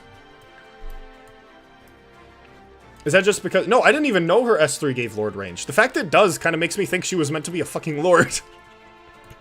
And they just made her an arts guard for some fucking reason. Like, weirdly enough, weakness damage would be perfect on lords, because they do both physical and arts damage. They already do that. And that's the one subclass that would actually, like, benefit from weakness damage, because that's how they work. Like, yeah, that's an easy get-out-of-jail-free card. Obviously, weakness damage is that conceptually, but it's like, damn. She's 5 subclasses in a trench coat. Yeah, yeah, she's so confused. She just doesn't really know what she wants to be. And another timeline, Bloop is complaining about S2 on a lord. Well, S2 on a lord, I would still complain about. Yeah, this is stupid. I said that if they would make Chen a lord, they would need to completely redesign this, because this is... her S2 is so confused as to what it's trying to be. Lapland was the first weakness damage from that. That is true, but that's also a supplemental game mode, so I don't fucking give a shit. But again, that's on a lord, so it makes sense. So, you know, I feel really good with that conclusion that, like, yeah, she should just be a lord. This is stupid. What are my thoughts on Rey? I like Rey. I do like Rey. I have her built. She's one of the few 6 stars actually I built. First is Chen, next is Chen on vacation, third is Chen having an identity crisis. We love Sakiko. Who's we? Who's we? Alright, is that another thing I have to add to my will rant on later list? I like Rey, but it's mainly because of the micromanagement that she allows. I don't like her S3. Okay, should we do tallies for Rey? We can do tallies for Rey. S1 is a +2? Do I give her S1 a +2? I don't know if I should give her a plus. No, maybe I should. Because I love crits on hunters. I really do. I think that's a really good way of actually leaning into what their subclass wants to do. And it does it in a way that, like, synergizes with their trait. Like, crits on hunters are really, really good. And I also like how she encourages you to time things specifically to gain ammo back. Like, there's interesting aspects of micromanagement. You don't just always immediately activate the skill. Sometimes you have to time it so you can get that payoff. And it's like, yeah, maybe a +2. Like, I would maybe give Ray a +2 on her S1. S2, I would give a +1. This is a weird case of an unlimited duration skill that I do think it's a little pushed, but I do like what it's trying to do, because it does adapt her gameplay a little bit. It puts her focus on the Sand Beast, and so you mainly want to be using her S2 for increasing the Sand Beast micromanagement. And what I like about how the Sand Beast is designed is that it isn't just straight upside. There is still decisions that you have to make. You can deploy the Sand Beast to change her range, obviously, and you can make an argument that that makes her easier to use, and I would agree with that. But I do think that having that extra element of micromanagement, and the fact it's not always there, and the fact that you're encouraged to retreat the summon, where once the summon has a bunch of ammo, you may want to retreat it, but you have to make a decision. Is it more important that I retain the extra range, or do I want the extra ammo? So there's extra decisions that you have to make that help Ray have more dynamic and interesting gameplay.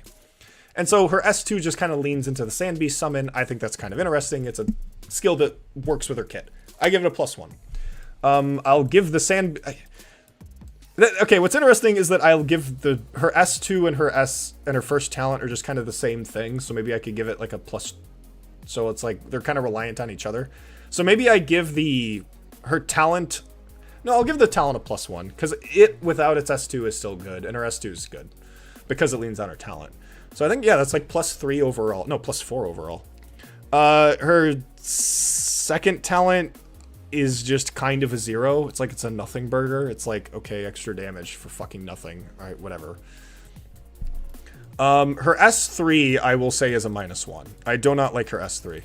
And the main reason why is because she just immediately because the whole, like, her S1 and her S2 are about micromanaging ammo, and that's what makes her really cool. But her S3 just kind of removes that. Like, now, because again, with her S1, you want to time it correctly so she can regain bullets. You want to you want to make decisions with the Sand Beast in order to optimize her ammo. But with her S3, if you're at no ammo, you just click the skill and then you just fully have ammo. And then she just does a bajillion damage. And it's just like, this skill is really, like, this feels like for a different operator. It doesn't make any sense. So it's like -1. It completely reduces... It undermines the main weakness of hunters, which is ammo management. And her S1 and her S2 lean into ammo management. But this just removes ammo management. So it's like, no, I can't get really behind this. This is really silly. And again, it's like, you get free SP if an enemy dies. Like, it's most likely gonna fucking die. Like, yeah. So I think overall I give her a +4, which I think is really positive for a 6-star. Like, I like Ray. I do not like her S3. Maybe I give it a -2. It just gives her marksman... Thankful if Frisia didn't gain range same way Ray S3 does, gives her marksman range but better. I agree, because at least with... Because the thing is with a Frisia is that although I don't like that... I guess you could make the same argument with Ray. No, I'm less critical of a Frisia's summons, because although it does remove that kind of aspect of... positioning aspect of Blastcasters, it does the same thing with Ray. But again, Ray's summons add an extra element of gameplay. It doesn't really just reduce it. Does Ray really need the range boost when the Sand Beast right there? Yeah, this is very silly. Again, it's another case of just like it punishes you less for bad placement. I don't like her S3. If anything, I want to give it a -2, actually. I'm going to be harsher on it. I'll give her S3 a -2. Isn't it F-Rissa? I have no idea. I don't know. I just read it how I think it looks. I don't know. Maybe I'm wrong. Don't quote me on that kind of stuff. Her summons are infinitely better than adding width to Frisia's base range. Yeah. Like, this adds extra depth to gameplay, even though it technically does reduce the weight of positioning, while Frisia is just kind of like, it only adds extra range. Doesn't really add depth to the gameplay. Although some parts of her skills do add extra depth. Her S1 doesn't. Her S1 completely reduces the depth, like, entirely, which I don't like. But Ray's S2, yeah, I'll give a -2. So I think overall, I think she's a +3. Which obviously means I like her. If the number is positive, that means I like the operator, and I think they're well designed. What about Hoederer? What's Hoederer? Does anyone care? Do you guys have any operators you want to watch me tally? It's such a good system. I like it. It's so stupid and subjective, but I think it works so well. Will this list be next stream? Should I do that? Should my next stream just be me tallying operators? Tally Archetto? Oh, you gotta do Ray mods. Oh yeah, she does have modules. I completely forgot about that. What does her first mod do? Stainless, Hoederer plus 100. Lee, I love Lee. I don't have him, so my opinion on him isn't that strong. But I could do it anyways. Okay, wait. What does this change? Deals 20% more physical damage. Enemies to okay. Okay, I don't care. Yeah, I don't really make it a video of just like that would be very. I don't know if I could just make that. What is this notification? I don't think I can make that a video. That would be a very interesting video. Sui's daily slices. Okay, I'm good. I like stainless. I think that's a good one. Video would be multiple parts long. I don't think I would make a video where I just tally operators. I don't think that would be very interesting. Maybe it would. Maybe people would like that. Because that's the thing, though, is that do people actually care about how I analyze operators? Because I think most people mainly care about the min-max kind of way of analyzing operators. I want to see your thoughts on the Tactical Breakfast Mastery Priority Guide. I don't know who that is, and I guarantee you it would probably piss me off. Because I guarantee you, on high rarity operators, I guarantee you I probably will agree. On low rarity operators, it's probably going to piss me off. Entelekia, gotta hear S3 complaints again. No, we're not doing Entelekia. The Entelekia is an operator that I do have a lot of criticisms of, but people don't like to hear that, because the thing is that I also like Entelekia's S2, but you can't entirely base an operator's quality off of one skill. Like, listen, I love her S2, I think it's really fun, but she also does arts damage, she also steals HP, she also basically does true damage with her S3. It's like, I can't do that. Like, there are aspects to her that I don't like, and people only focus on her S2, and it's like, What about Gavial Alter? No one talks about her. It's meant for general guides on how good skill masteries are geared for mid-game players. I'm sure it is, but I guarantee you on like low rarity operators it will piss me off, because I guarantee you they'll miss some parts. Or just be completely wrong about certain things. Okay, Stainless. I love Stainless. I love Stainless so much. But the thing is with Stainless is it's not necessarily about how his kit is designed, but it's more about what he allows for. Just having an operator that can just do things, like just give your operator straight specific buffs, is fun. That just is how it is. It's less about, like, it is interesting because it's like there's not a lot of like intrigue that goes into his kit design, as weird as that sounds. So it's like his S1, his device gives an ally extra attack, and then it gets boosted when the skill's activated. It's like, yeah, that's how I would expect that buff to work. It's like, this isn't like, it's so weird, because it's like, yeah, his S1 is well designed in the fact that it allows you to do cool stuff, but it's like, I don't know, like, is it interesting? Is it like nuanced? It's just like, yeah, he just buffs an operator. That's all he does. That's fine. Like, I want to just give it a 0, but at the same time, like, do I just give it a +1? The numbers aren't busted. The numbers are balanced, so maybe it's a +1. It's like, sure. Sure, I like the aspect of, like, you activate the skill, and then the summons break, so there is a risk to actually doing it. So it's like, yeah, I'll give it a +1. S2 gives things SP, and then when you activate the skill, the devices get drained to HP. Like, yeah. It's like, yeah, I guess. I don't, like, I don't even really know. Like, maybe, like, again, this is a battery that you can give to things, and that's fun to give things batteries. It's like my 0? Like, it's weird, because, like, I don't want to give it a 0, but at the same one, it's just like, they're all just buff skills. Second to consider would be his S1, which is a comparatively straightforward attack pumping skill. It does a fairly good job of it too, and actually make it. Yeah, like, That's the thing, though, is that it does what it's supposed to do, and it does it well. It's like, there's not that much creativity that goes into the skill. You know what I mean? However, it ends up being much generally less viable than many comparative buff skills do, requiring setup. I don't see that as a downside. Buffing is rarely the best solution in the first place. Yeah, but that's the thing, is that I don't give a shit. I evaluate operators based off of how utilizing them changes how you approach the game. Not... Oh, this is from the Mastery... Oh, I thought you were just talking to me. This is from the Mastery Priority Guide. Yeah, that's not why you use Stainless. If the reason... No one picks up Stainless because they want to min-max the game. People pick up Stainless because they want to have fun and buff other operators. Like, that's why they build Stainless. That's why he's fun, because he allows you to do that. So it's like, yeah, from a min-maxer's perspective, you wouldn't ever want to build Stainless, because why would you waste resources on an operator that only exists to make other operators more fun? It's like, yeah, no. Well, fun doesn't matter when you min-max. It's about min-maxing. Min-maxing's the fun, not the operators. Yeah, it's like, I kind of want to give his S2 a 0. As weird as that sounds. Again, it's just straightforward. It does what it's supposed to do. It has a downside to it. Like, maybe a 1? Kind of want to give these like a half. Like, just half and half. Is that fair? Like, I don't feel strongly on a 1. Maybe just both get plus a half. Because they are positive. They are well designed. They're very simple. And that is something that's important. Well, I do think it's funny that this is a yellow skill. I'd say it's fair.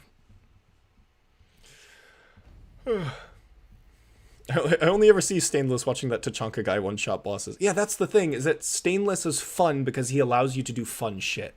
That's why Stainless is fun. From a min-maxer's perspective, you don't care about how fun an operator is, you care about how optimal an operator is. That's the point. And so, which is why I don't like playing that way, because I think I don't find fun in min-maxing a game, because you can kind of do that with any game. His S3, I will say, is really fucking creative and unique.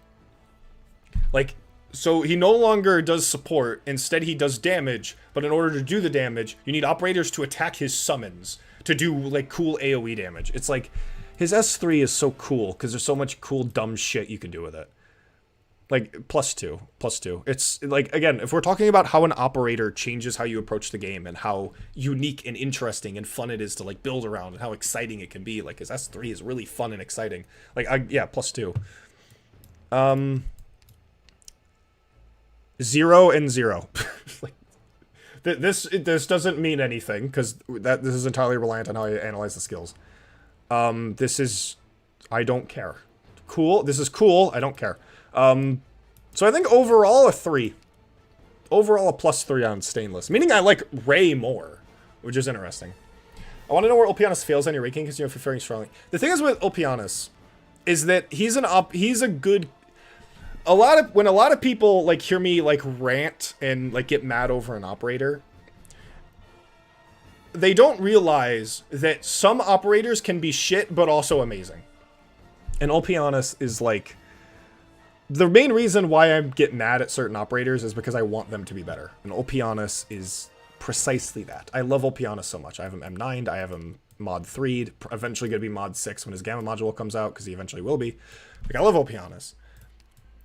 But the thing is that there are still elements of his kit that I am fully willing to criticize. I like his S1. I think it's interesting. I think it's a cool way of letting Crushers be a bit more, give them a bit more quote-unquote defense without giving them defense, by letting them be more offensively proactive before the enemy gets to them. And so I think that's cool. I think that it's a really cool dichotomy with Hoederer's S1, which is more reactive with how it heals himself, while his S1 is more proactive in killing the enemy before it gets to him, being, you know, that kind of aspect. So his S1, it also deals with like ranged enemies because it pulls it towards him. So it's like his S1, I'll give a +1 because I think it's really cool. I don't like his S2. I don't like his S2 because it's just fucking stupid. This is peak AFK slop.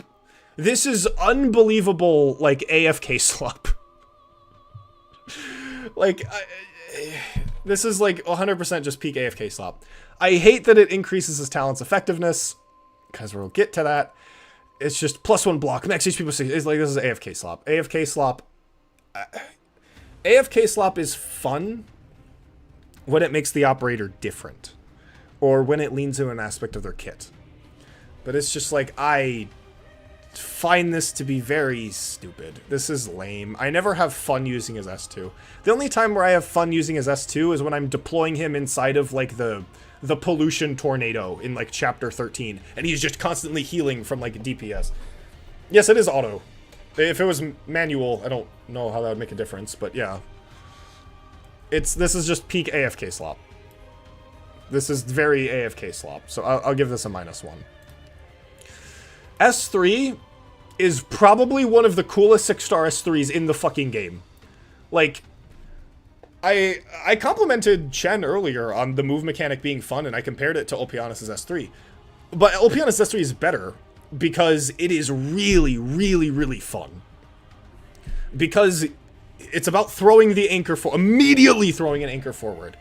And it matters because you do have to time the anchor. You do have to make sure it doesn't hit the wrong target. And it used to do the highest instance damage in the game, which is perfect for a Crusher. Which, we should nerf Lemuin, because the highest instance damage in the game should go to Crushers and not fucking Deadeyes. I don't give a shit. Give it back to Olpianus. He deserves it. His S3 is so much fucking fun, because you get to just yeet this fucking giant anchor. It's so fucking satisfying to pull off, and you actually earn the damage. And the thing is that the part about his S3 that I weirdly don't like is the fact that you just kind of often activate the skill, throw the anchor, stuns things, and then he just has this giant HP boost and this giant attack boost, and he just instantly kills whatever's left. Weirdly enough, I wish the skill didn't retain a giant buff. Or weirdly enough, I kind of wish it didn't move him. Like, even though movement is part of why the skill is also really fun. But I don't like how he retains this, like, super state. I don't like how he retains, like, the super, I'm Superman mode. I don't like that. I kind of wish that more emphasis was put on the skill, like, throwing the anchor, rather than the state that he's in after the anchor. That's what I don't like about his S3. If his S3 was just a really, really insane damage, and he moved, and that was it.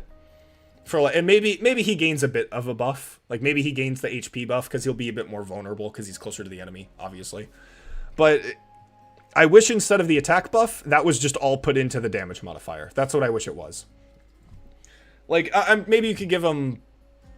I don't know. I don't... Like, because you want to give him a point to actually moving. So maybe you want to give him a bit of a buff. Otherwise, there's not much point into wanting him to move. But other than that, like, I love the concept of the skill. I think it's a +2. It would be a +3 if maybe he wasn't as Superman after he threw it. I'm fine with maybe a little bit of a buff. So again, there's a point to him moving. And he doesn't feel like a nothing burger after moving. But I love this skill. It's so much fun. Like, it's a +3, -1, so a +2. Like, this is easily a +2. So overall, it's a +1, -1, +2. I don't like his first talent. I really don't like his first talent. Because, like, movement plus wind chimes S2 combo. Yeah, I think that's a good way of putting it. Like, if it was just, like, wind chimes is S2 plus you get movement, and maybe he gains, like, a little extra bonus afterwards, just not this much. Because my main point is that a lot of the time you're using his S3 for the sake of the insane attack bonus and HP bonus that he gains after he moves. And I don't want that to be the focus of the skill. I want the focus of the skill to be immediately throwing an anchor forward, because that's what makes the skill the most fun. So I just wish the priorities were pushed a little bit. Like, yeah, wind chimes S2 plus the movement. I don't like his S1. I don't.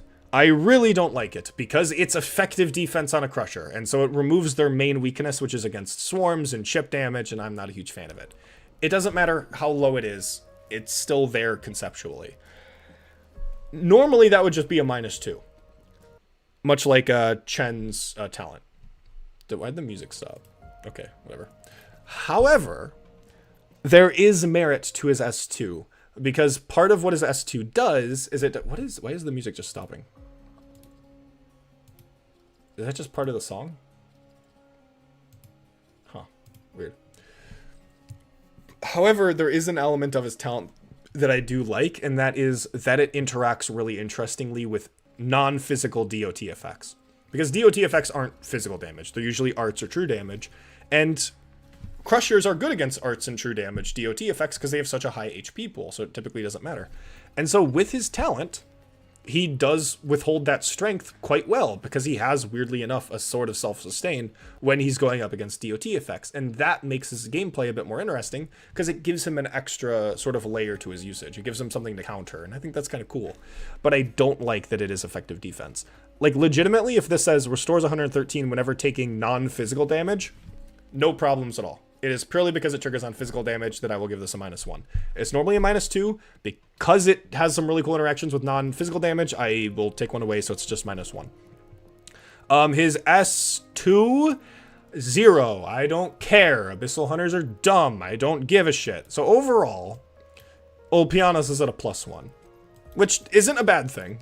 That doesn't mean that he's a bad operator. That means I like him. That means he's a pretty well-designed operator in most regards, but he has some problems that I think, you know, should be fixed. So I'll be honest, I will give a +1. I like this rating system because it lets me... I like this rating system because it lets me say, I like an operator, but there are aspects of it that kind of pull it back for me. And it's like a way of kind of showcasing that.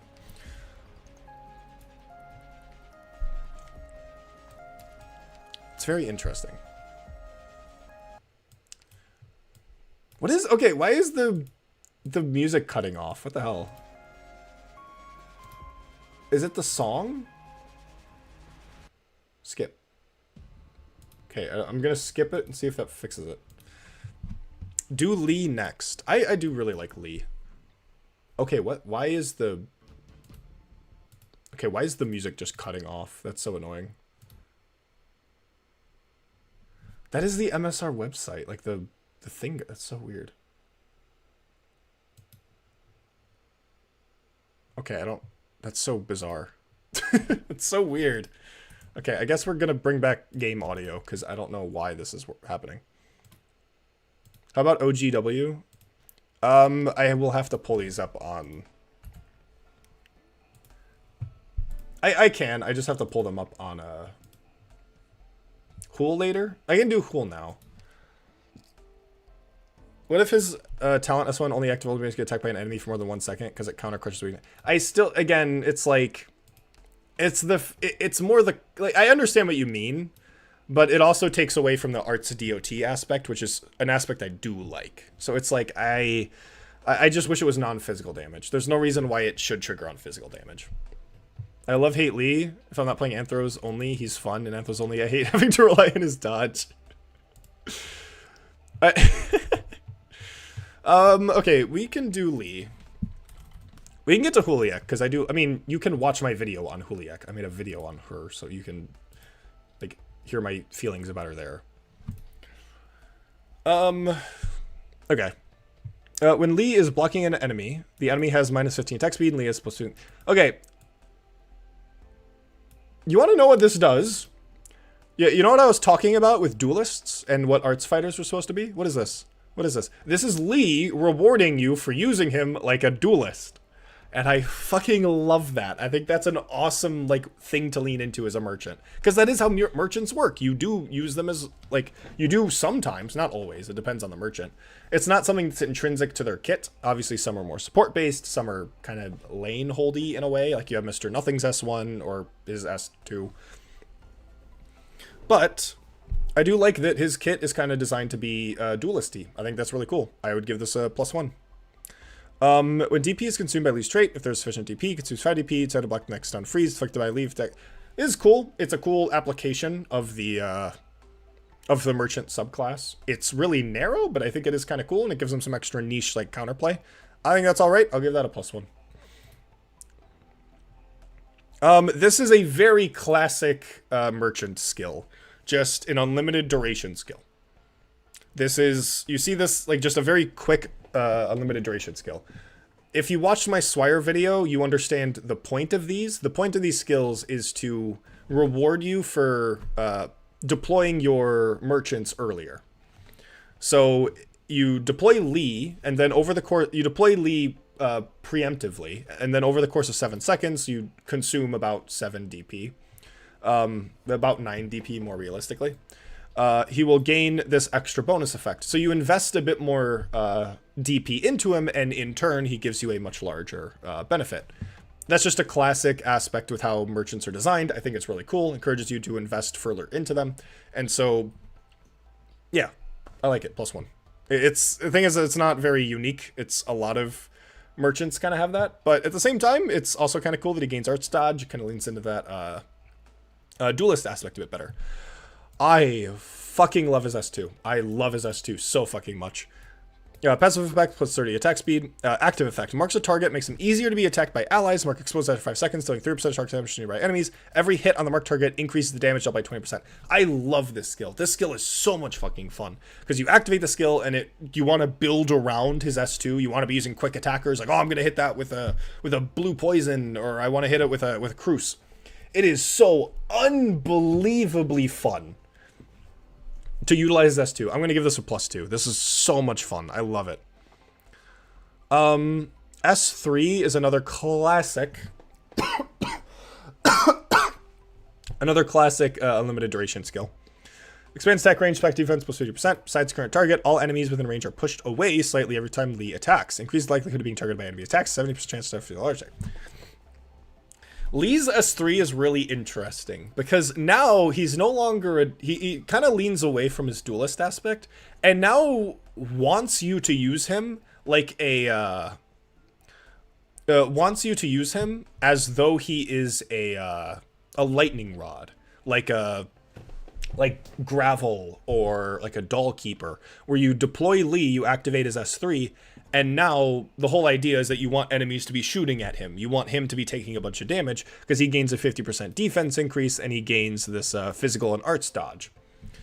And so I think that's such a cool idea. That's something that we haven't seen on other merchants. I think that's really cool. So effectively what you're doing is you're paying, extra DP over time for an incredibly efficient lightning rod. And I think that's a really cool application of merchants. Merchants are really cool because you can kind of do anything you want with them. Because the whole idea is they are a more efficient form of a different role, but you have to pay extra into them. And I think this is a really cool application of the subclass. I wouldn't give it I'll give it a +1.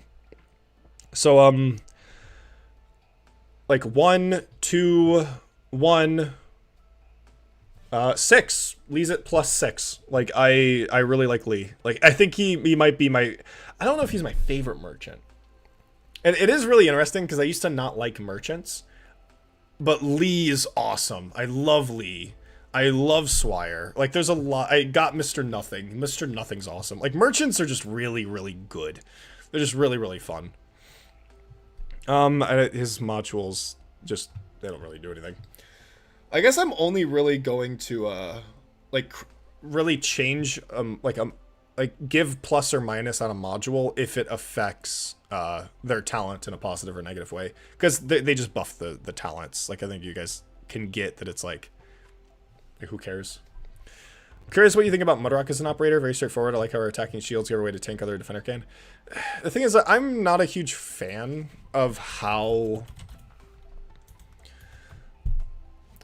That's the thing, is that the reason why I didn't really like merchants was because of Jay. He was just a little too, nothing.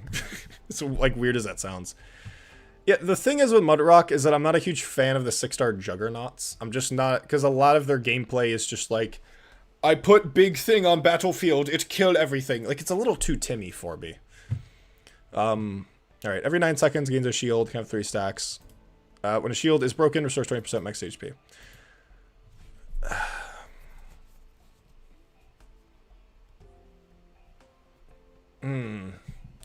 The thing is that I get what they're trying to do. I figured Mr. Nothing would be the merchant who's a little too nothing for you. No, I love Mr. Nothing. I love his S2's gamble. It's so stupid. I love it. I love it so much. It's so much fun. It's so dumb, but it's so much fun. Yeah, the thing is with Mudrock is that her first talent doesn't make her invulnerable because there's obviously a time limit to it. But there's something just very, something that kind of turns me off about just, an operator who heals on being attacked. You know what I mean? Because it's with Vitochki, her self-heal comes when a skill expires. So it adds into, her skill management. What the hell's her name? Mouse Girl? What the hell's her name? Fuck. What's her name? Lutenata. Like, Lutenata is interesting because, like, it's on kill. It's on having an enemy die. Like, Vulcan heals while her skill is active. Lyn is not a Juggernaut.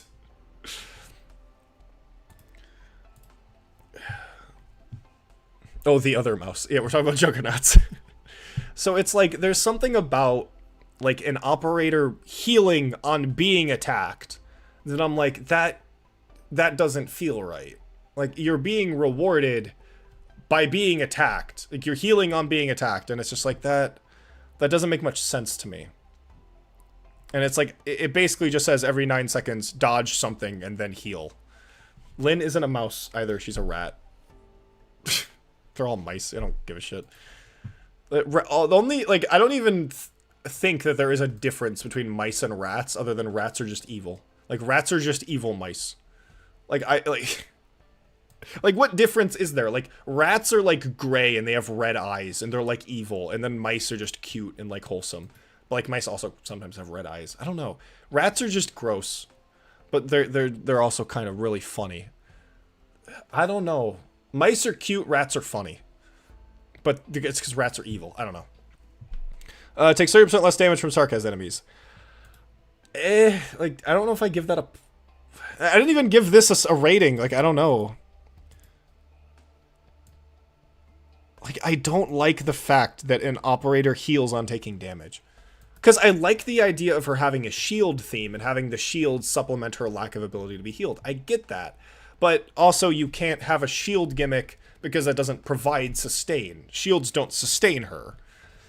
And so that's such a bizarre, like, kind of thing. It's like, I get what they're trying to do. They're trying to give her a shield gimmick.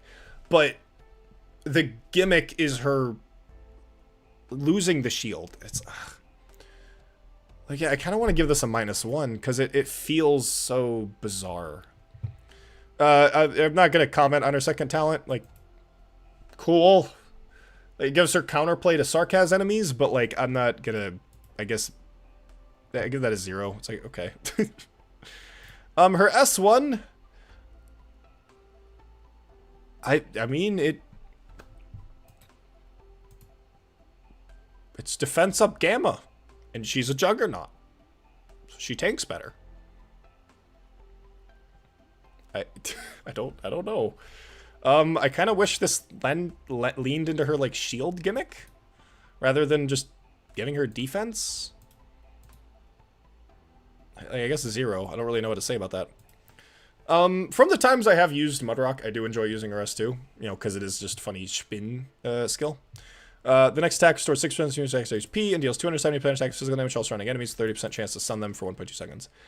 This is fine. The thing is, I think it's fine. I kind of wish it was manual and it stored charges, because I think that would make it a bit more interesting to play with.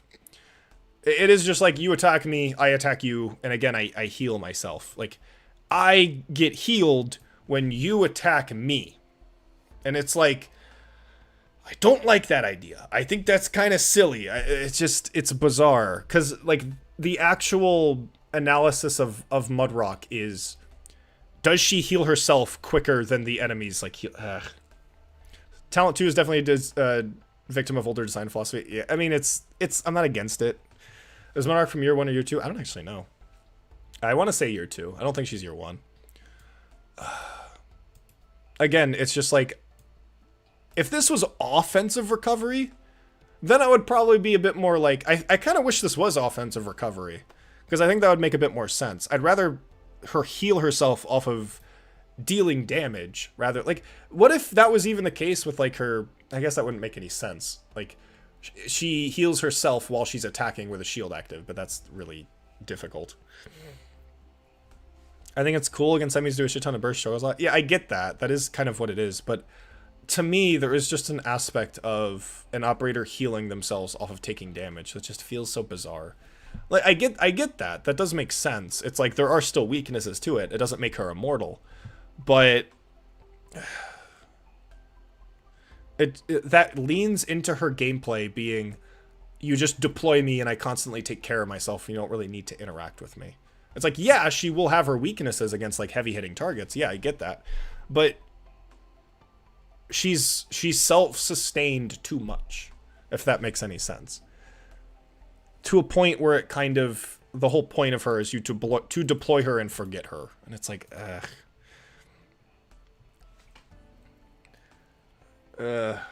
What about Penance? I'm still talking about Mudrock.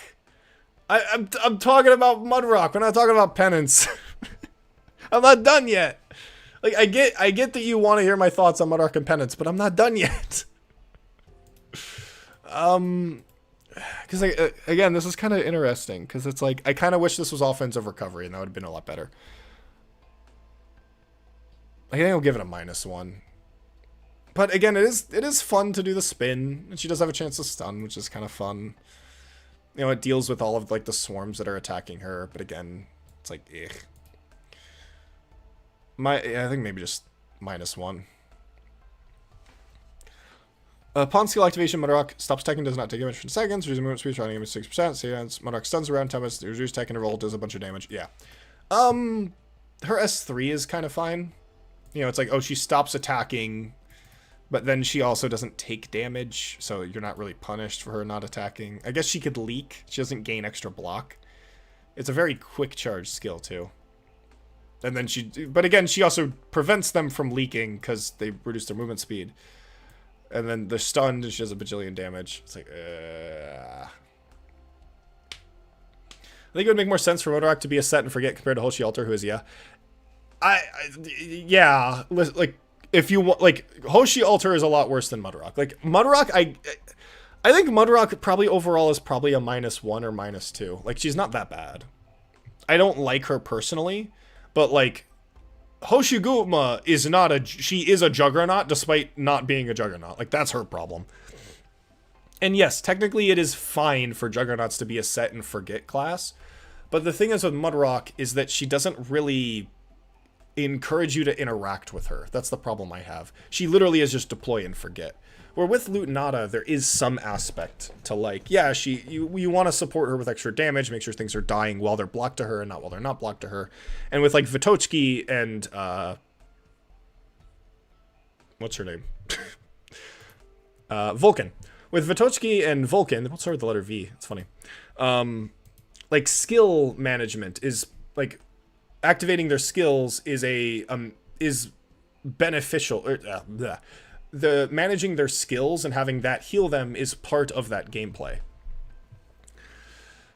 It's very much to me enjoy holding the line as main objective on a map. Play leans into that aspect of the fantasy. I think you obviously were right closer to a release, but as someone who used it religiously, it's become a game of figuring out how to prop her up against modern enemy set. That's fair, but again, I'm not saying that Mudrock is broken and overpowered.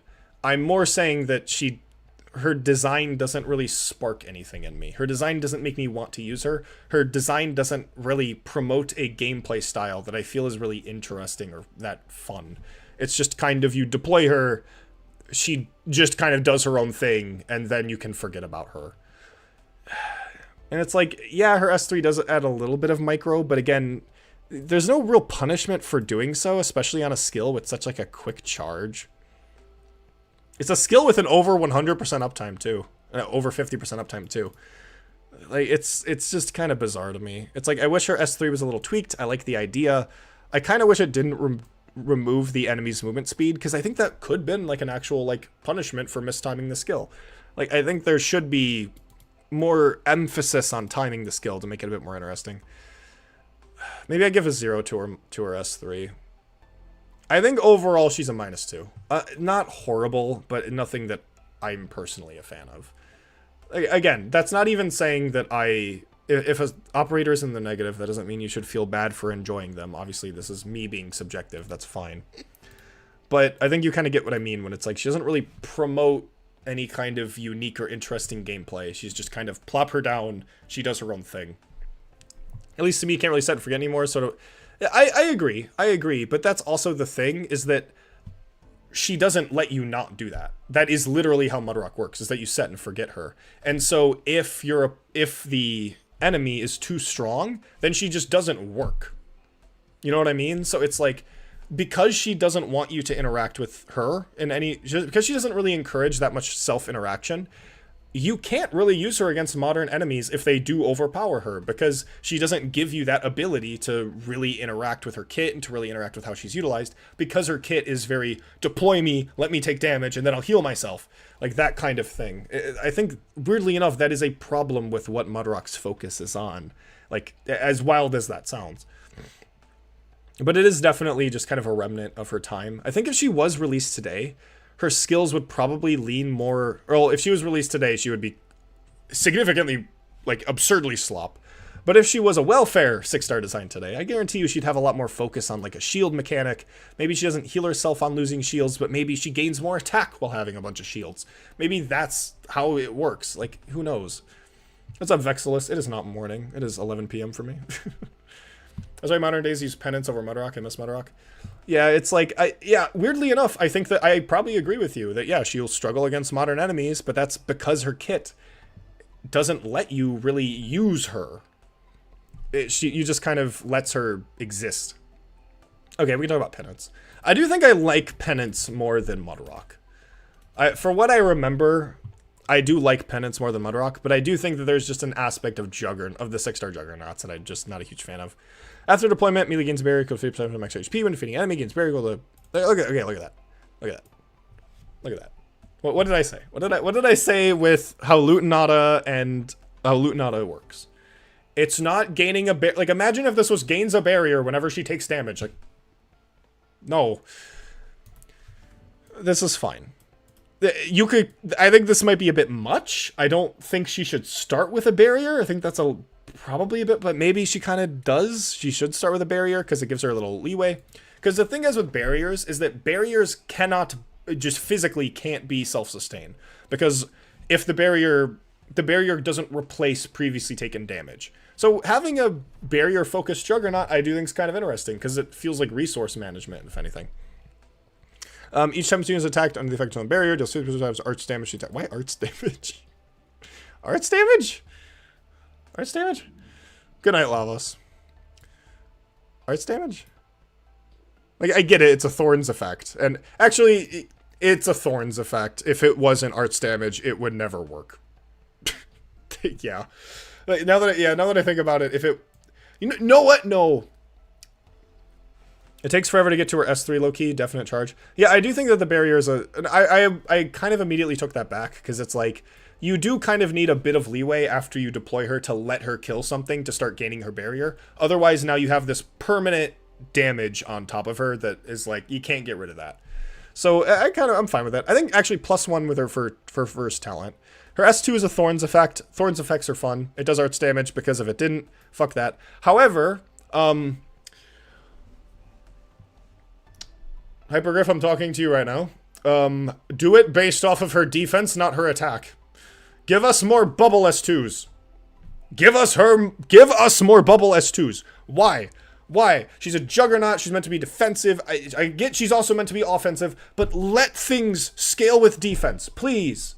Please, it would be cool. That's not even a problem with her kit. I think it would be cooler if that's what it was. Because I guarantee you her skills buff her defense. Like, please, let things scale with defense. That'd be so cool. Penance got Mjolnir talent. I mean, it's a less busted Mjolnir. Well, not really less busted. It does more damage, but doesn't do true damage. To be fair, her S3 attack is disgusting. You say that like that's a good thing. You say that like that's necessarily a good thing. So I'll give this a plus.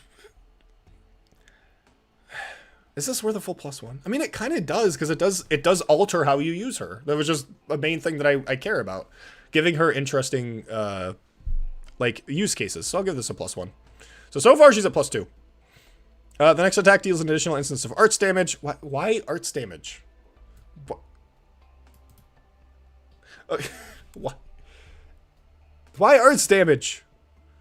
Charge effect. The next attack deals 200% as damage and stuns attack for 5 seconds. What? Okay. Penance users, I need you to help me out. Does this mean that the crit itself does double damage, or the attack after the crit does double damage? Does this affect the crit or the attack after the crit? She has an S1, lol. Okay. Well, if you don't use her S1, how the hell are you a fan of her? What is this? If you don't know what her skills do, then how could you even call yourself a fan? What the hell? What is this? What is this, penance larper? Insane. Insane.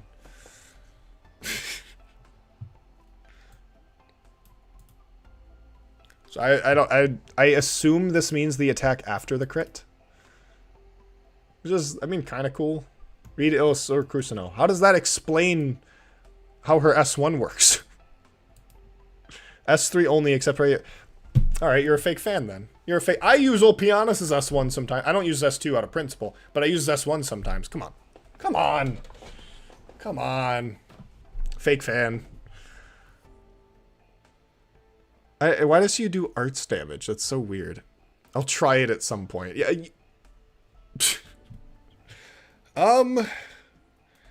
This is a crit. It's an auto crit, which is kind of interesting. And it does have a charge effect, which is kind of interesting. I'm going to give this a 0 because I don't know. Like, it is just a crit. It's a crit. I like crits. They're fun. And this does have a charge effect. But I don't know. It's not that inspired. And that's fine. It's an S1. It doesn't need to be. But it's like, it's alright. Stops attacking and gains 6% Sanctuary. Deals 104% of large damage on nearby ground enemies. Second while it goes active against so Lutenata. Lutenata S2? What? Okay, so she has like an arts damage thing. That's so interesting. That's so interesting. She does arts damage. While the skill is active, increase the barrier effect of talent 1 by 100%. Increase the barrier effect of talent 1 by 100%. When defeating an enemy, gains a barrier equal to 20% of max HP or 100% of max HP?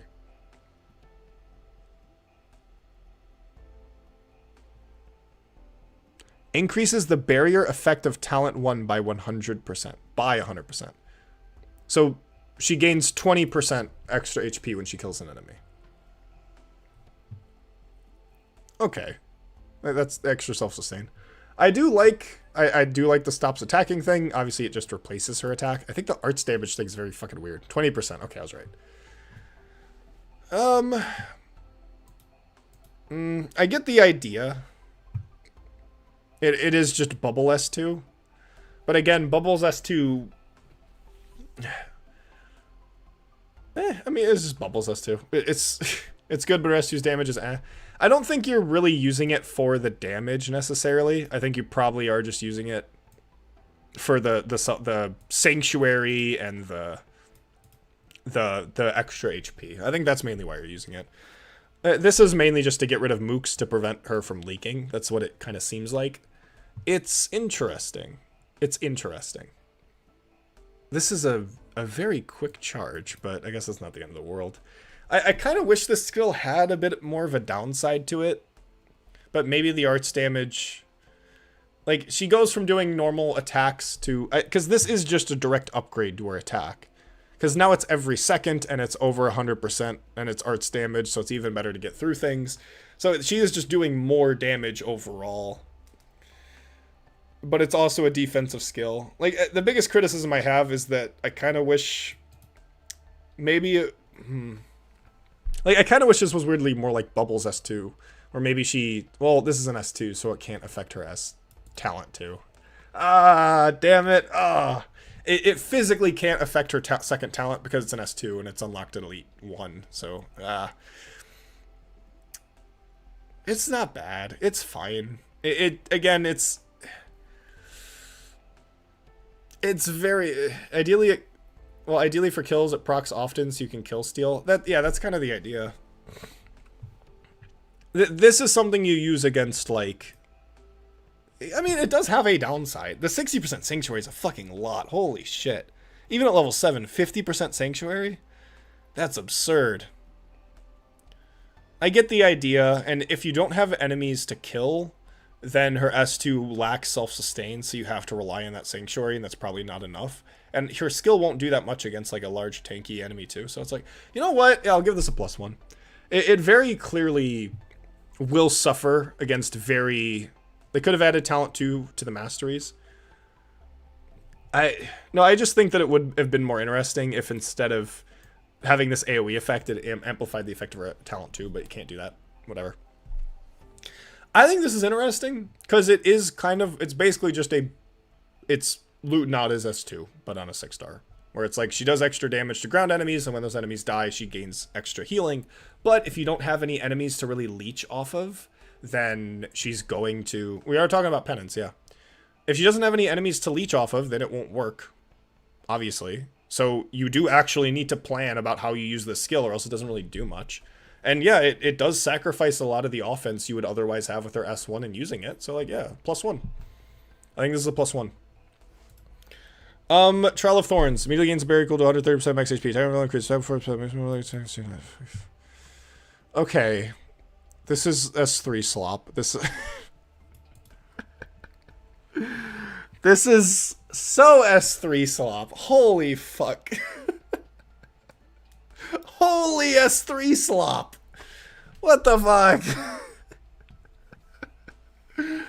Her S3 IMO is not what you would like, but it affecting the Thorns damage is cool. Sets up. No, I get that's the point. Because the attack interval increases, but she gains a bunch of attack, and she gains aggro, so you want enemies to attack her so she reflects more damage. I think she should just stop attacking. Like, yeah, only in 0.9 seconds. Like, this is just ridiculous. Now, this is a 20D... That's the same as Durnar's S2. Which is like nothing. Alright, never mind. This feels way too pushed. This is such a cool idea because it is like a bubble S2, but I wish it was more like a bubble S2. I wish this was gains a barrier, stops attacking. But she needs to kill them mooks. Gotta attack them for it. No, not if they're attacking her and she can kill them with the reflect damage. No. Plus she immediately gains a barrier, so it's not like it's even that essential. So here's the thing, it's defense recovery, she can actually die before getting it off. Yeah, I know, but I'm comparing this to like Durnar's S2, and that isn't that difficult to charge. Like, it's not 20, if this was 30 or 35, if this was 30 or 35, I would agree. I would 100% agree. It being 20, and only 24 at level 7, it's like, I use Durnar's S2. That's not that hard to charge. And I think it's even higher than 20. So it's like, this is really easy to charge, especially if you like ramp into her with Myrtle. You Myrtle penance, and then some like dogs just charge her up and you wait till there's a threat. It's like, this is a really cool idea. But again, I wish she stopped attacking. That's what I would like. I wish she stopped attacking, and then she relied on the reflection damage. That would have made her really interesting. That would have made her really cool. But other than that, it's the fact that she still attacks and that the attack interval increase isn't even that significant. That's what I don't really like. I'll give this a 0. Because it's something that I like and something that I don't like. Meaning overall, Penance is a 3.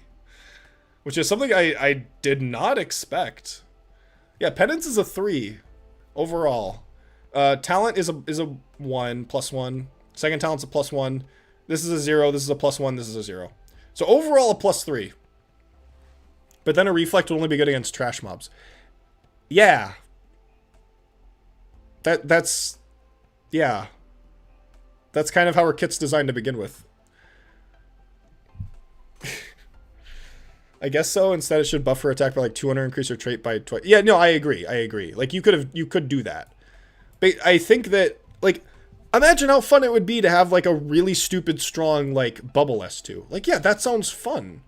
And yeah, she's not gonna be good against bosses, but none of her skills are good against bosses. Like her S2 is only good against like peons. Her S1, like juggernauts in general are not good duelists. They're not. They're meant to be just kind of, I have big attack. I can deal with your average enemy. I have good self-sustain, and I can maybe occasionally deal with some elites. And so it's like, I agree.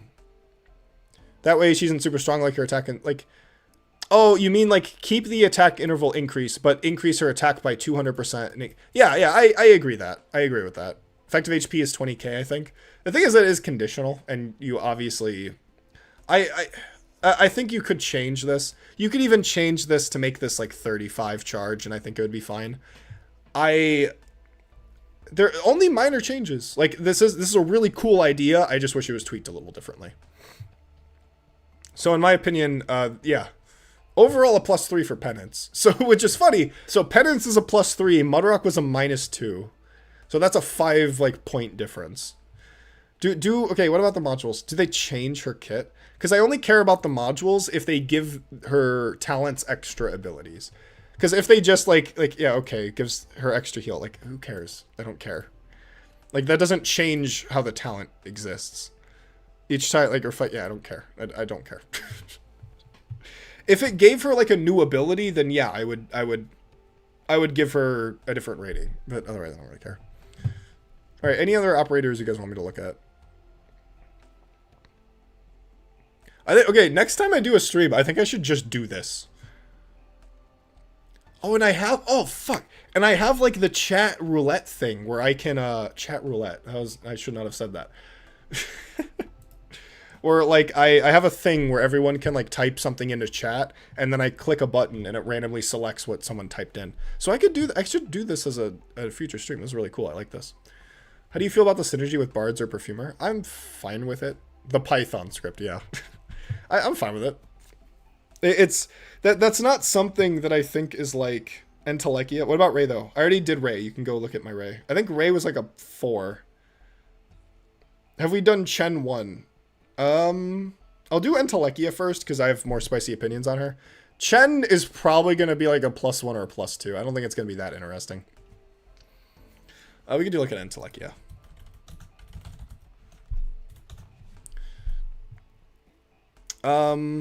Okay, because I'm not... Entelekia is probably going to be like a -2, I'd probably predict. Because I don't like either of her talents. Attack, steal, 75 HP. Like, okay. I get the flavor. I get it. She's a vampire. I get it. I get it.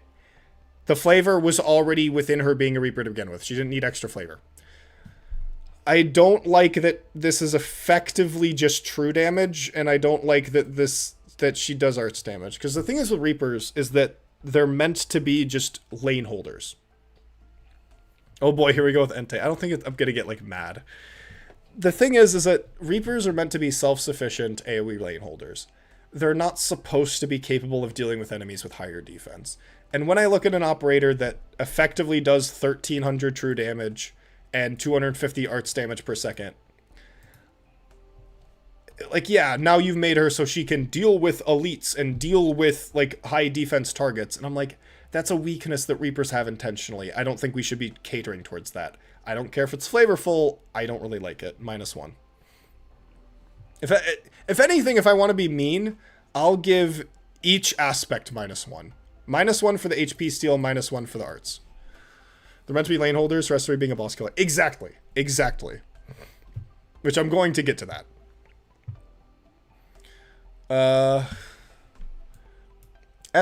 Second talent, this is another talent of this makes her less punishing to misuse. This doesn't make her interesting. I love her a ton, but yeah, she's crazy. That's all I ask for. I'm perfectly fine if you like poorly designed operators. You just have to tell me that you're aware that they're poorly designed. Or you can at least acknowledge my criticisms. This is a classic example of I want to not be punished for playing the operator poorly. -1. It's just like, oh, you misused her and she took a bunch of damage and she didn't properly heal herself because you used her against the wrong enemies. Well, that's okay. She has free permanent physical damage and she just heals herself by like, no, this is dumb. This is stupid. This is dumb. -1. Her S1 is a very classic Reaper S1.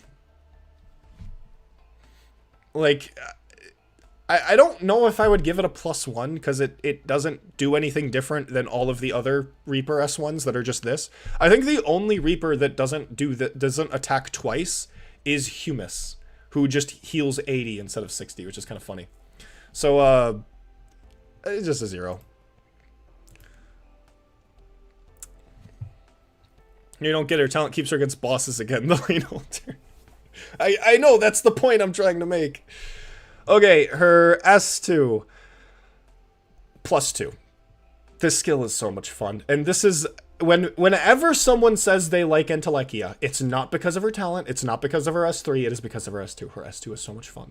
There's so much cool shit you can do with it. You can play it, you give something the buff, and there's a lot of cool shit you can do with it. I like her S2. I think it's really cool. I think it heals her a little too much. I think she might heal her a little too much. Because it does trigger her own healing at 0.5 seconds. I think it's a little too much.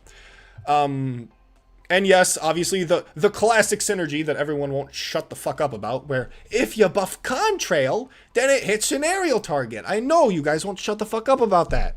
Why is that the only thing you guys talk about when you want to glaze Entelekia? That's all anyone talks about. It's like, oh, Entelekia is awesome, and I'm like, why? Well, her S2, when you use her S2 and you target Contrail, it hits the air. It's like, I get it. I get it. So I give her S2 +2. This is a really fun skill. It encourages some interesting, like, fun gameplay. There's not a lot of synergy that it... I don't know if +2 is... +2 might be a little too much. No, it is really fun, and it does actually make her quite interesting to play with. It doesn't allow for synergy, but it does... Not necessarily, because you could have good targets. Like, you can... You have her in lane, and then you have, like, Kirara, and you give Kirara the bonus so that Kirara kind of lives. You give it to, like, Verdant. Maybe you deploy, like, Gravel, and then you activate her S2. Like, there are cases where there are some synergies that you can use to play around it, and that's what makes the skill quite fun and quite interesting. So, yeah, +2. So I think she's at a -1 right now, which isn't very good for her. But that's kind of what I predicted. Fuck, I hate her S3. Okay, first off, S3 slop, attack range increases. Attack plus 135%. Attack plus the S3 slop. I don't know if I should give -1 for S3 slop because, like, everyone has S3 slop. But, like, God, like, every 6-star has S3 slop. I don't, damn. I'm just gonna ignore that. But yeah, immediately summons heart candles that are tied to 3 ground enemies within range with the highest HP. So bosses. Attacks against the heart candles deal at least 35% attack as damage to them. So she does effective true damage. I don't like this. The thing is that we have operators that do minimal damage. We have Project Red and we have Acid Drop. It actually fits Acid Drop because Acid Drop is a heavy shooter and they're meant to overcome defense in a weird way. And Project Red is, I don't know, she's fine because I don't really fucking give a shit. But the fact that she does minimum damage is just so dumb to me. It really doesn't work. The candles will make her S3 work, but at the same time her S3 is Knights. Yeah, that's the thing. Her S3 works because she ignores defense. And it's like, yeah, why is that on a Reaper? This is on the wrong subclass. That's what I'm kind of that's what I'm very critical of. And so, yeah, this is a big -1. Does her talents actually give her new abilities? When HP 85%, Jesus Christ, holy slop. Attack still 120% max HP, caps at 2160 and deals 450. Oh yeah, oh no, yeah, it does. I remember this. While this damage over time effect is active, Entelekia recovers 3.5 max HP per second. Again, it's a case where it's just like, you don't need to actually use her against swarms. You can just use her against a boss and she does the thing. Yeah, no, -1. Just -1. So, okay, so she gets a -1 for the Gamma module, -1 for, so we're at -2, -1 for S3, +2 for S2, 0 for S1, -1, she's at -3. Okay, that's a little worse than I thought. So, overall, Entelekia is a -3. I thought she'd be like a -1 or a -2. Yeah, it's really her S2 that carries her. Like, outside of that, she just feels very slop. It's just like, here's a Reaper that can kill bosses. And it's just like, no. I can't get behind that. Teach me how to use my Morgan without her dying from blood loss like 5 seconds after deployment. Just use her against enemies that won't immediately attack her. And also mastery her S2 so it does enough damage to actually kill the things. I thought that said Greek for actually. Actually. Okay, who else? Man, I'm getting a little sick. A little sinusy. It is 11 o'clock. I haven't, like, eaten. I still have some pizza downstairs I got from work that I have to eat. Okay, any other operator. We'll do one more, and then I'm gone. This was not a fucking chew by stream. Holy Blemishine. That's not gonna be interesting. I think Blemishine's gonna be like a +2 or a +3. I doubt Blemishine's really gonna be that much of a discussion. Unless you just want me to reaffirm your biases, which if that's the case, that's fine. Oh yeah, OGW, that's what you wanted, yeah. TT, I have talked about TT in a previous stream. When I started my first 6 stars Exucii, I was over the moon. I loved her kit, design her kit night glide. I just went with her altar. Don't get me wrong, getting her when it comes back. But why are you getting her though? Like, she sucks. She's literally the worst designed operator in the game. Why would you want her? She's the least interesting and most unfun operator in the game. Why would you want her? She no. I am actively against, like, I'm not going to support you for pulling for Exucii because her addition to the game actively harmed it. Like, if you support her, that means that you're supporting that practice, and it's like, I can't get behind that. I am going to have to, I am not avowing you pulling for Exucii. I disavow. Disavow, because, like, the more that you support Exucii the New Covenant, the more we're probably going to have another operator that just guts a subclass's weakness. Alright, talking about W. Because ultimately I love her design, but her kit feels boring. So that, like, you don't have, you can just look at a picture. Like, you don't have to own the picture, you can just look at the picture. Like, you don't need to own the picture, you can look at it. Okay, normal OGW. After remaining for 10 seconds, between 60%. I've talked about TT, like, I think last stream, so I don't know if I want to just talk about her again. After remaining deployed for 10 seconds, game 60% fill an arch dodge, less likely to be targeted by enemies. Okay. Weirdly enough, this is a case where it's just like, oh, this does nothing but make her easier to use, like previous examples. And weirdly enough, it functions very similar to her altar's summons. But it's not that terrible. Plus, weirdly enough, you have to have her deployed for 10 seconds. Meaning that you can't just deploy her and immediately gain the defensive buffs. You actually have to deploy her preemptively to gain it. Meaning that it doesn't just let you use her without trying. So, I'm going to give this a 0. I don't really care, but okay. Enemies in range take 21% physical damage when stunned. I love Year 1 design. It's beautiful. It's when you just have this shit. Lamau Fair, I don't know if they buffed OG Exucii. I'd be fine with that.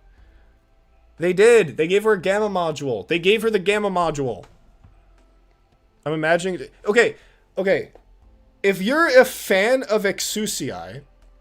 Okay, you shouldn't need your favorite character to be optimal to enjoy the character.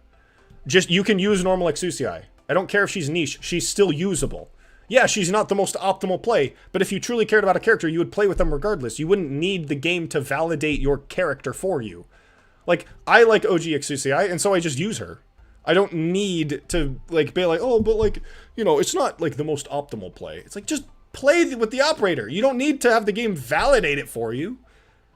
Like, if I was an Exucii fan, I would be insulted that, like, apparently the developers think I'm so stupid that I'm so unable to use original Exucii, that I'm so dumb and brain dead, that I can't, that I'm so just unbelievably brain dead that I have to use this operator that does everything for me. I use her for niche uses, but outside of that, she sets my deployment bar. Then maybe don't use other absurdly strong operators that invalidate her. I don't know. Like, just use her. You can still just use her. Like, jeez. A user is a Lemwin range buff sometimes, but then don't use other broken operators. Just play with her and have fun with her. You're not forced to use these other operators. Ugh. I tried being a Delphine fan, but the enemy HP limit. That's the point, though, is playing around it. That's a restriction that makes her fun. I love fandom, but don't really care about Tragodia for that reason. 2 OP for me. Yeah, exactly. Like, I feel like that I would be insulted that Hypergriff thinks I'm too stupid of a person to actually engage with the game's mechanics. Like, that apparently I'm too stupid that I need to have this overpowered slop to tell me to just, here you go, here's an Exucii that doesn't, like, epically suck. Here you go, you can just, like, breeze through the stages now. It's like, I would be insulted. Like, you can just use whatever operator you want. There's nothing stopping you. And if the only thing stopping you is that there's other operators that are stronger, that you don't have to use those operators. The game doesn't become impossible when you stop using those operators. It's like, all I do is use crap operators, and I have so much fun. It's awesome. That's what makes the game awesome, is that I can use whatever operator I want, and I just do. I use Sidoroka. Not because I need to, not because she's the best option, it's because I enjoy it. Fair, yeah, but against high defense enemies, she's a marksman. Yes, she's weak against high defense enemies, because she's a marksman! Wait, yes! What marksman are you using against high defense enemies? Other than stupid ones.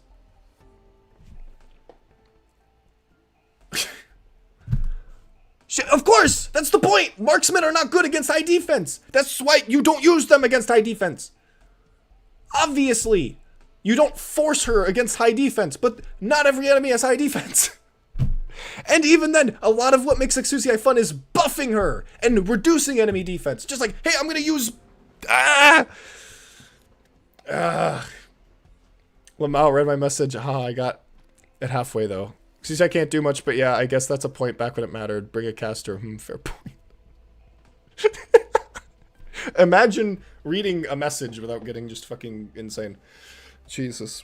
But a lot of what makes Exucii fun is buffing her to overcome defense, is reducing an enemy's, like, defense to do that. Like Tachanka buff squad, exactly. What makes Tachanka fun is that he's stupid and he does a lot of damage when you do a bunch of buffs on him. It's like, that's what makes them fun. That's why Exucii sucks, because she doesn't encourage you to do fun stuff with her. Like, Exucii is really fun because she exists in this... I'm too used to ranged ops just doing everything. Yeah, like, I get that. Like, maybe, yeah, that is just... So Exu just feels super weak. Then, I don't want to sound like a super omega chud, like, ooh, you're playing the game the wrong way. I don't care how you play the game. But if that is the case... then yeah, maybe try using other operators. Maybe just try using weaker operators, because as someone who mainly uses 4 and 5 stars, Exucii is a good operator. She does what she's supposed to do. I like that she isn't overpowered and doesn't do everything for you. It is good that marksmen don't overcome defense, because that's their weakness. Okay, what the fuck were we talking about? W? So far she has a 0, I don't care. Immediately launches a grenade, dealing 300 physical damage, stunning them for 3 seconds. Okay. Her gimmick is stun. I get that. Well, I guess her S2 leans into the stun aspect. I guess I can get that. Or talent 2. I get that a +1, actually. It's into the stun. +1. Stunning them. Next tap buries a mine. Playable tile. Maybe detonate. Maybe pass it. +1. Places bombs up to 4 enemies. Prioritizes stunning them. +1. Okay. I don't fucking... yeah, there's really not much to say about W. She is a... yeah, she's a pretty solidly designed operator. It's just like, her kit is that she cares about stun, and she rewards you for stunning. Yeah. Bruh, guys, if you don't use something like Bloop did, it's fine. Maybe he will hate and throw you into a canyon. You don't need to agree with him, but at least understand it. What? Bonto, we're not arguing. We're not arguing. We're actually agreeing. Yeah, she is amazing what she does. I love her. Sorry for making you rant. Fun talk. No, we're not, like, arguing. We agree. No, if I get mad, that's because I'm having fun. I like having disagreements. Okay, it's like... the thing is with W is that, like, she is... like, yeah... and I don't know. It's like, yeah, she does her thing. All of her skills stun things, and she rewards you for stunning things. all of her skills do so in a different way. Her S3 hits multiple things, allowing you to kind of overlap splash damage, which is kind of cool, giving the stun, giving some extra benefit. Her S2 is kind of like, what the hell is his name? Not you. What's your name? What's your name? Sisa. Sisa. Her S2 is like a Sisa. I love Sisa. Sisa's awesome. Sisa's really fun. It's cool. S1. Fine. It's a crit. Cool. Yeah, it's like... she's very, very simple. Like, I like how simple her kit is. All of her skills have their own kind of uses. They're all weirdly kind of crits. It's kind of interesting. Yeah, I mean, I think she's fine. Yeah, no, we're just chatting about how new units do everything. I realized trying to compare her to Wishadel, which, like, yeah, no, she is true to marksman. Wishadel is a cheat code. Exactly. It's like, I agree with you that she doesn't do everything, and that if... No, all I'm trying to say is that if your mindset when you approach Arknights is I want to use the optimal options, then you're missing out on a lot of really, really fun interactions and a lot of really, really fun operators. Because the optimal option is... It's fun, you know, when you want to use it, but it is not... it is not at all essential. And I think that I think that most people will have more fun if they do just try and be like, I don't have to use Lemuin. I don't have to use Logos. I don't have to use Hoshiguma Altar. I can just use whatever operator I want. And then you can just kind of engage with those operators' mechanics because they're fun. You know, it doesn't inhibit you to focus on utilizing original Exusii. If anything, it's going to be more fun because it's a lot harder to get that working. And so it is a matter of mindset. A mindset that I obviously try and, like, a mindset that I try and kind of promote through my channel. That the goal should be to allow yourself to explore operators rather than to feel inhibited by an operator's restrictions because there is a better option. When I think that most people will find it a lot more enjoyable to find those cases where you can. Enemies range take 20% physical damage. Recover 1 SP when defeating an enemy. Holy fuck. Holy fuck. Okay, what I find really fun about this. Normally you would say that this is slop, and I would kind of maybe agree. However, every single one of her skills is a crit skill. And I think that is really, really fun, because if you use the artillerymen like an artilleryman, which is to use them against swarms, she kills a bunch of things, and then she gains a bunch of SP, does a crit, kills even more things.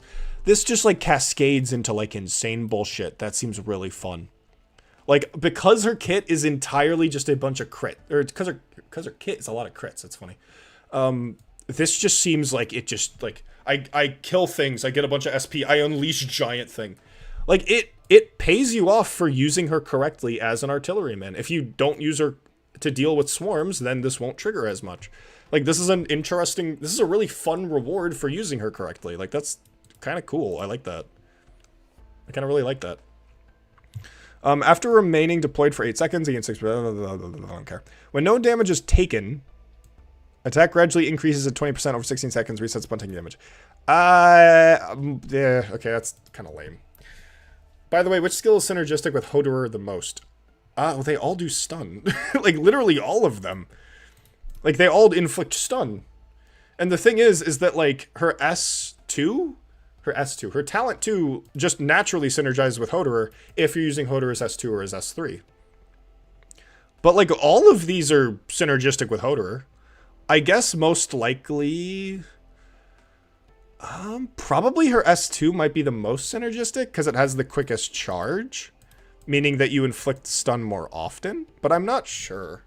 They all are. I would have to use her. I don't think I could give you a very quick answer, but they all inflict stun.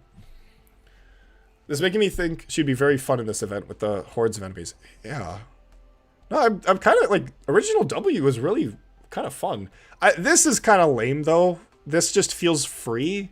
Like, because her key module rewards you for using her like a artilleryman. That's kind of cool.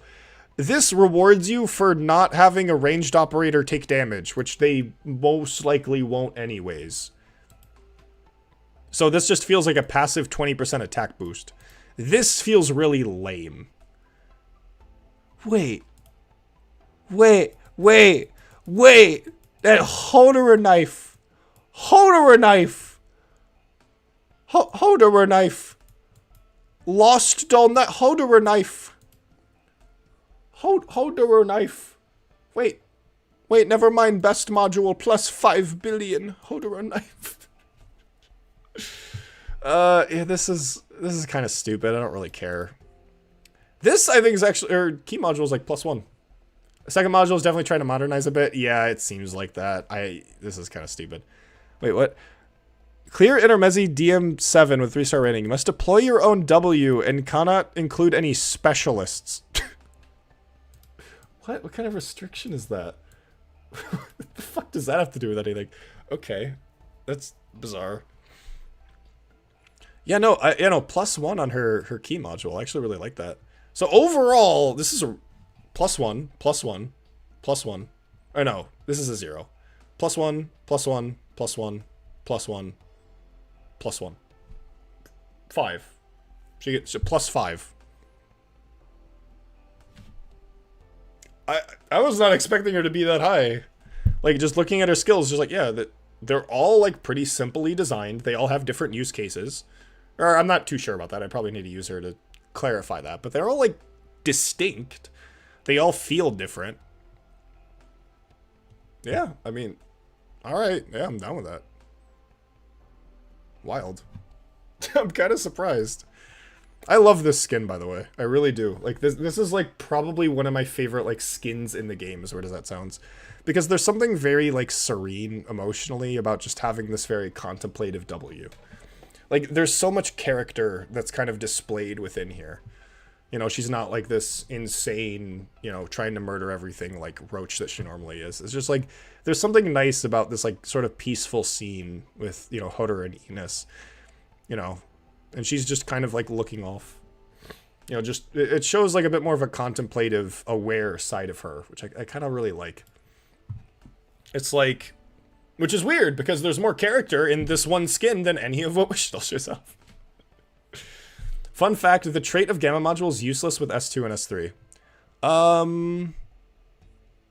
Attacks ignore 100 defense. Oh, do they do arts damage? No. Well, I mean, it's kind of... I mean, I guess it's less useless here because it could potentially stack up to 4 times. I wouldn't say this is completely... I mean, it's interesting. Ugh. No, I'm actually surprised how well I rated W. Alright. I think that'll be it for tonight. I'm tired and hungry. I think the next stream we're gonna do like a rating. I think I like the stupid rating system where I just give things numbers and tally them. I like the silly tally system. So I think we might do a future stream where I just do nothing but tally up operators. I think that's really fun. But yeah, thank you all for showing up. This was a really fun stream. Claims to have forgotten. Wow, so deep.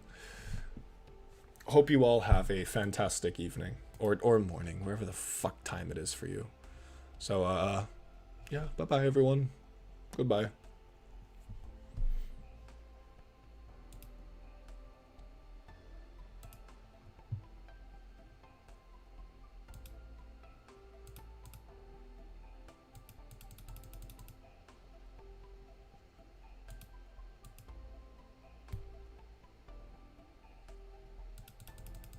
What? Why isn't it stopping? It won't stop.